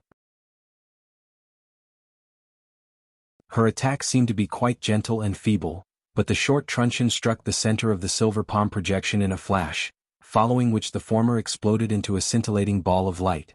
Gusts of fierce yellow winds surged through the air in all directions, and the giant palm projection was instantly torn apart along with the Azure Lightning WRMs, as well as the bolts and balls of Azure Lightning in the nearby area. Furthermore, the shockwaves continued to proliferate outward with sustained formidable power. She detonated her essence-quaking truncheon. She really is getting desperate now. Both Lan Pu and Lu Ji were very alarmed to see this, and they instantly concealed themselves into the sea of mist behind them. However, they weren't overly panicked. In their eyes, Bao Hua wouldn't be able to escape from the 6 Extremes Azure Lightning formation even after detonating her treasure. Instead, she would only exhaust the last of her magic power, and after that, it would be an easy task for them to capture her. However, just as the two of them were planning to wait until the shockwaves from the explosion subsided, an earth-shattering boom suddenly rang out up above, and the entire sea of mist tremored as a terrifying aura came sweeping down from the heavens. Even with Lan Pu and Lu Ji's powers, they were extremely alarmed by this fearsome aura, and they immediately fled into the distance as streaks of light. Violent spatial fluctuations erupted above the sea of lightning, and a scintillating golden sun appeared before crashing down as a pair of thick pillars of light. The pillars of golden light instantly pierced through the spots where Lu Ji and Lan Pu had been standing just a moment ago, punching 2 massive white holes into space. A faint smile appeared on Bao Hua's face upon seeing this, and she mustered up what little remained of her magic power before sweeping a sleeve through the air, releasing a burst of pink light that swept up both herself and the giant crocodile, upon which both of them instantly vanished on the spot.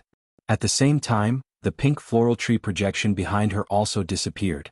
In the air above the giant formation, Han Li was standing atop his flying carriage in an expressionless manner. Just over 100 feet away from him was a massive golden crab, and it was currently in the process of slowly closing its cavernous mouth, within which residual traces of golden light could still be seen. That fearsome attack had been unleashed by none other than Daoist Xier at Han Li's behest. 1. Just going to point out, in Chapter 2018 there was an origin quake mace mentioned, and it's the same as the weapon here.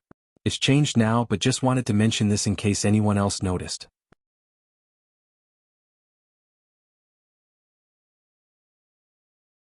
Zhu Guer was looking on with her mouth agape in shock, clearly not expecting Han Li to instruct the giant golden crab to attack the formation as soon as he left it.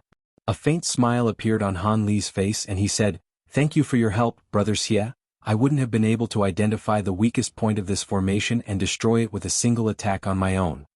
If this were a complete 6 Extremes Azure Lightning formation, or if I were in the formation, then I wouldn't have been able to do this either, but under these circumstances, it was quite an easy task. Just don't forget to issue me the faux immortal elixir for this," the giant golden crab said in a nonchalant manner. "Rest assured, Brother Xie, I definitely won't owe you any elixir," Han Li replied with a smile. "Regardless of how much elixir you can provide me with in the future, as soon as all of the elixir you've supplied me with to a certain point has been exhausted, I won't do your bidding any further unless you supply me with more," the golden crab said in a brusque manner. "Alright, seeing as you're unwilling to compromise, we'll stick to our original agreement, but the elixir I've issued to you thus far should be able to sustain you for some time," Han Li said with a wry smile. The giant golden crab was very intelligent, but as soon as the elixir was mentioned, it would immediately become completely unyielding and unwilling to compromise. On this occasion the golden crab didn't say anything and merely looked down with a cold look in its eyes. The massive hole that had been blown into the formation was quickly sealing, and the sea of mist down below was beginning to become concealed again. Right at this moment, spatial fluctuations erupted beside the flying carriage, and Bao Hua emerged amid a flash of pink light. Her face was pale, and as soon as she appeared, she took a glance at Han Li before immediately producing a small red vial, which she tipped a pill out of, then quickly swallowed. Before Han Li had a chance to say anything to her, the illusionary restriction down below completely vanished in a flash, revealing the sea of white mist in its entirety. Almost at the exact same moment, two enraged cries rang out from within the white mist in unison.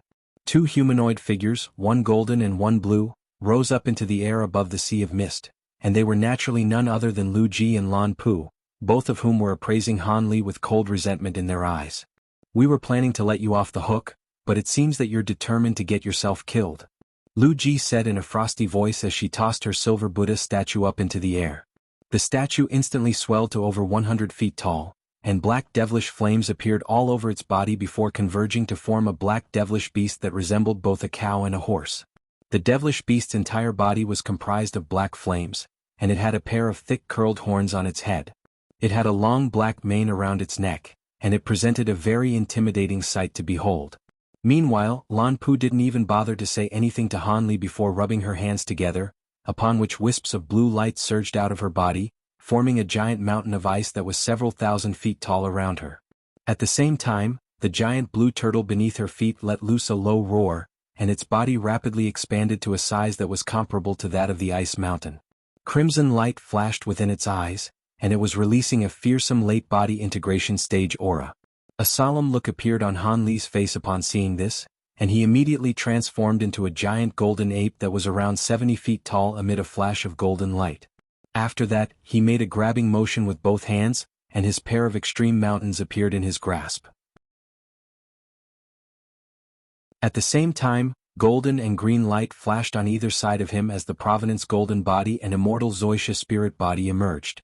After undergoing a complete transformation in the spirit cleansing pond, Han Li was confident that he would be able to take on a devilish matriarch clone with the assistance of his two clones.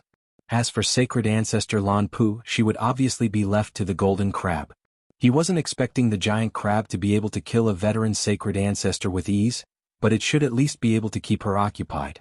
A rumbling thunderclap erupted from the giant golden crab's body, and countless arcs of silver lightning instantly sprang forth. The crab then slammed two of its giant pincers together, and two balls of golden light appeared between them. Even though the balls of light weren't unleashed right away, the formidable power emanating from them was very alarming to Lan Pu and Lu Ji, and they couldn't help but falter in their attacks in a display of wariness. "Do you really want to battle me here? Regardless of the outcome of our battle, there won't be much of a chance that you'll be able to capture Senior Bao Hua," Han Li said. He cast a quick glance toward Bao Hua. He didn't know what type of pill that Bao Hua had just taken, but during this brief period of respite, a hint of color had returned to her cheeks, and her magic power fluctuations had also somewhat recovered. "Even if there's only a sliver of a chance, we can't afford to let it slip. If you don't want to perish in this battle that doesn't even concern you, you can still leave now and we won't stop you. We can even get in touch with Yuan Yen and tell him to withdraw the immortal vanquishing order that he issued so you can return safely to the spirit realm. Otherwise, even if you can survive this battle, I'll be issuing an additional immortal vanquishing order against you," Lu Ji threatened. "I've already chosen to become involved, so I certainly won't back down now. As for the immortal vanquishing order, one has already been issued against me, so there's no reason to fear a second one," Han Li said in an indifferent voice. He had already decided to return to the spirit realm, so he naturally wasn't concerned about the threat that was being raised. With his current powers, even if he couldn't defeat the true body of a devilish patriarch, there was still a good chance that he would be able to ensure self-preservation. "All right, seeing as you're determined to meddle in this affair, I'm going to keep you here even if it means I have to sacrifice this clone. Sister Lan, you face the golden crab for now. I'll unleash a secret technique to trap them here, and we can kill them once your clones arrive," Lu Ji said as a hint of killing intent flashed through her eyes. "All right, my clones and subordinates will get here in 10 minutes at most," Sacred Ancestor Lan Pu replied in a cold voice before raising her hands and slowly thrusting them toward the giant golden crab.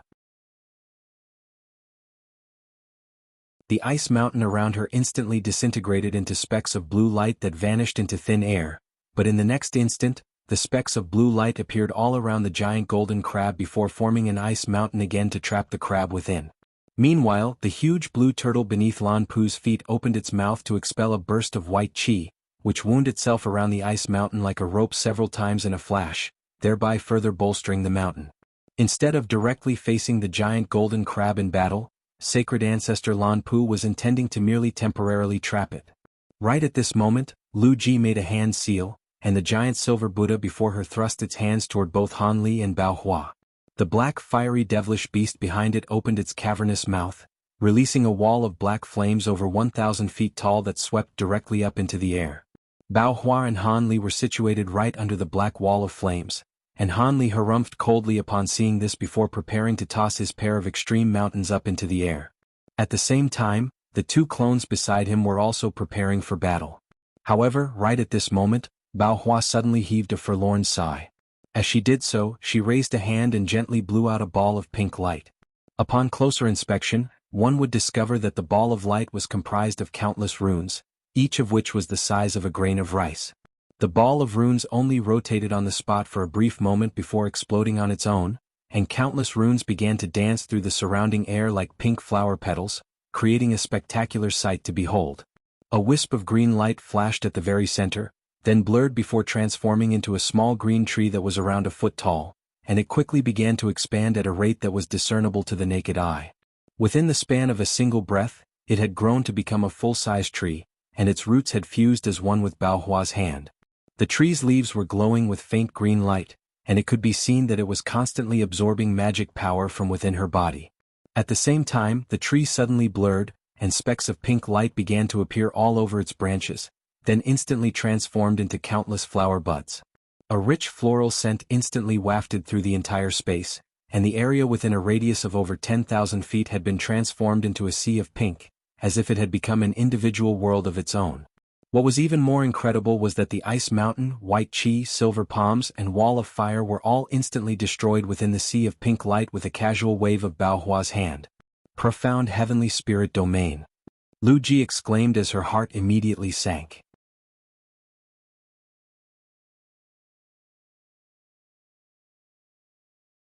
So this is the profound heavenly spirit domain.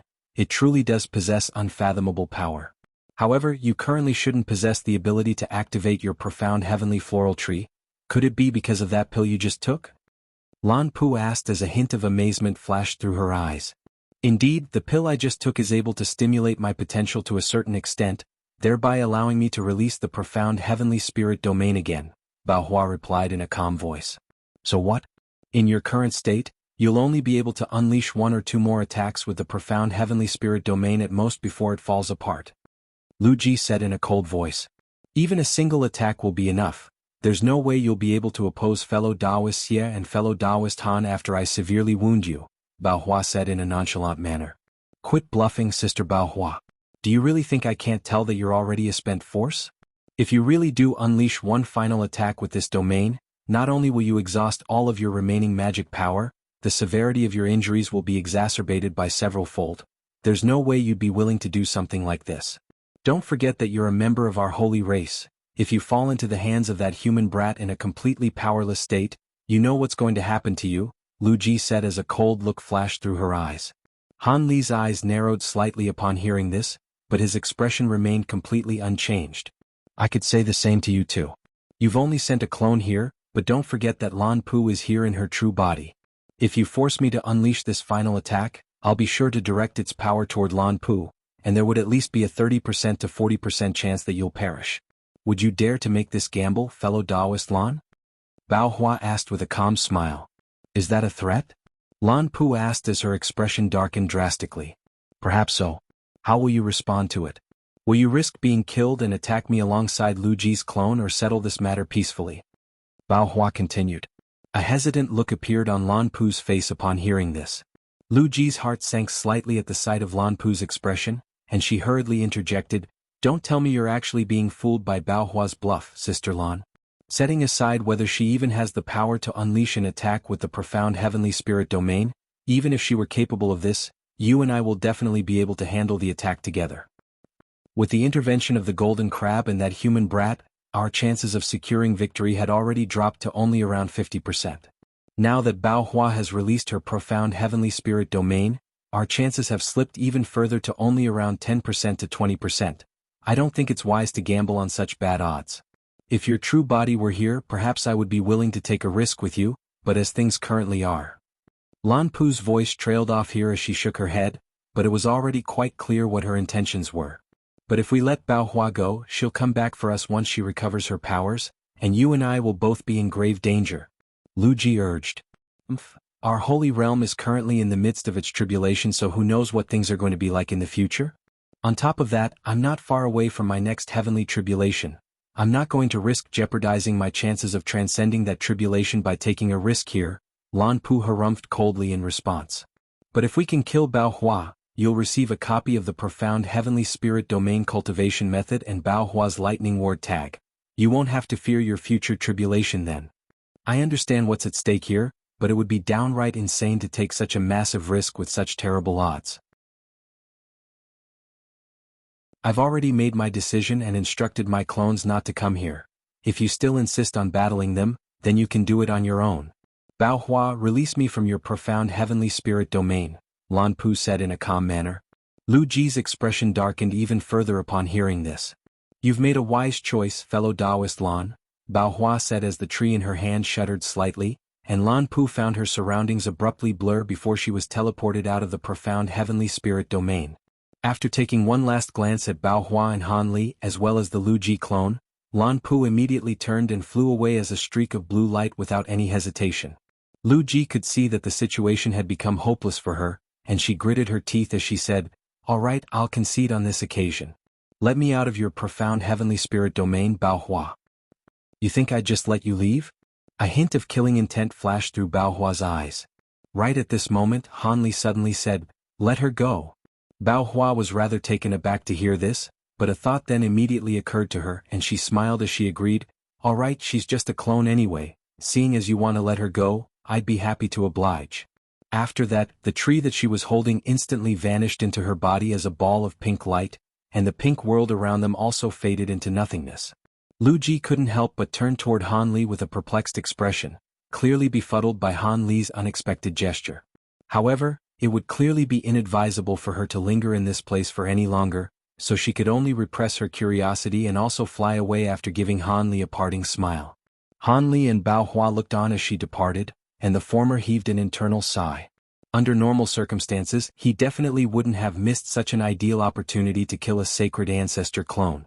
In fact, he would have most likely joined in on the act. However, he didn't dare to do anything to this Lu Ji clone for the sake of Violet Spirit.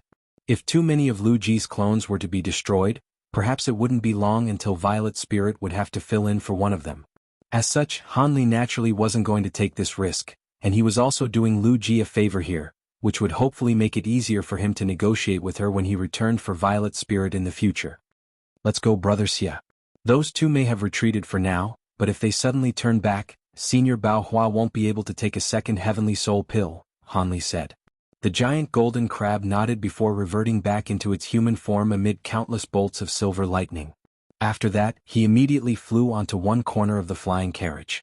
You know of the heavenly soul pill? Bao Hua was rather taken aback to hear this. Of course I'm aware of it. I've tried to refine the pill for myself in the past, but I've been unable to find several of the ingredients required, so I could only give upon on it.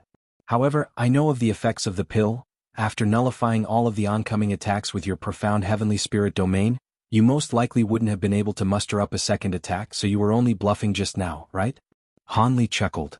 That heavenly soul pill was something that I stumbled upon by chance, not something that I refined. As for whether I possess the power to unleash a second attack, that's up to your imagination, Bao Hua replied in an indifferent manner before also flying onto Han Li's flying carriage and stood only several feet away from him. Han Li was quite startled by this, but he didn't take any evasive measures and merely spurred the flying carriage into motion.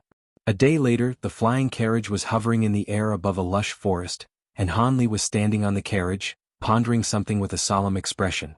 At this point, Bao Hua was already gone. Senior, is the information provided to you by Senior Bao Hua authentic? Will we be able to find an entrance to the small spirit sky using the method she provided? Zhu Guer asked in a careful manner.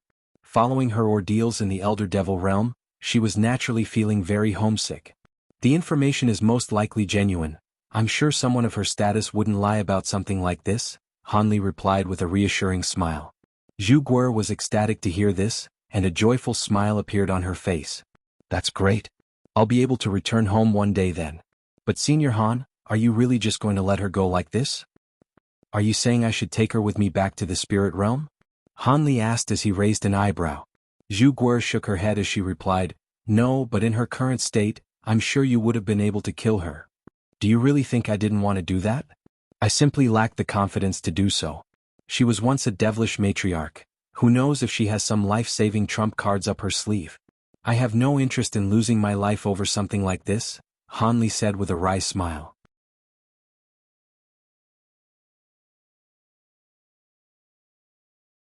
Zhu Guer stuck out her tongue in a sheepish display upon hearing this before falling silent. The other reason I let Bao Hua go is that I don't want to continue to be caught up in her mess. Even though Lu Ji and Lan Pu retreated earlier, there's a very good chance that they'll come after Bao Hua again. Even though I foiled their plans, I'm sure they'd prioritize hunting down Bao Hua over coming after me. After that ordeal, Bao Hua will only become more cautious, and it'll be very difficult for Lu Ji and Lan Pu to corner her again, Hanli explained in a calm voice. Zhu Guer's eyes immediately lit up upon hearing this. Your wisdom is truly unmatched, Senior Han. We can take advantage of their conflict that they're preoccupied with to return to the spirit realm. Meanwhile, Daoist Xie remained standing in one corner of the flying carriage in complete silence. Let's continue onward. I'm assuming Lu Ji and Lan Pu will go after Bao Hua, but it's not entirely impossible for them to come after us instead, Hanli said as he injected his magic power into the flying carriage again, and it began to fly toward the edge of the forest.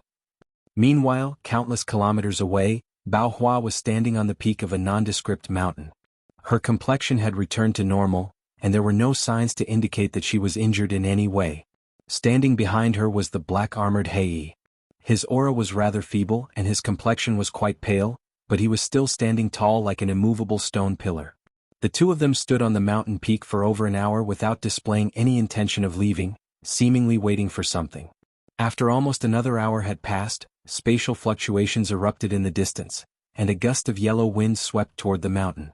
Bao Hu's expression changed slightly upon seeing this, and in the next instant the yellow winds subsided, revealing a humanoid figure that was enshrouded in yellow light. I pay my respects to Mistress Bao Hua. I came here as quickly as I could, but I was still late by one day. Please forgive me for my tardiness, the yellow figure said in a fearful manner as he extended a deep bow toward Bao Hua. You're not to blame. I originally had something else that I wished to discuss with you, and I didn't think that I would fall into Lu Ji and Lan Pu's trap. I'm going to have to hide in your abode for now. Your cultivation base has improved quite significantly since the last time I saw you. You're only one step away from becoming a sacred ancestor, Bao Hua remarked in an indifferent voice. If you hadn't saved me all those years ago, I'd already be dead. It's an honor for me to be serving to you, mistress. Lu Ji and Lan Pu are a pair of wily old foxes, but they definitely wouldn't suspect me. During these past years, I've intentionally been expressing constant hostility toward you, and I've always been on very good terms with those two, the yellow figure said in a respectful manner. Looks like I made the right choice to summon you here. Let's go to your cave abode. I'm sure Lu Ji and Lan Pu wouldn't give up so easily, Bao Hua said with a faint smile. Yes, mistress. Please come and rest on this flying treasure of mine. I'll take care of anyone we encounter along the way, the yellow figure replied as he raised a hand to release a medium-sized flying boat. The boat was as pristine white as jade and was extremely intricately crafted. The identity of the boat's owner was also depicted through several extremely eye-catching golden devilish characters on one side of the boat. Bao Hua took a glance at the flying boat before giving a pleased nod, then flew into the cabin on the boat with Hei, upon which both of them began to meditate. Even though some time had passed since their last battle, both of them were severely taxed and injured, so they naturally had to make use of all the time they possibly could to rest and recover.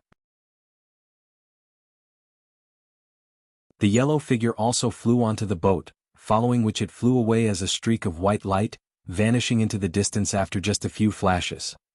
Less than half a day later, spatial fluctuations erupted atop the same hill, and 5 people emerged out of thin air, two of which were none other than Lan Pu and the Lu Ji clone. The two people beside Lan Pu bore a strong resemblance to her, and both of them were wearing robes of the same style, although one was red while the other was yellow. Behind Lu Ji stood a short dwarf-like man in a set of Taoist robes. He had a long goatee that was around half a foot in length, and a red wooden sword strapped to his back. As soon as the five of them emerged, Lan Pu swept a sleeve through the air, releasing a ball of white light, within which was a small white leopard. The leopard quickly flew around the mountain peak, sniffing around with its nose before flying back to Lan Pu and uttering a string of cries. So Bao Hua really was here. On top of that, there was someone else with her aside from that black crocodile, Lan Pu said in a solemn voice as she stowed the small leopard away. There was someone else? Could it be that the human brat came back to meet Bao Hua? Lu Ji asked as her expression darkened slightly. It's not him. My spirit detection leopard would have been able to identify his aura. Whoever it was, they used some type of secret technique to conceal their aura, but my spirit detection leopard was still able to sense a faint residual aura that's somewhat familiar, so it should be someone I've met before, Lan Pu replied. Someone you've seen before? That means they're most likely one of Bao Hua's past allies from our holy realm. In that case, it'll be quite troublesome to track her down, the short Taoist priest standing behind Lu Ji said in a concerned manner. Due to his short stature and long goatee, his appearance was rather comical, but everyone took him very seriously, and Lan Pu replied in an earnest manner, Rest assured, fellow Taoist Fu, Bao Hua activated her profound heavenly spirit domain earlier, so she would have been taxed even further, and there's no way she'd be able to recover her powers in the near future. As long as she hasn't left our holy realm, it's not a matter of concern that she's hidden herself somewhere. She must currently be in hiding with the new person who's appeared, and the fact that her ally was able to arrive here so quickly indicates that they're most likely a high-grade devilish being in the nearby area. I should be able to track them down with an exhaustive search. Indeed, Sister Lan. Fellow Taoist Fu is my most trusted subordinate, and his powers are no lesser than those of this clone of mine. On top of that, you've brought along two of your most powerful clones as well, so there's no way Bao Hua will be able to escape from us again. This time we have to make sure to hunt her down no matter what. Who do you plan on investigating first, Sister Lan? This is an extremely important matter, so I'd rather employ a guilty until proven innocent system rather than risk letting the culprit run free, Lu Ji said as a cold look appeared in her eyes. We'll naturally have to start with those who've had some ties to Bao Hua in the past. They'll be the prime suspects, Lan Pu immediately replied, having clearly already considered this subject. I'll have to trouble you to deploy more of your subordinates to temporarily shut down the teleportation formations in the important cities in this nearby area. Without any teleportation formations available, even if Bao Hua were to try and escape, she wouldn't be able to get very far, Lu Ji suggested. That's a good idea. I'll have it arranged right away. I have some connections with all of those who are in power in the nearby cities, and they should heed my call. Of course, if you were to apply pressure to them as a devilish matriarch, they would be even more inclined to follow our instructions, Lan Pu replied. That's not an issue. I'll enclose my own message with the messages that you'll be sending out to those cities, Lu Ji immediately agreed. Alright, then let's set everything into motion right away. There's a devilish lord residing near this area who's a very prominent suspect. We'll begin our investigation with him. Hopefully we'll find Bao Hua in his cave abode, Lan Pu said as a frosty tone crept into her voice. After that, she swept a sleeve through the air to release a burst of blue light, and all five of them vanished on the spot. Half a year passed by in the blink of an eye. On an undulating mountain range situated in a secluded region of the Elder Devil realm, there was a mountain that was surrounded by walls that were over 1,000 feet tall. This was a stronghold that spanned an area in excess of 5 kilometers, and resembled a small city. Standing atop the walls were groups of armed patrols, and judging from the lights of different colors flashing around the stronghold, it was clear that many formations and restrictions had been set up within it.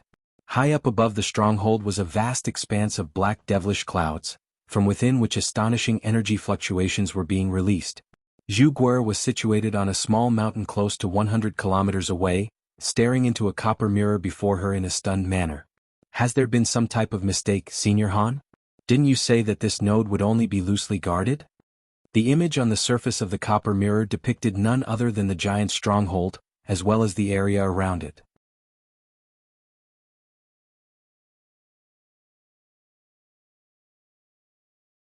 Han Li was also appraising the copper mirror and he said, "That is indeed rather strange. According to the Long family patriarch, this passageway shouldn't be one that's heavily guarded. Either he was lying from the very beginning or something happened to make the devilish beings take this place more seriously. If you ask me, I believe the latter to be more likely. How are you so sure, Senior Han? Zhu Guer asked in a curious manner. Meanwhile, Dao Xie was standing off to the side with his hands clasped behind his back. Even from such a long distance away, he was casting an intrigued gaze toward the stronghold as if it were situated right before his eyes. It's quite simple, the walls around the stronghold are very tall, but judging from the state of the bricks, they were only constructed within the past 20 years, by which time we had already entered the Elder Devil realm, so this shouldn't be a trap laid by the Long family patriarch, Han Li replied. I see, I didn't notice that. In that case, should we search for another passageway? Zhu Guer asked in a concerned manner. There's no need for that. Even the nearest spatial passageway to this one is several months away, and many mishaps could happen during that time. Generally speaking, even these massive strongholds will only be guarded by several devilish lords at most, and that won't be enough to stop us. The only matter of concern is the formations set up near the stronghold. If we were to be delayed by them, then it wouldn't be very easy to escape, Han Li said with furrowed brows. Back when he had first entered the Elder Devil realm, he had 9 other body integration stage beings with him, which was why they had been able to eradicate the restrictions in an instant to force their way into the passageway. However, he was now the only one left, and this stronghold was far more massive than the one they had infiltrated in the past, so the formation set up here naturally had to be more powerful as well. The concern on Zhu Guer's face became even more pronounced upon hearing this, but she naturally didn't have any good ideas either. Right at this moment, Dao Xie suddenly said, If you think these formations are rather troublesome, I have a secret technique that can help you instantly eradicate all of them. Is that true? I would be truly grateful to you, Brother Shi. Han Li was ecstatic to hear this. There's no need to thank me. In order to unleash this secret technique, I'll have to use up close to half of the elixir you issued to me, so think about whether you'd like me to go ahead, Dao Xie replied in an expressionless manner. Han Li faltered slightly upon hearing this before immediately replying, That's not an issue. All I want is to be able to return safely to the spirit realm. With that mysterious small vial at his disposal, he naturally wasn't concerned about this. In that case, I'm ready when you are. Also, it's extremely taxing for me to use this ability, so my cultivation base will plummet significantly for a certain period of time after I use it. If we were to encounter any powerful enemies, I'd only be able to ensure self-preservation, so I won't be able to assist you much, Dao Xie replied. Han Li's heart jolted slightly upon hearing this, and he carefully pondered the situation before reaffirming his own decision. I'm capable of taking care of normal high-grade devilish beings on my own, and it's not easy to run into Grand Ascension stage sacred ancestors. Dao Xie merely nodded in response and remained silent. Thus, they began to carefully formulate a specific plan for how they were going to execute the infiltration. Night finally arrived, and a series of balls of white light appeared on the walls of the stronghold to illuminate the darkness. Han Li was seated on the ground, and after ascertaining that not much had changed in the fortress compared to daytime using his spiritual sense, he stood up and sprang into action. Dao Xie swept a sleeve through the air to release a vast expanse of silver light, which swept up Han Li and Zhu Guer, and the trio instantly vanished into thin air. A short while later, Han Li's trio reappeared amid a flash of silver light in the air close to 10 kilometers away from the stronghold, and as soon as Han Li emerged, he raised a hand to summon the gray flying carriage again. Zhu Guer immediately flew onto the carriage in an obedient manner, while Dao Xie sat down in midair with his legs crossed. He made a grabbing motion, and 2 arrows appeared in his hand, 1 golden and 1 silver. The pair of arrows then began to rapidly revolve, transforming into a pair of balls of light. At the same time, Dao Xie's aura was almost completely concealed, and countless dark green spirit patterns appeared all over his entire body, creating a very peculiar sight to behold. Bursts of Buddhist chants rang out from within the 2 balls of light formed by the arrows, and wisps of golden and silver light were quickly released before converging above his head. A golden and silver ball of light with a diameter of around 10 feet quickly appeared, and it continued to expand rapidly.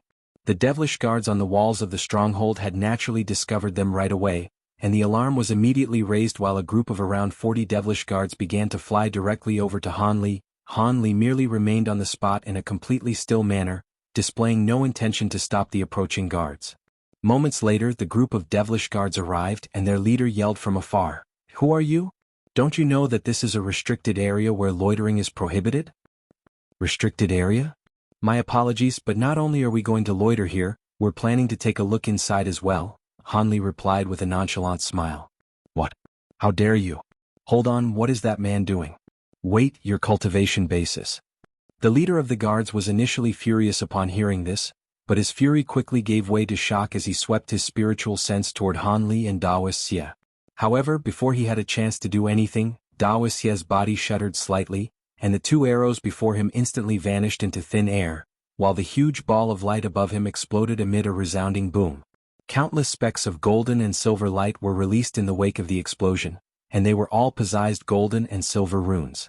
The runes swept through the air like a torrential downpour, illuminating the entire sky as it hurtled directly toward the stronghold. The devilish guards up ahead were the first to be struck by the storm of runes, and all of them were instantly destroyed amid howls of anguish. A series of formations appeared around the stronghold in unison in the face of this storm of runes, and lights of different colors surged through the air alongside violent energy fluctuations. However, the golden and silver runes were able to easily pierce through the restrictions, and within the span of just a few breaths, all of the restrictions were in tatters. After releasing the ball of golden and silver light, Daoist Xie's face paled significantly, and his aura plummeted straight out of the Grand Ascension stage. Let's go. Han Li immediately yelled as he entered the flying carriage, followed closely by Daoist Xie. Han Li then took a deep breath, and he mustered up all of the magic power within his body before injecting it into the flying carriage underfoot. The carriage shuddered slightly before screeching through the air as a streak of azure light, flying so quickly that only a faint azure shadow could be seen flashing through the night sky. The remnants of the restriction around the stronghold were clearly unable to stop the flying carriage, and it quickly flew into the stronghold before hurtling toward the devilish cloud up above.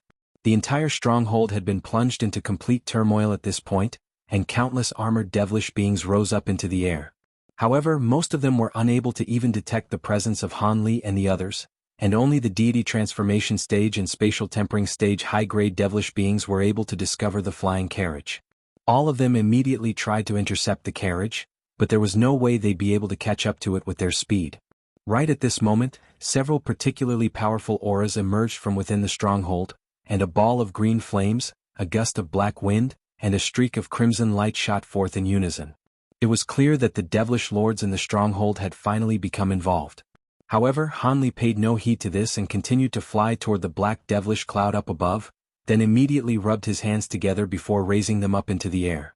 Countless balls of golden light erupted out of his palms amid a string of rumbling thunderclaps, then instantly disappeared into the cloud. In the next instant, an earth-shattering boom erupted within the cloud, accompanied by flashes of countless arcs of lightning.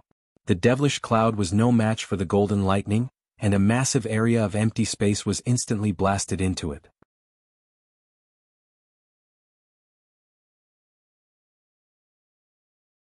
The flying carriage continued on toward the center of the devilish cloud without pause like a shooting star. Due to the large section of the cloud that had been dispersed, a giant passageway with a diameter of around 500 meters had been revealed. Right at this moment, two cold voices rang out from either side of the flying carriage. Prepare for trouble. And make it double. As soon as the voices trailed off, a bolt of black lightning that was over 100 feet in length erupted out of one side of the black cloud amid a loud thunderclap, hurtling directly toward the flying carriage as a lightning W-arm. Meanwhile, a giant green sword projection emerged from the cloud on the other side before also sweeping toward the carriage. Han Li's expression changed slightly upon seeing this. Even though both of the assailants were still concealed within the mist, it was clear from their attacks that they were no ordinary devilish lords. Of course, these attacks weren't enough to pose a threat to him. He immediately swept a sleeve through the air while pointing at the green sword projection with his other hand. A thick bolt of golden lightning erupted out of his sleeve amid a rumbling thunderclap, while a streak of sword chi shot forth out of his fingertip. He was fighting lightning with lightning and sword with sword. The four clashed and bursts of piercing light erupted forth, then quickly faded in unison. It seemed that the attacks were all evenly matched. Han Li faltered slightly upon seeing this, and the two devilish beings concealed within the cloud were also very astonished. The attacks unleashed by the pair of devilish beings seemed to be quite ordinary, but they were actually imbued with incredible power. The black lightning was one of the Elder Devil Realm's 4 types of divine lightning, and it possessed extremely potent corrosive power, able to instantly erode the average treasure. As for the Azure Sword projection, that was a bonded ability that the other devilish being had cultivated for close to 10,000 years, and it was capable of slicing through the average flying sword with ease. However, Hanli had instantly nullified both of their attacks, seemingly with ease, and that naturally came as quite a shock to the pair of devilish beings. Hanli had no intention of lingering here, and he stabilized the flying carriage, which was shuddering slightly from the shockwaves resulting from the explosions, before it continued to fly toward the massive passageway. The two high-grade devilish beings were infuriated to see this, and they instantly cast their bewilderment aside before attacking again. On this occasion, countless arcs of black lightning sprang forth from one side of the cloud, while a sword projection that was 5 times larger than the previous one emerged from the other side. The two attacks had been unleashed virtually in unison, and instead of being directed toward Hanli, they had been aimed at the entrance to the passageway, thereby instantly sealing it. If the flying carriage wanted to enter the passageway, then it would have to pierce through the attacks. As opposed to being alarmed by this, a cold smile appeared on Hanli's face, and he instantly transformed into a giant golden ape that was several tens of feet tall amid a flash of golden light. His arms then thickened drastically as he threw a pair of devastating punches upward with all his might. In his giant mountain ape form, Hanli's strength had already reached an incredible level, and even a grand ascension stage being wouldn't dare to take the full brunt of his strength head-on. The space up ahead rippled and warped violently, and a pair of giant golden fist projections that were as large as small mountains crashed down with enormous force. An earth-shattering boom rang out, and the arcs of lightning and sword projection were instantly shattered by the fist projections. Thus, the flying carriage was able to instantly fly into the spatial passageway without any further impediment. After that, 5-colored light flashed within the passageway alongside a burst of spatial fluctuations, and the flying carriage was nowhere to be seen. Only then did a pair of humanoid figures hurriedly fly out of the black cloud. The two of them quickly flew over to the entrance of the spatial passageway and peered into its depths with panicked expressions. One of the devils was a handsome purple-robed young man with a horn on his head, while the other was a white-armored, dark-skinned devilish being with fiery red hair. "What do? We let them get away. They're not going to run into each other, are they?" the dark-skinned devilish being asked in a frantic voice. Surely there wouldn't be that much of a coincidence. They only said that they'd be returning from the spirit realm today, but didn't give an exact time, the other devilish being said with a calm expression that was clearly slightly forced. "I certainly hope they don't run into one another. In any case, we're definitely going to get punished for this." Who the hell was that? Aren't they afraid of drawing the ire of the sacred ancestor by forcing their way into the spatial passageway? The dark-skinned devilish being said with a resentful expression. "That man possessed unfathomable powers and was able to easily nullify our attacks, so he's definitely not a normal devilish lord, but he doesn't seem to be a sacred ancestor either," the purple-robed devilish being remarked. "He's definitely not a sacred ancestor. He is indeed very powerful, but he's still far from reaching that level. Besides, if he really were a sacred ancestor, he would have simply revealed his identity to be granted passage," the dark-skinned devilish being replied as he shook his head vigorously. "But if he's not a sacred ancestor, then how is it possible that we haven't heard of such a powerful devilish lord before? Perhaps we should ask the others to see if they were able to identify him," the purple-robed devilish being said with furrowed brows. "Even we were unable to determine his identity. Those useless fools most likely weren't even able to see what he looked like, so there's no way they'll be of any help to us," the dark-skinned devilish being said in a disdainful manner as he looked down at the several streaks of light that were approaching them. "In any case, it can't hurt to ask. Perhaps we'll be able to gather some leads," the purple-robed devilish being countered. Shortly thereafter, the streaks of light arrived on the scene, revealing a group of devilish lords, all of whom immediately extended respectful salutes toward the pair of devils. The dark-skinned devilish being wasted no time as he instantly swept a hand through the air, conjuring up projections that bore the appearances of Hanli's trio. "Do any of you know who these people are?" he asked in a cold voice.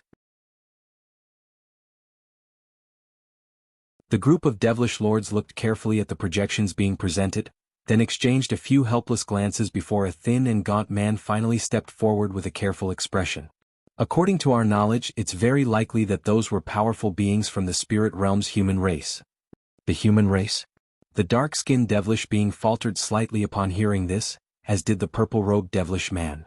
"Indeed. The two of you have constantly been in seclusion ever since you were assigned to this place, so it's no surprise that you're unaware of the recent events that have unfolded. Almost our entire holy realm has been made aware of this human cultivator, and there are even rumors of sacred ancestors being defeated by him, a devilish woman hurriedly explained. Expressions of incredulity immediately appeared on the faces of the two devils upon hearing this. Is that so? Give us more details on this. Several years ago. Thus, the thin and gaunt devilish lord immediately began to recount Han Li's recent exploits, and the two devils listened with rapt focus. Within the spatial passageway, the flying carriage had been enveloped within a series of light barriers, and was quickly racing through the darkness. Han Li stood at the front of the flying carriage, having already returned to his human form, and his expression had eased significantly. In several hours they'd arrive back in the spirit realm. Even though they were going to arrive in the Wood Tribe territory, he was still very excited at the prospect of returning home. Time slowly passed by, and the flying carriage continued onward without encountering any impediment. Just as Han Li was estimating that most of the journey had been completed, spatial fluctuations suddenly erupted up ahead, and a massive war arc that was over 1,000 feet in length emerged before hurtling directly toward them. Han Li was naturally very alarmed by this, and a cautious look immediately appeared on his face. Generally speaking, one would refrain from initiating a battle in a spatial passageway in fear of triggering violent spatial storms, but if the people on the ark were to completely disregard that and attack him nonetheless, then he would naturally have to retaliate. Judging from the aura and size of the giant ark, its owner was most likely not just some ordinary devilish lord, so he had to be very careful. The flying carriage and giant ark were both traveling extremely quickly, and within the span of a single breath they had reached one another.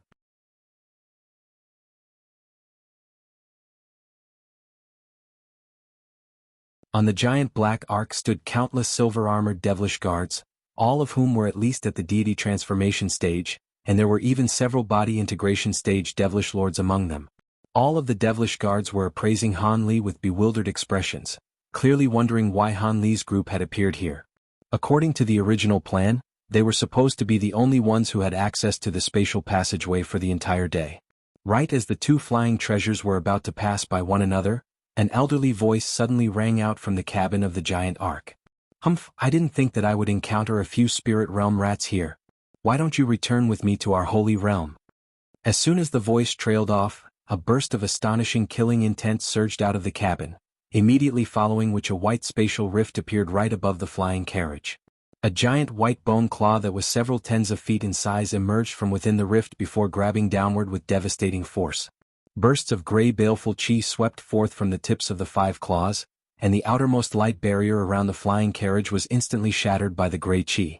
Han Li's expression changed drastically upon seeing this, and he immediately let loose a low roar before transforming into a giant golden ape once again amid a flash of golden light. He then swung his massive furry fists upward, and a pair of golden fist projections emerged in a flash. A loud rumbling boom rang out as the gray baleful chi clashed with the fist projections, and the former was instantly eradicated, while the fist projections also shrank down significantly. A cold light flashed through Daoisie's eyes, and he opened his mouth to expel a pillar of golden light, which struck the center of the white bone claw almost at the exact same moment as the fist projections did.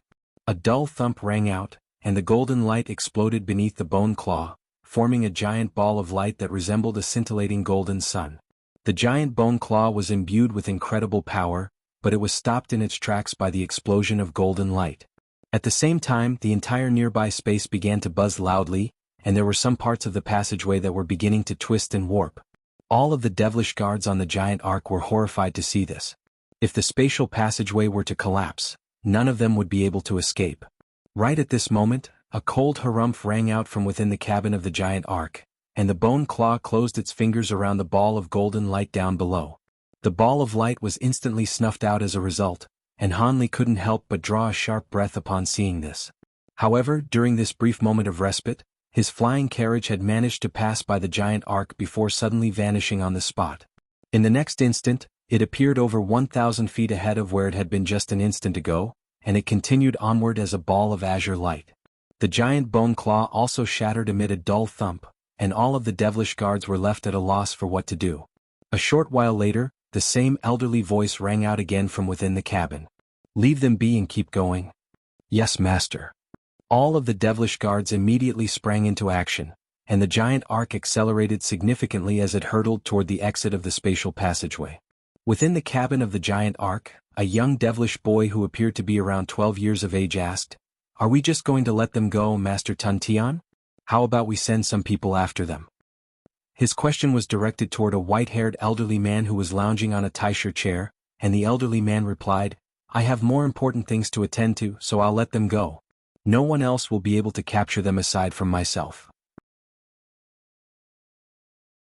"Are they really that powerful?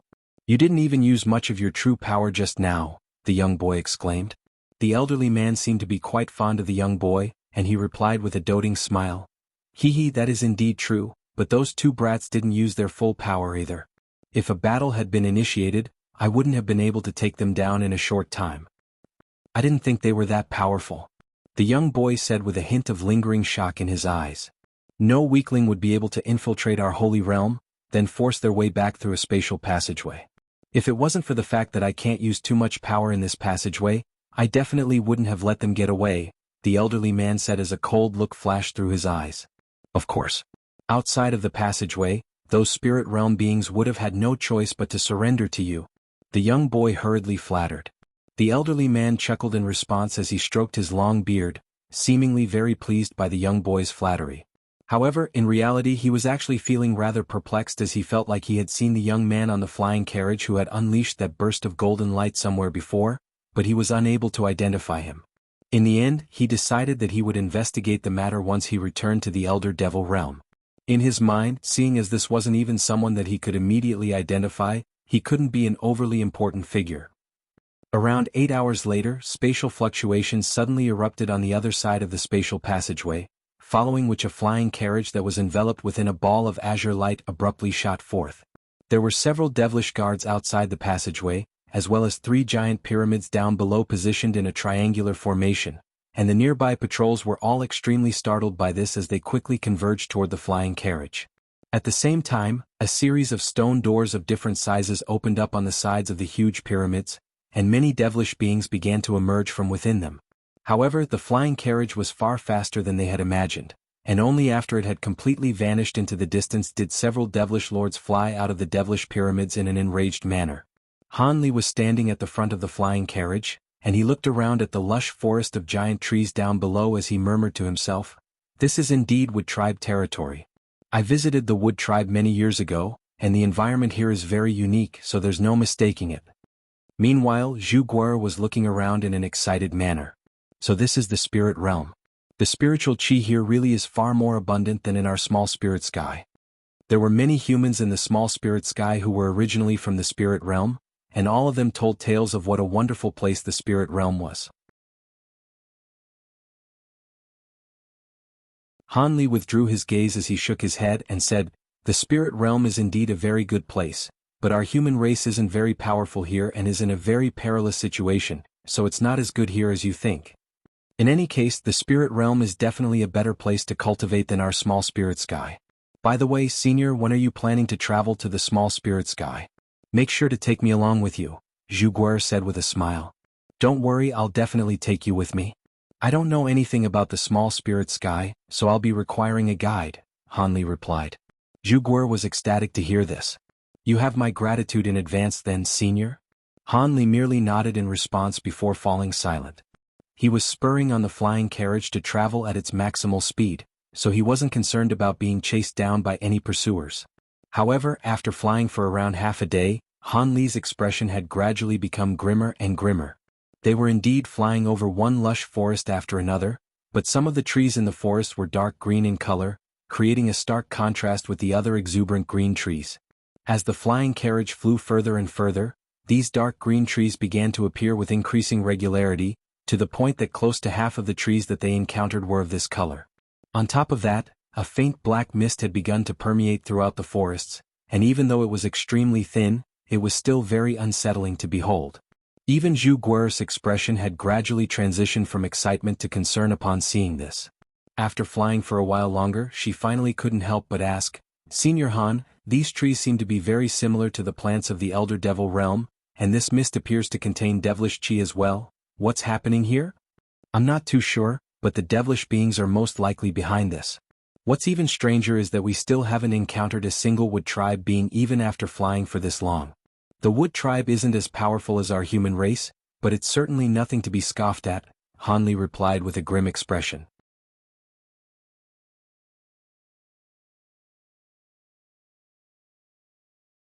Could it be that all of the wood tribe beings have already been wiped out by the devilish army? Zhu Guer asked in a concerned manner. There's no way that could be the case. The wood tribe has a population of billions, and there's no lack of body integration stage beings among them. There's no way the devilish army would have been able to wipe them out so quickly. On top of that, the wood tribe is part of an alliance with several other races, including our human race. The other members of the alliance wouldn't just watch the wood tribe fall. I'm guessing the wood tribe beings here have most likely vacated the area after the devilish army gained the upper hand here, Hanli replied. Zhu Guer felt this to be quite a reasonable assumption, and she nodded in response. You're right, Senior. We should begin to start seeing wood tribe beings once we get further away from the spatial passageway. Hanli offered no reply to this. 3 days later, the flying carriage had stopped in the air above a boundless forest, and there were 8 high-grade devilish beings standing over 1,000 feet away. These devilish beings each had a pair of fleshy green wings and crimson eyes, creating a very menacing sight to behold. Behind them was a flock of around 600 two-headed devilish birds, each of which was around 10 feet in size with a single black horn on each of their heads. What number are we up to? Hanli asked in an expressionless manner. This is the 7th wave, Senior, Zhu Guer replied. Humph, it seems that the high-grade devilish beings overseeing this place still haven't learned their lesson. After I get rid of this group they should stop bothering us for some time, Hanli said in a cold voice. Immediately thereafter he swept his sleeves through the air, releasing 72 miniature azure swords amid a flash of azure light. Hanli made a hand seal before pointing a finger at the small swords, and they quickly began to multiply until thousands of small flying swords had filled the entire sky. The high-grade devilish beings up ahead were quite alarmed to see this, but they displayed no intention to retreat as they all summoned their weapons, then flew directly toward the flying carriage as gusts of black winds. All of the devilish birds behind them also let loose extremely unpleasant squawks as they flapped their wings and followed closely behind the high-grade devilish beings. A cold look flashed through Hanli's eyes upon seeing this, and all of the small azure swords instantly transformed into sword projections that were around 10 feet in length each at his behest. All of the sword projections surged through the air, quickly inundating the high-grade devilish beings and two-headed devilish birds. Agonized howls rang out incessantly as blood and dismembered limbs rained down from the heavens, and all of the devilish beings and devilish birds were instantly slain. Only then did Hanli sweep his sleeve through the air again to withdraw all of his azure swords. At this point, there was no longer even a single living devilish being in sight. The flying carriage immediately continued onward as a ball of azure light at Hanli's behest, and just as he had anticipated, no more devilish beings appeared to intercept them thereafter. However, there was still no end in sight to the dark green trees that appeared down below, and it seemed that they had spread over the entire wood tribe territory. What was even more unsettling to Hanli was that they were still yet to encounter a single wood tribe being. It was as if the entire wood tribe really had been eradicated.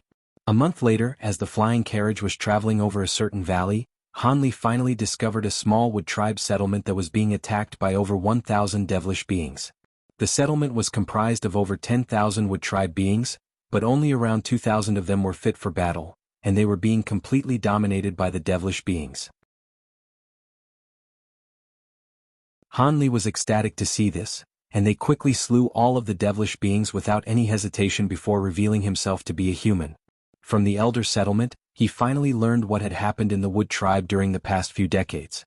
It turned out that after several fierce battles, an impasse had been reached between the devilish army and the spirit realm races. However, 5 years ago, the devilish beings suddenly diverted their forces away from the human and demon territories, unleashing a surprise attack on the wood tribe instead. In the face of their ferocious assault, the wood tribe army was quickly forced onto the back foot.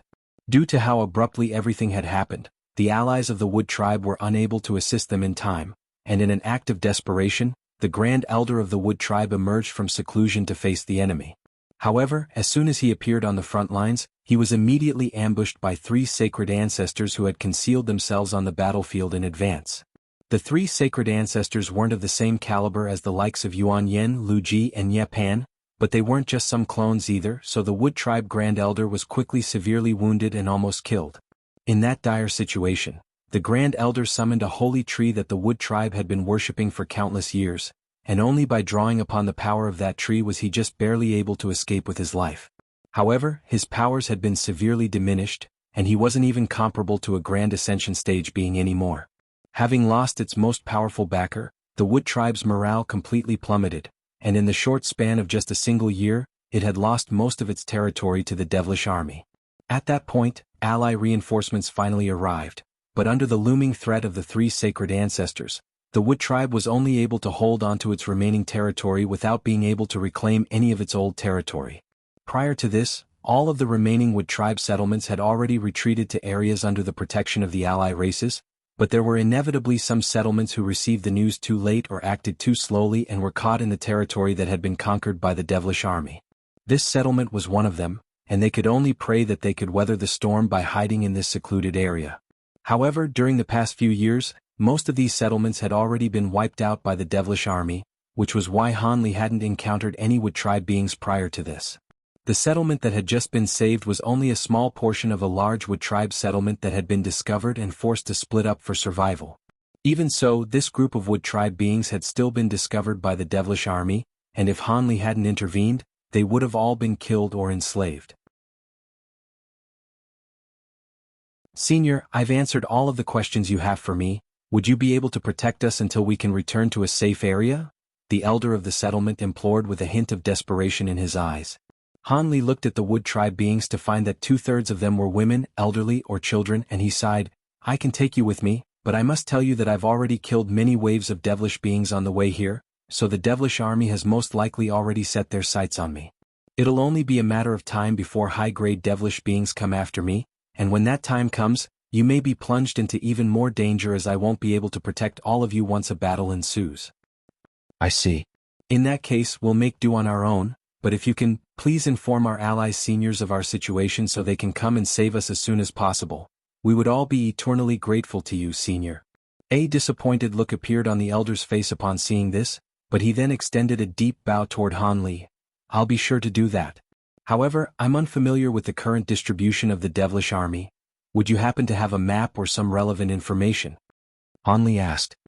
We've been in hiding all this time, but we have managed to gather some information. It's just that it's very rough and by no means comprehensive, the elder replied. That should be enough, Hanli said with a smile. After that, he received a map from the elder before continuing on his journey. The Wood tribe beings naturally didn't dare to linger in the valley any longer, and they all fled the scene as well. Around half a month later, Hanli was flying over a green lake when all of a sudden, a massive green hand emerged from the lake like lightning before instantly grabbing onto the flying carriage, crushing it into pieces as it burst into green flames.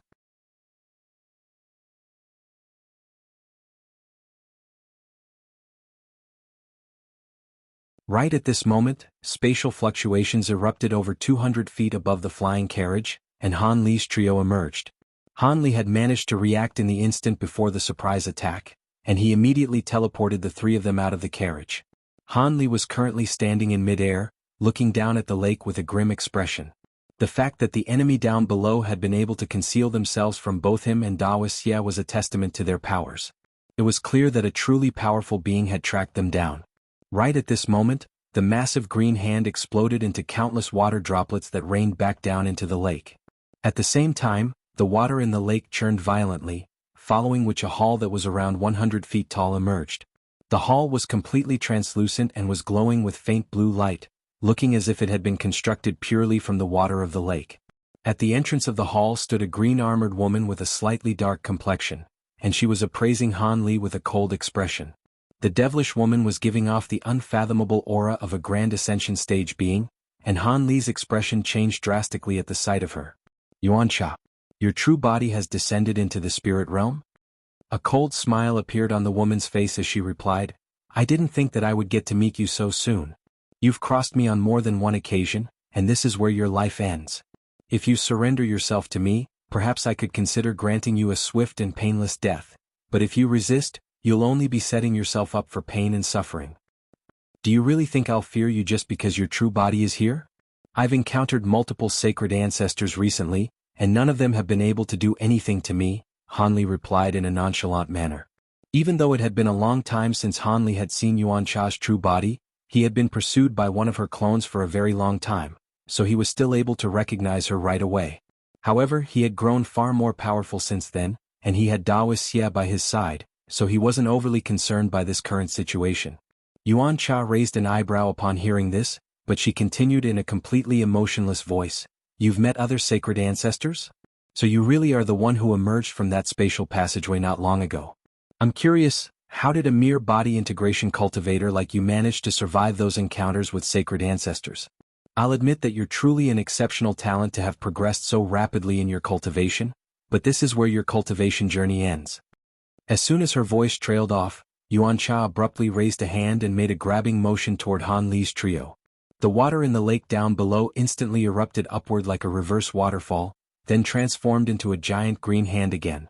However, this hand was over 10 times larger than the previous one, and it encompassed virtually the entire sky as it came crashing down toward Han Li's trio. Han Li's eyes narrowed slightly upon seeing this, and he opened his mouth to expel a ball of silver flames before quickly making a hand seal.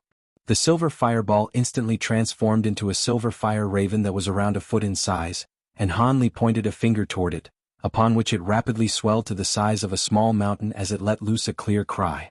Immediately thereafter, the giant fire raven crashed into the massive hand amid a resounding boom, and both of them exploded in unison. Water and fire intertwined high up in the air, forming thick pillars of water and fire that rose up into the heavens before instantly evaporating into dense water vapor that permeated through the entire surrounding area.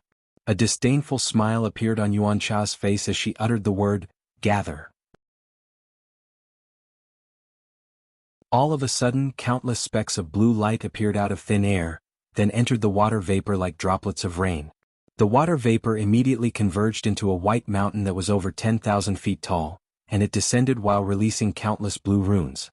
The mountain appeared to be completely weightless, but a grim look appeared on Han Li's face at the sight of it, and he immediately transformed into a giant golden ape amid a flash of golden light before lashing out with both of his fists at once. A pair of golden fist projections was unleashed directly toward the descending mountain, and the blue runes rippled violently as if they could scatter at any moment, but the white mountain itself was completely unperturbed as it continued in its descent.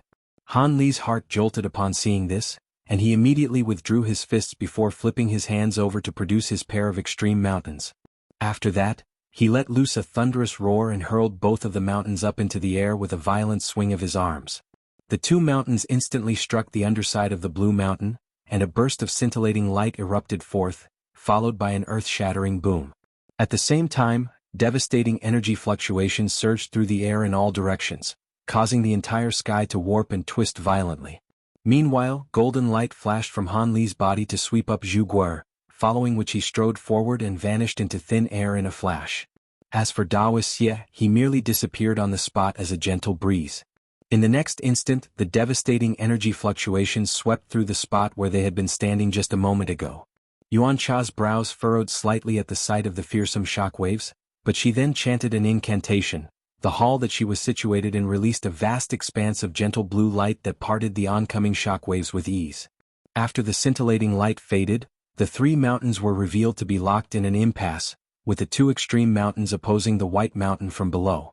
Countless shimmering blue runes were surging around the white mountain, while the black mountain was releasing waves of gray light, and the azure mountain was conjuring countless streaks of invisible sword qi that swept through the surrounding area.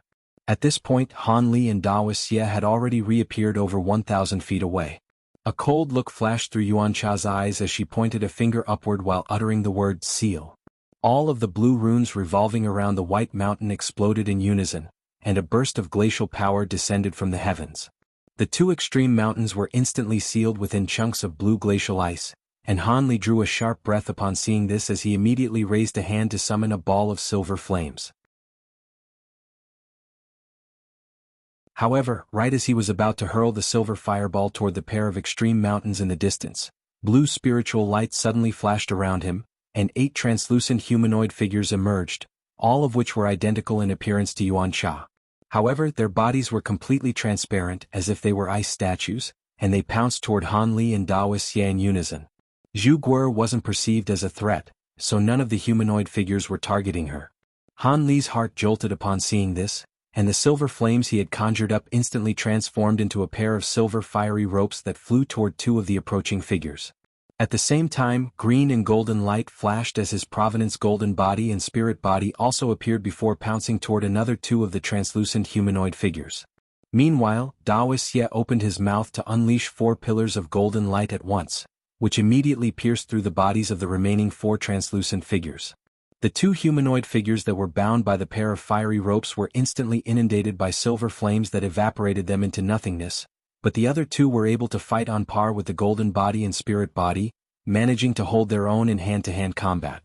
As for the 4 humanoid figures that were pouncing toward Daoist Ye, they were immobilized in the instant that the golden light passed through their bodies, and Daoist Ye thrust his palms toward them in a nonchalant manner to instantly destroy them. Han Li was ecstatic to see this, and he unleashed a pair of azure projections that vanquished the pair of translucent figures locked in combat with the golden body and spirit body as well. However, not only was Yuan Cha not alarmed or enraged by this, a faint smile appeared on her face as she suddenly made a hand seal.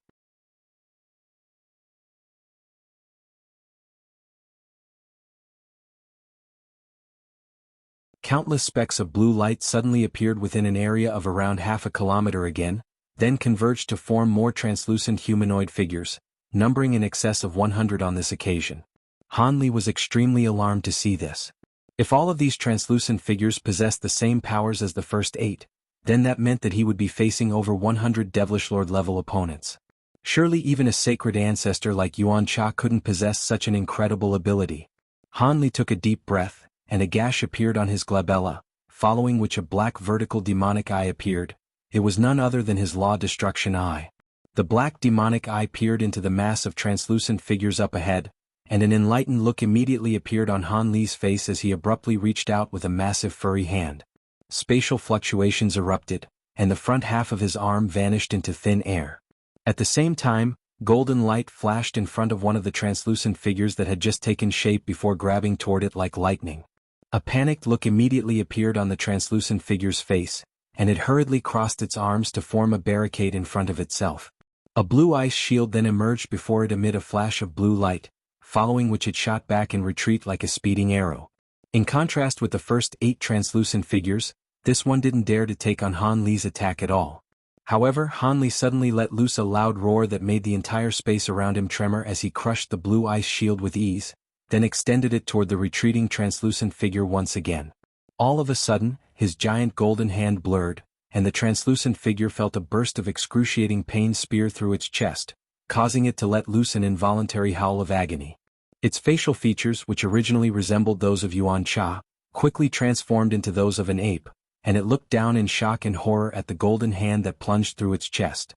A burst of silver flames erupted from the golden hand to sweep up the devilish ape, and it let loose several more howls of anguish before falling silent. Only then did Han Li slowly withdraw his arm, at which point the devilish ape had already been incinerated into nothingness. As soon as the devilish ape was slain, all of the other translucent humanoid figures in the area instantly exploded into specks of blue light that vanished into thin air. Yuan Cha's expression changed slightly upon seeing this. That devilish ape was an extremely rare crystalline projection beast in her possession, and not only was it capable of wielding glacial power, it had the innate ability to be able to manifest hundreds, even thousands of clones. Under normal circumstances, as long as its true body wasn't spotted, it would be able to overwhelm all opponents beneath sacred ancestors with its countless clones. Yuan Cha had slain many powerful enemies with this beast, but Han Li had managed to identify its weakness with ease and kill it within the span of just a few breaths. This came as quite a surprise to Yuan Cha, and she was forced to take Han Li a lot more seriously. However, the crystalline projection beast's devilish core had already been fused as one with her soul, so even though its physical body had been destroyed, she could still resurrect the beast after some time using a secret technique. As such, even though Yuan Cha had become more cautious and alert, she wasn't all that infuriated. Impressive, it seems that you're not just all talk. However, if you think you can oppose a sacred ancestor with your paltry powers, then you're completely delusional. I don't know how you were able to escape from all of those other sacred ancestors, but you have no chance against me, Yuan Cha said in a cold voice as she made a hand seal, and a pillar of blue light immediately erupted into the heavens from behind her.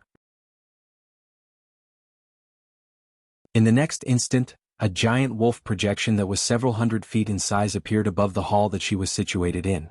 The shimmering blue wolf had a pair of purple eyes, and it was giving off a terrifying aura that struck one with a sense of asphyxiation. In the face of this enormous aura, Han Li shuddered and was forced back several steps in succession. Even though he was invincible among those of the body integration stage, it was still a stretch for him to face the full power of a Grand Ascension stage being. Dao Xie's expression remained unchanged, but he had swept a sleeve through the air to conjure up a golden light barrier, which shielded both himself and Zhu Guar. The golden light barrier only tremored slightly in the face of the fearsome aura before stabilizing itself, and Zhu Guar was left completely unscathed. So this is Yuan Cha's bonded devilish projection. It really is very fearsome. Brother Xie, how much of your magic power have you recovered? Can you fight at full power yet? Han Li asked with a grim expression. I'm close to returning to the Grand Ascension stage, but I won't be able to face her on my own, Dao Xie replied in a wooden manner. You're not alone, Brother Xie. If we don't force her into retreat, she's not going to let us leave, so just fight to the best of your capabilities, Han Li said. If we join forces, we do indeed have a decent chance of securing victory, Dao Xie replied with a nod. Han Li was quite relieved to hear this, and he immediately thumped his own chest violently, releasing several balls of light of different colors from within his body. These balls of light then transformed into his 5 true spirit projections, while his provenance golden body vanished into his body in a flash. In the next instant he swelled drastically to over 10 times his original size, transforming into a mountainous creature, following which he attained an extra 2 heads and 2 additional pairs of arms amid a thunderous roar.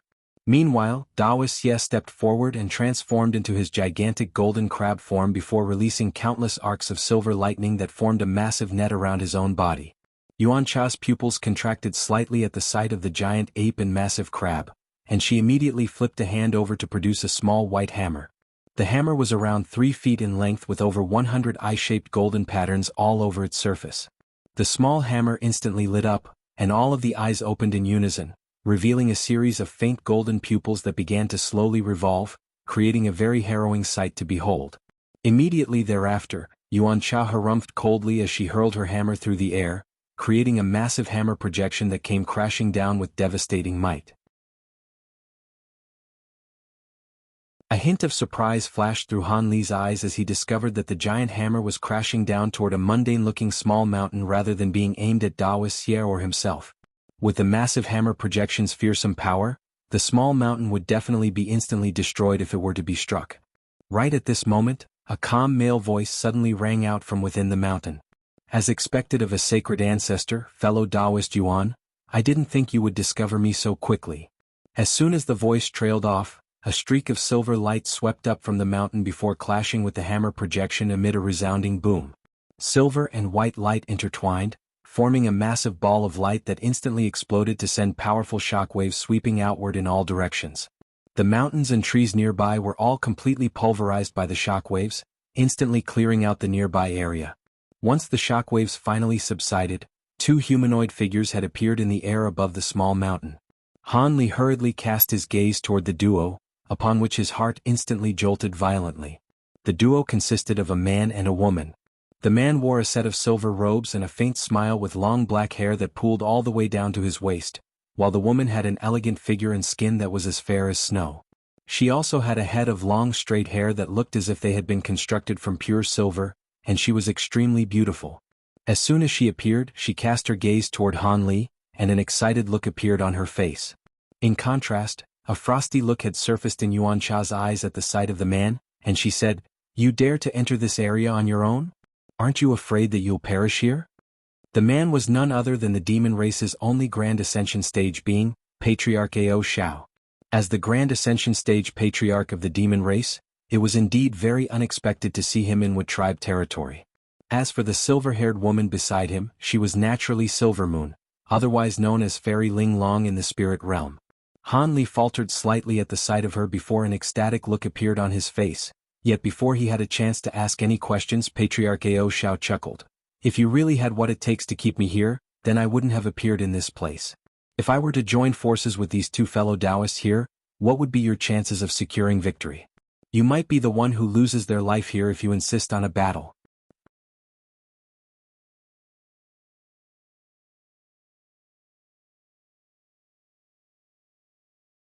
Chapter 2151. Silvermoon and Ao Xiao. Yuan Cha's expression darkened upon hearing this, and she cast a quick glance at Han Li and the giant golden crab before a cold smile suddenly appeared on her face. She then made a grabbing motion toward the small white hammer, and it was drawn into her grasp before vanishing amid a flash of golden light. The giant wolf projection overhead also plunged into the hall down below and quickly disappeared. In the next instant, countless blue runes surged out of the hall, and it flew away as a ball of blue light, retreating into the distance after just a few flashes. At this moment, Yuan Cha's voice rang out from afar. Seeing as Ao Xiao is sticking his nose into this battle, I'll retreat on this occasion, but your luck won't always be this good. If I see you again, you won't be able to get away so easily. After that, the ball of blue light quickly vanished into the distant sky. With the inclusion of Ao Xiao, Yuan Cha knew that there would be a good chance that she would place herself in a perilous situation if she were to insist on trying to strike down Han Li, so she had retreated without any hesitation. Han Li heaved a sigh of relief upon seeing this, and both he and Daoist Xie reverted back to their human forms once again. Han Li then raised a hand toward the two extreme mountains, which had been encapsulated by blue glacial ice, releasing two bursts of silver flame that melted the ice before drawing the mountains back up his sleeve.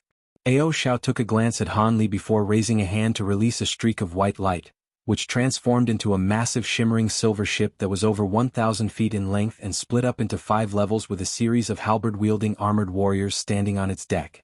"Come along," Patriarch Ao Xiao instructed as he and Silvermoon drifted into the hall on the top level of the ship. The armored warriors all parted in a respectful manner to grant them passage. Han Li immediately identified the armored warriors as puppets, and after a brief hesitation he did as he was instructed, slowly flying toward the ship with Daoist Xie and Zhu Guer in accompaniment. The silver-armored puppets had clearly already received instructions from Patriarch Ao Xiao, and they merely stood on the spot and allowed Han Li's trio to enter the ship. However, after making his way to the entrance of the hall, a thought suddenly occurred to Han Li, and he instructed Zhu Guer to remain outside while he entered the hall with Daoist Xie. "I pay my respects to Senior Ao Xiao," Han Li said as he extended a slight bow toward Patriarch Ao Xiao, who was seated on a golden chair. Instead of immediately offering a response, Patriarch Ao Xiao merely appraised Han Li with a hint of a smile on his face. As for Silvermoon, she was standing behind Patriarch Ao Xiao with her head lowered, seemingly unable to muster up the courage to look at Han Li. "So you're the Han Li who managed to cultivate from the deity transformation stage to the body integration stage in mere centuries. After seeing you in action, I now realize that the rumors of your aptitude still haven't done you justice. You've already reached the late body integration stage, right?" Patriarch Ao Xiao finally spoke, and his tone was quite benevolent. "I have indeed already progressed to the late body integration stage. I'm very honored that you've heard of me, Senior," Han Li replied in a calm manner, but he couldn't help but steal another glance at Silvermoon. However, she still had her head lowered and didn't meet his gaze. "I had heard about you ever since Silvermoon returned to the spirit realm, but I only started to pay attention to you after you reached the body integration stage. After all body integration cultivators are extremely important to our human and demon races, so I had to keep some tabs on you. Silvermoon, come and thank fellow Daoist Han." "If it weren't for him, you wouldn't have been able to fuse the two halves of your soul back together and return to the spirit realm," Patriarch Ao Xiao said with a smile. Silvermoon finally raised her head upon hearing this, but her expression was completely indifferent, creating a stark contrast with her earlier excitement. "Greetings, Brother Han. We may not have met ever since we separated in the human world, but I've never forgotten what you've done for me." A hint of surprise appeared in Han Li's eyes as it didn't seem to him like Silvermoon was intentionally feigning indifference, but he quickly smiled and said, "I was unaware of your true identity back in the human world, so please forgive me for any prior offense I may have caused. Furthermore, I didn't have to go to a lot of trouble to save you back then, so don't mention it." "Ah, there's no need to be so cold and distant even though the two of you haven't met for so many years. Regardless of what you say, the fact of the matter is that you saved Silvermoon's life, and I'll be sure to reward you handsomely for that," Ao Xiao chuckled. A thought suddenly occurred to Han Li, and quickly changed the subject. "Senior, this area is already under the control of the Devilish Army. Have you come here to spy on the Devilish Army?" "Yes and no," Patriarch Ao Xiao replied in an ambiguous manner after a brief pause. Han Li was rather perplexed by this answer.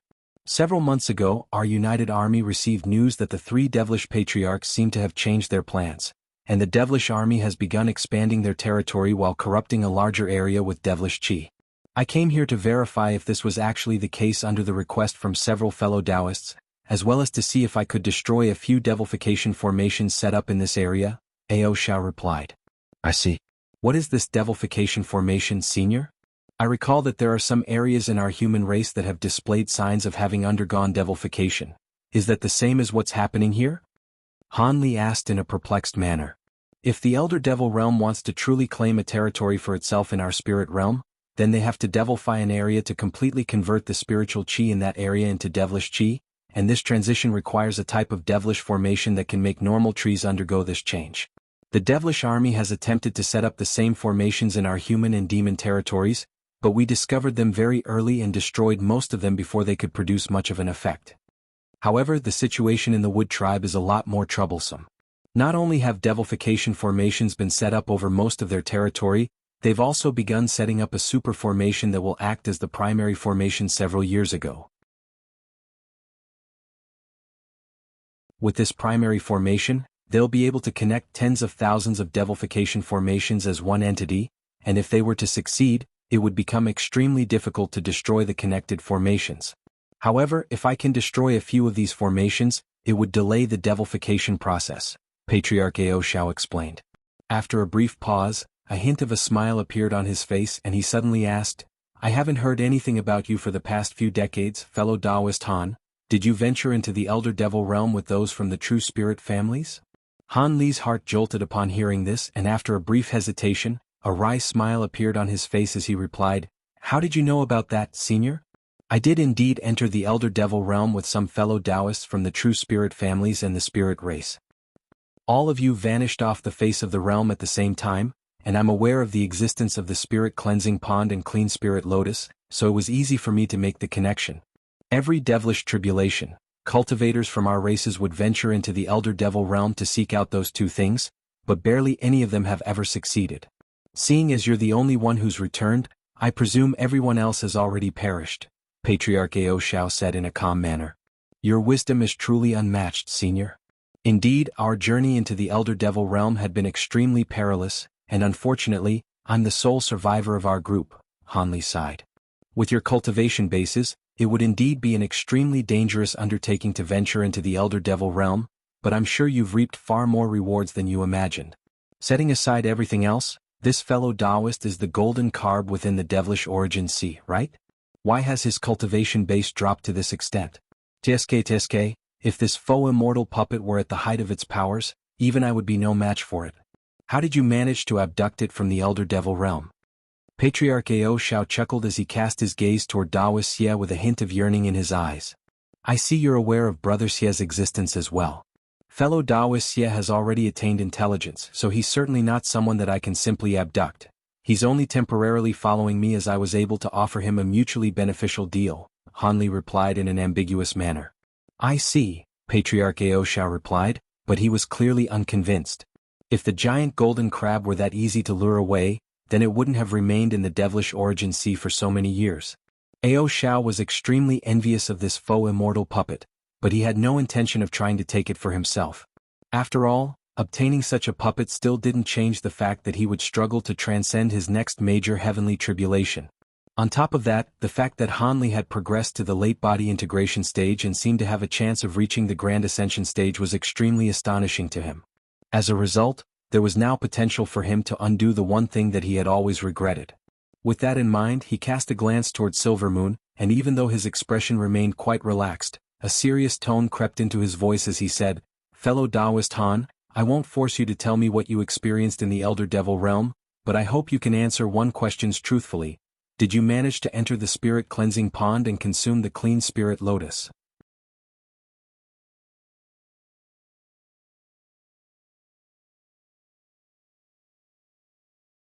Han Li's expression changed slightly upon hearing this before immediately returning to normal as he asked, Do you think I succeeded, senior? Patriarch Ao Shao momentarily before replying, The Spirit Cleansing Pond and Clean Spirit Lotus are extremely renowned, and many powerful beings from several realms have tried to obtain them, but I've never heard of anyone who's actually succeeded. You've returned safely from the Elder Devil Realm, but there's still a very low chance that you've obtained those two things. However, for some reason, I can't help but feel like you've encountered greater opportunities than I imagine, so I'm going to go with my instinct and say that you've succeeded. Your instincts are very sharp, Senior, Han Li replied with a smile. In the past, he wouldn't have revealed this information to such a powerful being, but now that he had cultivated his holy nirvana physique to the second nirvana transformation and he had the profound heavenly spirit/sword and Taoist Xia as trump cards, he no longer had such inhibitions.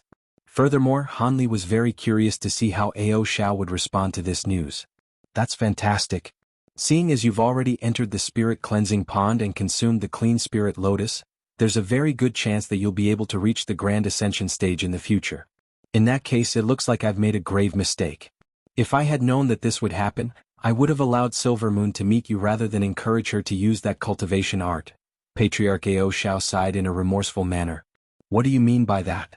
Han Li asked as his brows furrowed slightly.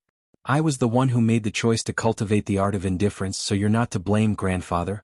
If I hadn't used this cultivation art, how would I have been able to overcome the flaws in my mental state to progress to the body integration stage? On top of that, after using this cultivation art, I've realized that emotions are completely superfluous and will only inhibit one's pursuit of the great Tao, Silver Moon finally said in a calm manner. Art of indifference? Why did she turn to such a cultivation art, Senior? Did an issue arise in her cultivation? Han Li asked. This is what I wanted to speak to you about. However, this is not a good place to talk and I've completed my mission here, so let's go back to the territory of our united army. I'll explain the situation to you along the way, Patriarch Ao Xiao replied. Thus, Han Li could only repress his curiosity for now as he nodded in response. Fetch fellow Taoist Han and fellow Taoist Xie some tea, and set off for Cottonwood City right away. Take a seat, fellow Taoists, Patriarch Ao Xiao said. Yes, master. Several mechanical voices rang out in unison outside the hall, following which the silver ship began to move. Han Li and Taoist Xie sat down as they were told, and almost at the exact same moment, several silver-haired female servants made their way into the hall with platters in their hands, then poured cups of fragrant green tea for everyone. Han Li was still thinking about Silver Moon, so he had no interest in tasting the tea and only took a customary sip as a polite gesture before setting the teacup down onto the table beside him. In contrast, Taoist Xie appraised the tea momentarily before downing the entire cup in one go before asking, "This tea contains a special type of spiritual power that seems to be rather beneficial to me. Do you have any more of this, fellow Taoist Ao?" "Ah, you're a straightforward man, brother Xie. Rest assured, this green dragon tea is quite rare, but I have a good supply. If you like it, you can take some with you," Patriarch Ao Xiao chuckled in response, clearly interested in establishing good relations with this powerful faux immortal puppet. "You have my thanks," Taoist Xie replied with a nod before falling silent. Patriarch Ao Xiao naturally didn't take any offense to Taoist Xie's aloof attitude, and he turned to Silver Moon with a sympathetic look in his eyes as he said, "Linger, you've only recently begun cultivating the art of indifference, so your mental state isn't very stable yet. As such, you should go back to rest so no mishaps occur. I'll attend to our two guests here." "Yes, grandfather," Silver Moon replied before extending a slight curtsy toward Han Li and Taoist Xie, then departed from the hall. Throughout this process, her expression remained completely aloof as if Han Li were nothing more than a stranger to her. Han Li opened his mouth to say something, but decided against it in the end as a slightly dejected look appeared in his eyes. A wry smile appeared on Patriarch Ao Xiao's face, and following Silver Moon's departure he continued, "Fellow Taoist Han, I'm sure you've already learned about Ling Ling's life before she met you, right?" "I have indeed heard about it from some other fellow Taoists, but I've also heard that she seems to have remained by your side ever since she returned to the spirit realm," Han Li replied. "That is indeed the case.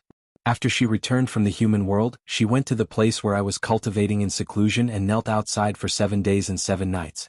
I can still recall how thin and frail she looked when I finally caved and opened the restriction to let her in."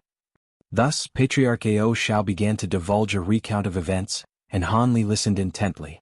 Time slowly passed by, and Patriarch Ao Xiao's account also progressed very slowly.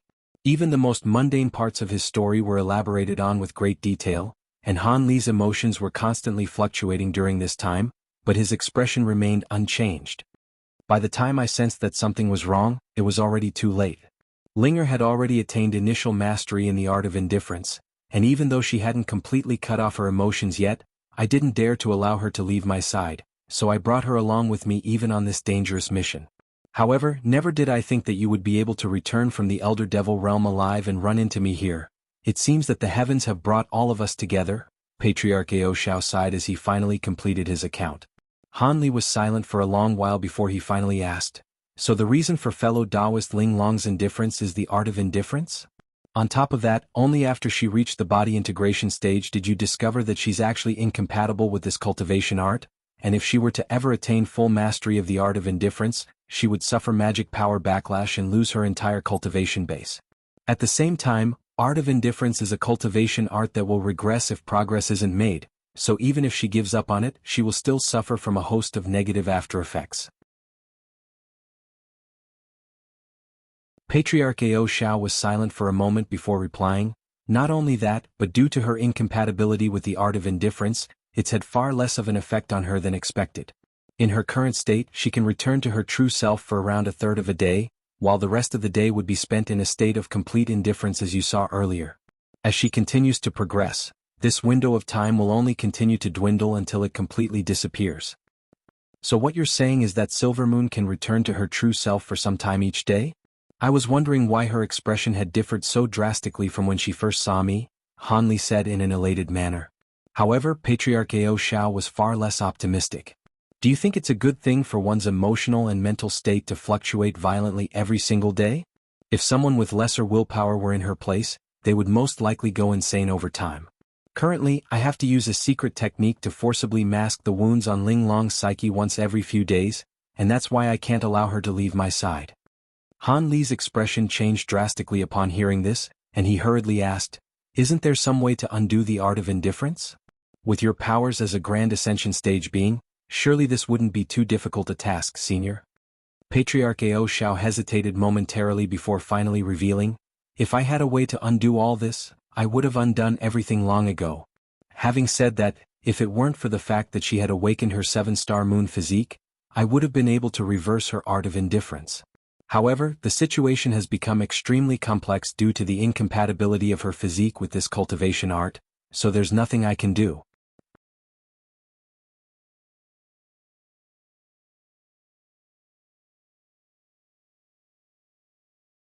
Han Li fell silent upon hearing this, but a hint of surprise appeared on Dao Xie's face as he repeated, 7-star moon physique?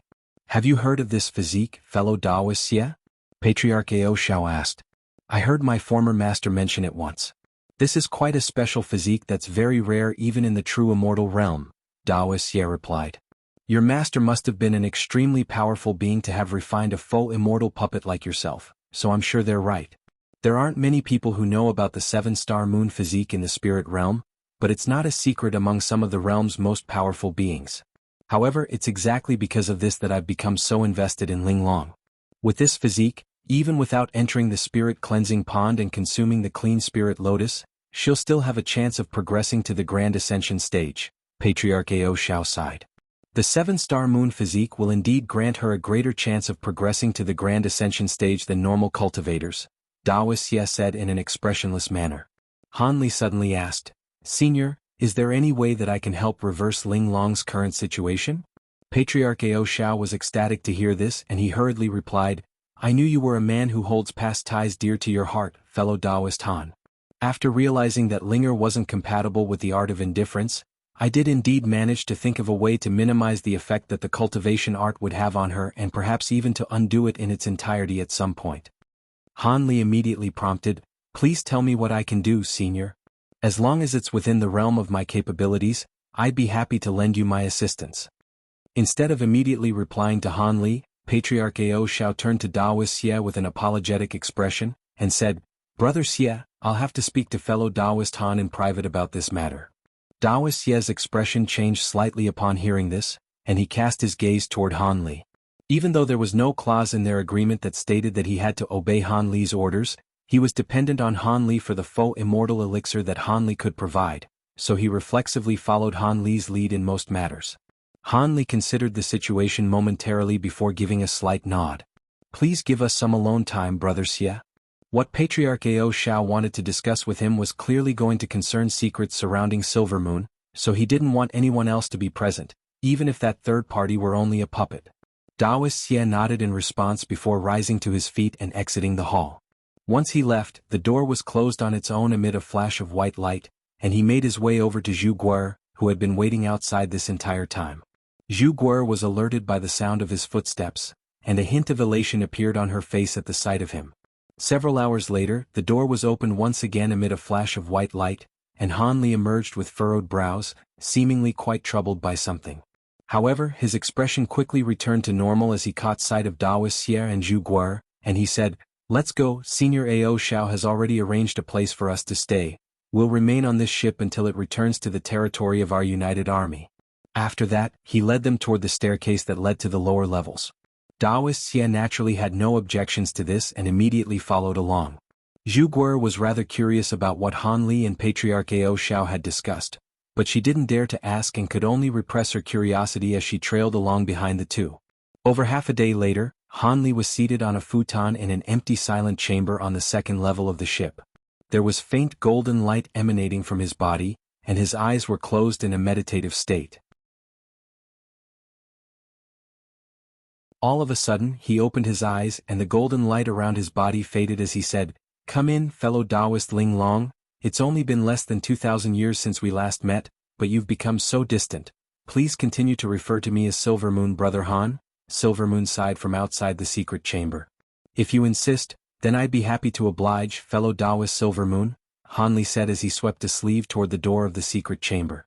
In the next instant, light flashed from the door, and the restriction set up on it vanished as it swung open on its own, revealing none other than Silver Moon standing outside. However, at this moment, her cold and aloof expression had completely disappeared. Her eyes were currently rippling with emotion, and there was a faint blush on her face that further accentuated her beauty, lulling even Han Li into a momentary bout of entrancement. Silver Moon's expression changed slightly at the sight of the door being opened, and she strode into the secret chamber before stopping around 10 feet away from Han Li. She then suddenly smiled and said, "Please forgive me for the rudeness I displayed while I was under the influence of my cultivation art." After that, she drew another nearby futon into her grasp before also taking a seat across from Han Li. A faint smile also appeared on Han Li's face as he replied in a gentle voice, "It's all right, I certainly won't blame you for the behavior you exhibit when it's outside of your control. Having said that, you should have taken some more time to rest and adjust your mental state instead of coming to see me so soon. It's all right, the effect of the art of indifference is very minimal when I'm in my lucid phases. I was concerned that if I came too late, we would only be able to share a brief conversation before I become as cold and emotionless as a log again, and that would be very disappointing for both of us," Silver Moon replied with a smile. Han Li faltered slightly upon hearing this before a wry smile appeared on his face. "Your personality hasn't changed at all during all these years. You still just blurt out whatever is on your mind. If you're one to talk. This personality of mine was something that I had to adopt while I was being enslaved by you. Otherwise, if you had become suspicious that I was hiding something from you, you would have immediately killed the frail little spirit beast that I was." Silver Moon chuckled as she rolled her eyes at Han Li. "Ahem, that's all in the past now, so let's leave it there. I didn't know who you were at the time, I just thought you were an ordinary fox demon." Han Li cleared his throat in an awkward manner in response. "Is that really the case? Perhaps you did indeed think that during the first few years, but I'm sure you became suspicious of me thereafter, yet you still didn't treat me any better," Silver Moon accused with a hint of a smile on her face. An earnest look appeared on Han Li's face as he said, "My cultivation base was very lackluster at the time, and it was all thanks to you that I was able to survive many perilous ordeals. Without your help, there's no way I would have even made it to the spirit realm at all." I'm not here for revenge, Brother Han. I was really surprised when you asked that good friend of mine to relay a message to me in secret. I didn't think that you would be able to ascend to the spirit realm. After all, the spiritual qi in the human world is far too sparse, and it's already very incredible for someone to reach the deity transformation stage, let alone ascend to the spirit realm, Silver Moon said. "I was merely lucky, and that's something else that I have to thank you for. If you hadn't revealed the location of that spatial node to me, I wouldn't have been able to ascend to the spirit realm so smoothly," Han Li replied in an earnest manner. "The two halves of my soul had only just fused as one again at that point, and I had to return to the spirit realm right away, so that was the only thing that I could have done for you. However, it's really not worthy of a mention considering you saved my life," Silver Moon said in a nonchalant manner. "You're being far too modest, Silver Moon," Han Li countered with a shake of his head. Instead of discussing this matter any further, an excited look suddenly appeared on Silvermoon's face as she abruptly changed the subject. By the way, did your enemies continue to pursue you after you escaped from Kunwu Mountain? And how did you progress to the deity transformation stage later on? That's quite a long story. After I escaped from Kunwu Mountain, I traveled to the island of the North Night Palace in the Great Gene known as. Thus, Han Li launched into a recount of his past exploits. He spoke for over an hour, recounting not only his experiences in the human world after the Kunwu Mountain ordeal, he even gave her an account of his experiences in the spirit realm. Compared to the average cultivator, Han Li's experiences naturally made for a far more enthralling tale, and Silvermoon was thoroughly enraptured by his story. After he concluded his recount, Silvermoon also provided him with a recount of what had happened to her after her return to the spirit realm. To Han Li's surprise, she made no effort to hide the details about Wolf Monarch Tian Kuei and the inner demons that led to her decision to turn to the art of indifference, and Han Li found himself slightly entranced by her glowing smile.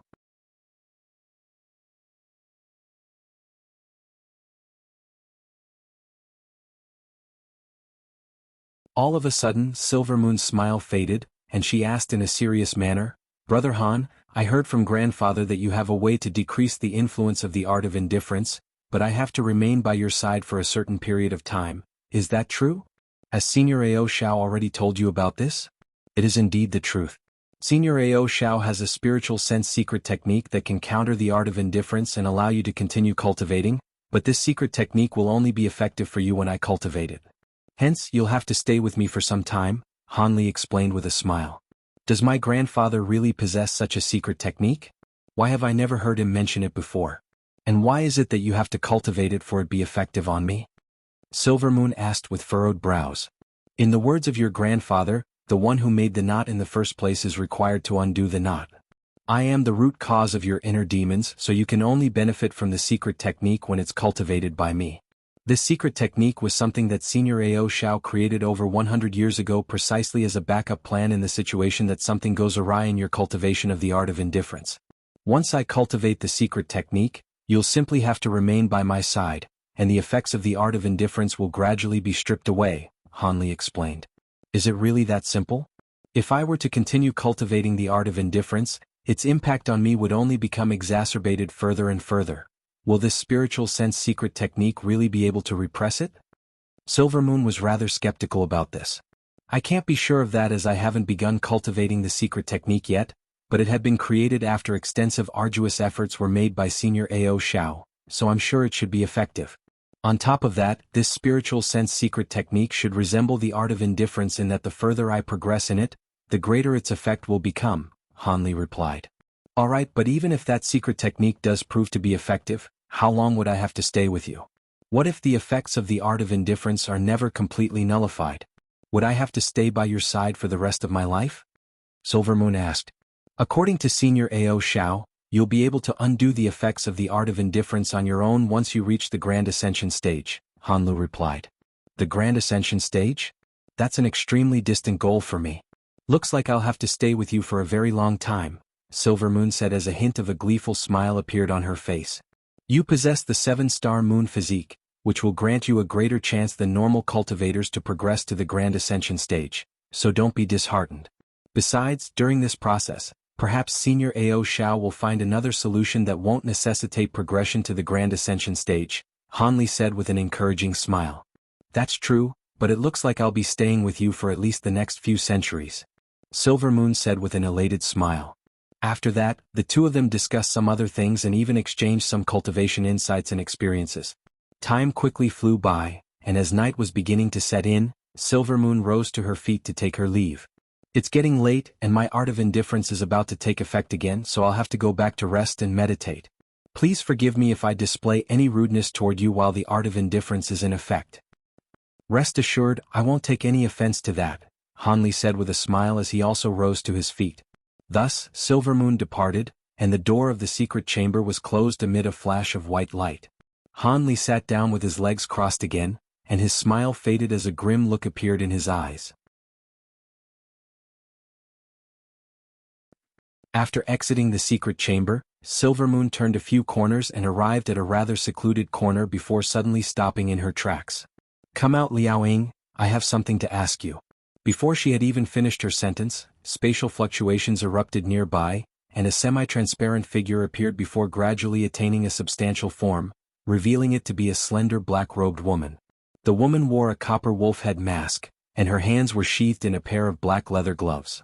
Not even a single inch of her skin was exposed, and she was hovering around a foot above the ground. "What would you like to ask me, young mistress?" the masked woman asked. "Liao Ying, you were in the hall during my grandfather's conversation with Brother Han, right? At the time, did my grandfather raise any other conditions to Brother Han aside from asking him to cultivate that spiritual sense secret technique?" "Don't keep anything secret from me," Silver Moon asked in a serious voice. The masked woman smiled and replied, "Master Ao Shao transferred my contract to you, so I'm now a shadow guard of yours. I wouldn't keep any secrets from you." Initially, Senior Ao Shao proposed for him to marry you as opposed to immediately mentioning the spiritual sense secret technique. Master promised that as long as fellow Taoist Han agreed to this, not only would he share with fellow Taoist Han his experiences and insights from his Grand Ascension stage breakthrough, he would give fellow Taoist Han most of the treasures in his collection as a dowry. However, fellow Taoist Han refused that offer and only agreed to cultivate the spiritual sense secret technique. So grandfather really did make such a proposal. He was most likely of the opinion that once I married Brother Han, the flaws in my mental state would be mostly repaired. However, with Brother Han's personality, there was no way that he was going to agree to this. If he had, I would have been rather disappointed in him. "I'm sure grandfather wasn't happy about being turned down, right?" Silver Moon asked. Master Ao Shao was indeed rather displeased, but fellow Taoist Han is no ordinary late-body integration cultivator, so Master Ao Shao didn't say anything about the matter, Liaoing replied. "Of course. Brother Han is currently the most likely cultivator among the human and demon races to progress to the Grand Ascension stage, so grandfather wouldn't do anything to harm him no matter how displeased he was." "Alright, you can go now, Liaoing," Silver Moon sighed. "I'll be taking my leave then." Liao Ying extended a slight bow before vanishing into thin air. Silver Moon lingered for a while longer before also departing. The art of indifference was about to take effect soon, so she didn't dare to delay any longer. In the secret chamber, Han Li was also reminiscing about his conversation with Patriarch Ao Shao.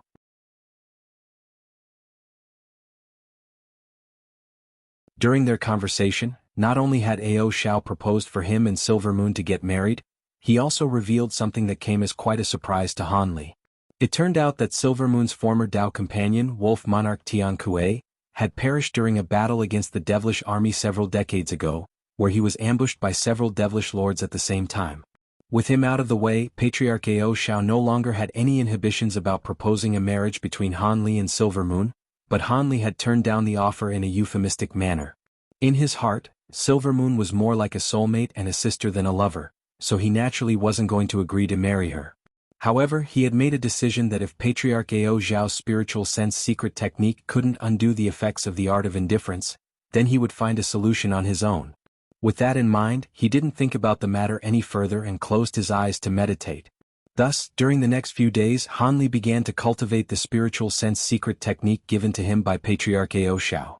According to Patriarch Ao Shao, once he cultivated this secret technique to a certain extent, he would automatically release a type of spiritual sense fluctuations that would repress the effects of the art of indifference. Of course, this secret technique could also enhance one's spiritual sense, but obviously to nowhere near the extent that the spirit refinement technique could. Patriarch Ao Shao had proclaimed the secret technique to be very difficult to cultivate, but much to Han Li's surprise and elation, he felt it to be extremely simple and straightforward. After thinking about why this was the case, he realized that it most likely had something to do with his spirit refinement technique. The spirit refinement technique was a secret technique from the true immortal realm, so in comparison, this spiritual sense secret technique was naturally extremely simple to cultivate. In the short span of just 2 months, he had mastered the first few stages of the secret technique and achieved initial mastery. During this time, Silver Moon had come to see him on several occasions during which he wasn't affected by the art of indifference, and they shared extensive conversations on each occasion. After close to another month had passed, the ship finally entered the Wood Tribe territory that was still under the control of the United Army. However, it continued onward until it reached Cottonwood City, which was where the United Army headquarters was situated.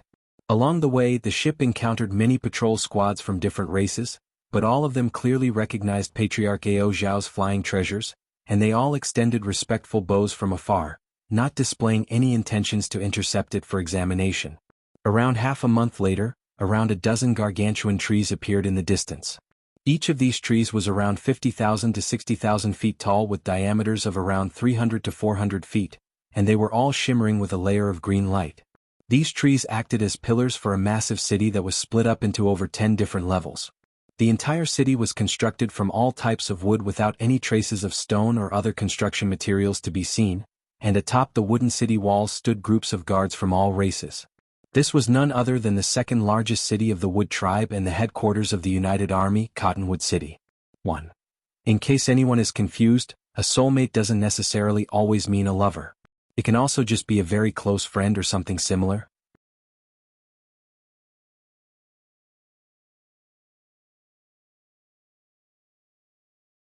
The giant silver ship was noticed by the guards on the city wall once it reached within 50 kilometers of the city, and a group of demonic cultivators immediately rose up into the air before flying toward the ship. We pay our respects to our patriarch. These demonic beings wore suits of armor of different colors, and most of them were at the core formation stage or nascent soul stage. After flying to around 500 meters away from the ship, all of them stopped before falling to their knees in a fervent manner. No need for formalities. I'm going back to my cave abode so you can continue with what you've been doing, Patriarch Ao Shao instructed in an implacable voice from inside the ship. Yes, Patriarch. Patriarch Ao Shao had ruled over the demon race for tens of thousands of years and was worshipped as a god by normal demonic beings, so the guards naturally didn't offer any objections. All of them immediately parted to open up a path, and the flying ship continued to fly toward Cottonwood City as a ball of silver light. All of the restrictions up ahead also parted on their own, thereby granting the ship passage straight into the top level of the city, where it slowly descended onto a heavily guarded plaza. Almost at the exact same moment, a white-haired elderly man emerged from a teleportation formation on the corner of the plaza amid a flash of spiritual light, then immediately made his way over to the ship with a faint smile on his face. The elderly man had a very benevolent appearance with a pair of remarkably long earlobes that almost trailed down to his shoulders. With each step he took he covered a distance of over 100 feet, and after just a few flashes he had arrived beside the silver ship. All of the guards on the plaza immediately extended deep bows, seemingly filled with respect and admiration for the elderly man. You finally came back, Ao Shao. You've been away for a very long time. If you had been away for much longer, I would have been worried that you may have been killed by the devilish army, the white-haired elderly man chortled in a boisterous voice. Humph, those devilish brats aren't enough to pose a threat to me. Having said that, it sounds like you were genuinely worried about me, Patriarch Ao Shao harumphed coldly in response from within the ship. Immediately thereafter, the ship began to rapidly shrink amid a flash of silver light, and once the light faded, the ship also disappeared, only for several humanoid figures to take its place. These were none other than Han Li, Silvermoon, and Patriarch Ao Shao, as well as his entourage. The white-haired elderly man smiled as he cast his gaze toward Ao Shao and said, "Brother Ao Shao, our human and demon races have always been close allies. If you had gone missing under these circumstances, I would struggle to hold down the fort on my own. That is indeed true, but rest assured I may not have much time left, but I won't be dying anytime soon. At the very least I have to last through this devilish tribulation. By the way, this is fellow Taoist Mo. I'm sure you've heard of him, fellow Taoist Han," Patriarch Ao Shao said as he motioned toward Han Li. "Junior Han Li pays his respects to Senior Mo Jianli." Han Li immediately stepped forward before extending a respectful bow toward the white-haired elderly man. Even though Patriarch Ao Shao hadn't mentioned the elderly man's name, his Mo surname and Grand Ascension Stage cultivation base, as well as the fact that he was a human, were sufficient factors for Han Li to deduce his identity. Mo Jianli faltered slightly upon hearing this before an elated look quickly appeared on his face. "Han Li? Are you the cultivator from our human race who only took less than 1,000 years to reach the body integration stage? I heard that you entered the Elder Devil realm with that long brat and the others. Did you just return from the Elder Devil realm?" It was clear that he had also been keeping tabs on Han Li.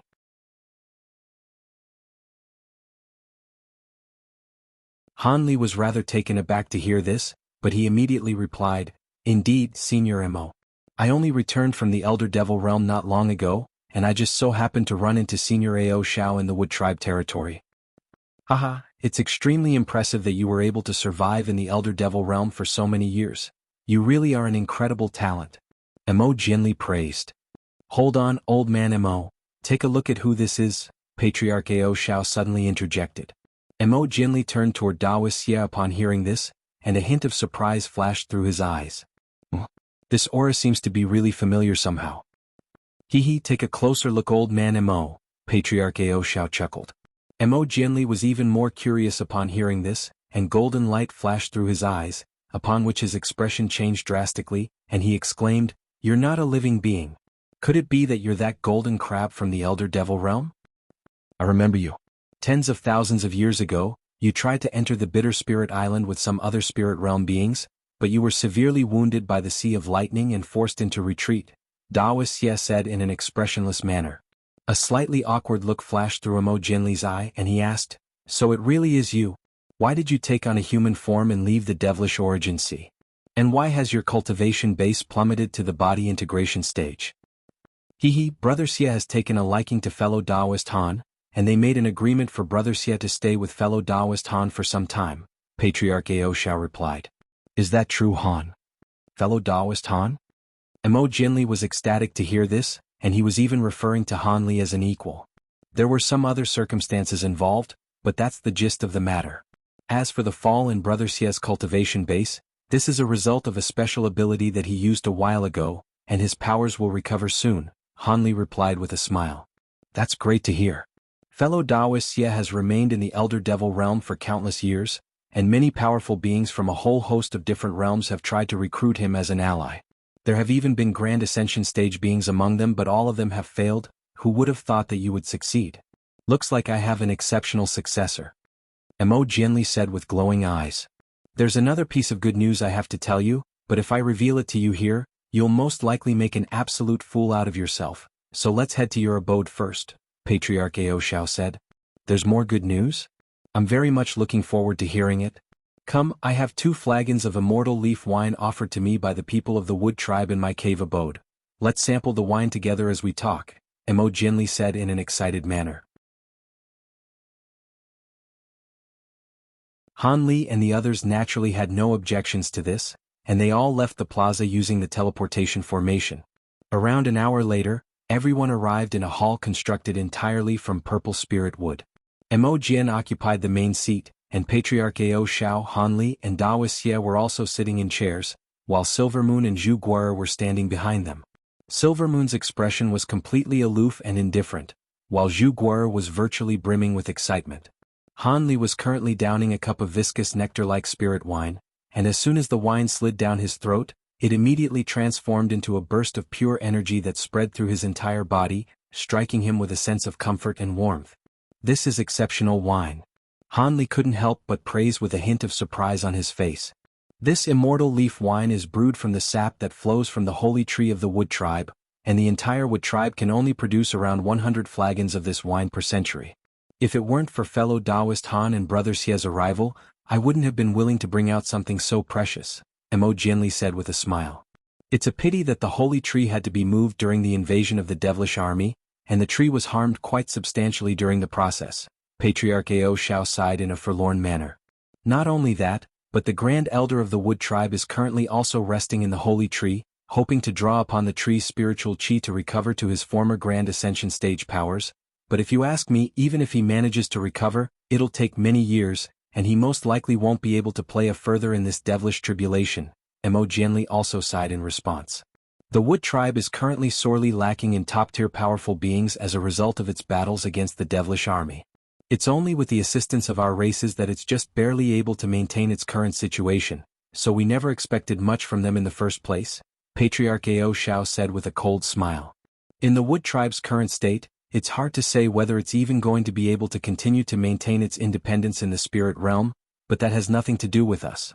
Now then, can you tell me this good news that you were referring to earlier, fellow Daoist Ao Shao?" Mo Jinli sighed before changing the subject. The good news is that fellow Daoist Han managed to enter the spirit cleansing pond and consume the clean spirit lotus in the Elder Devil realm, something that even we were unable to do," Patriarch Ao Shao chuckled in response.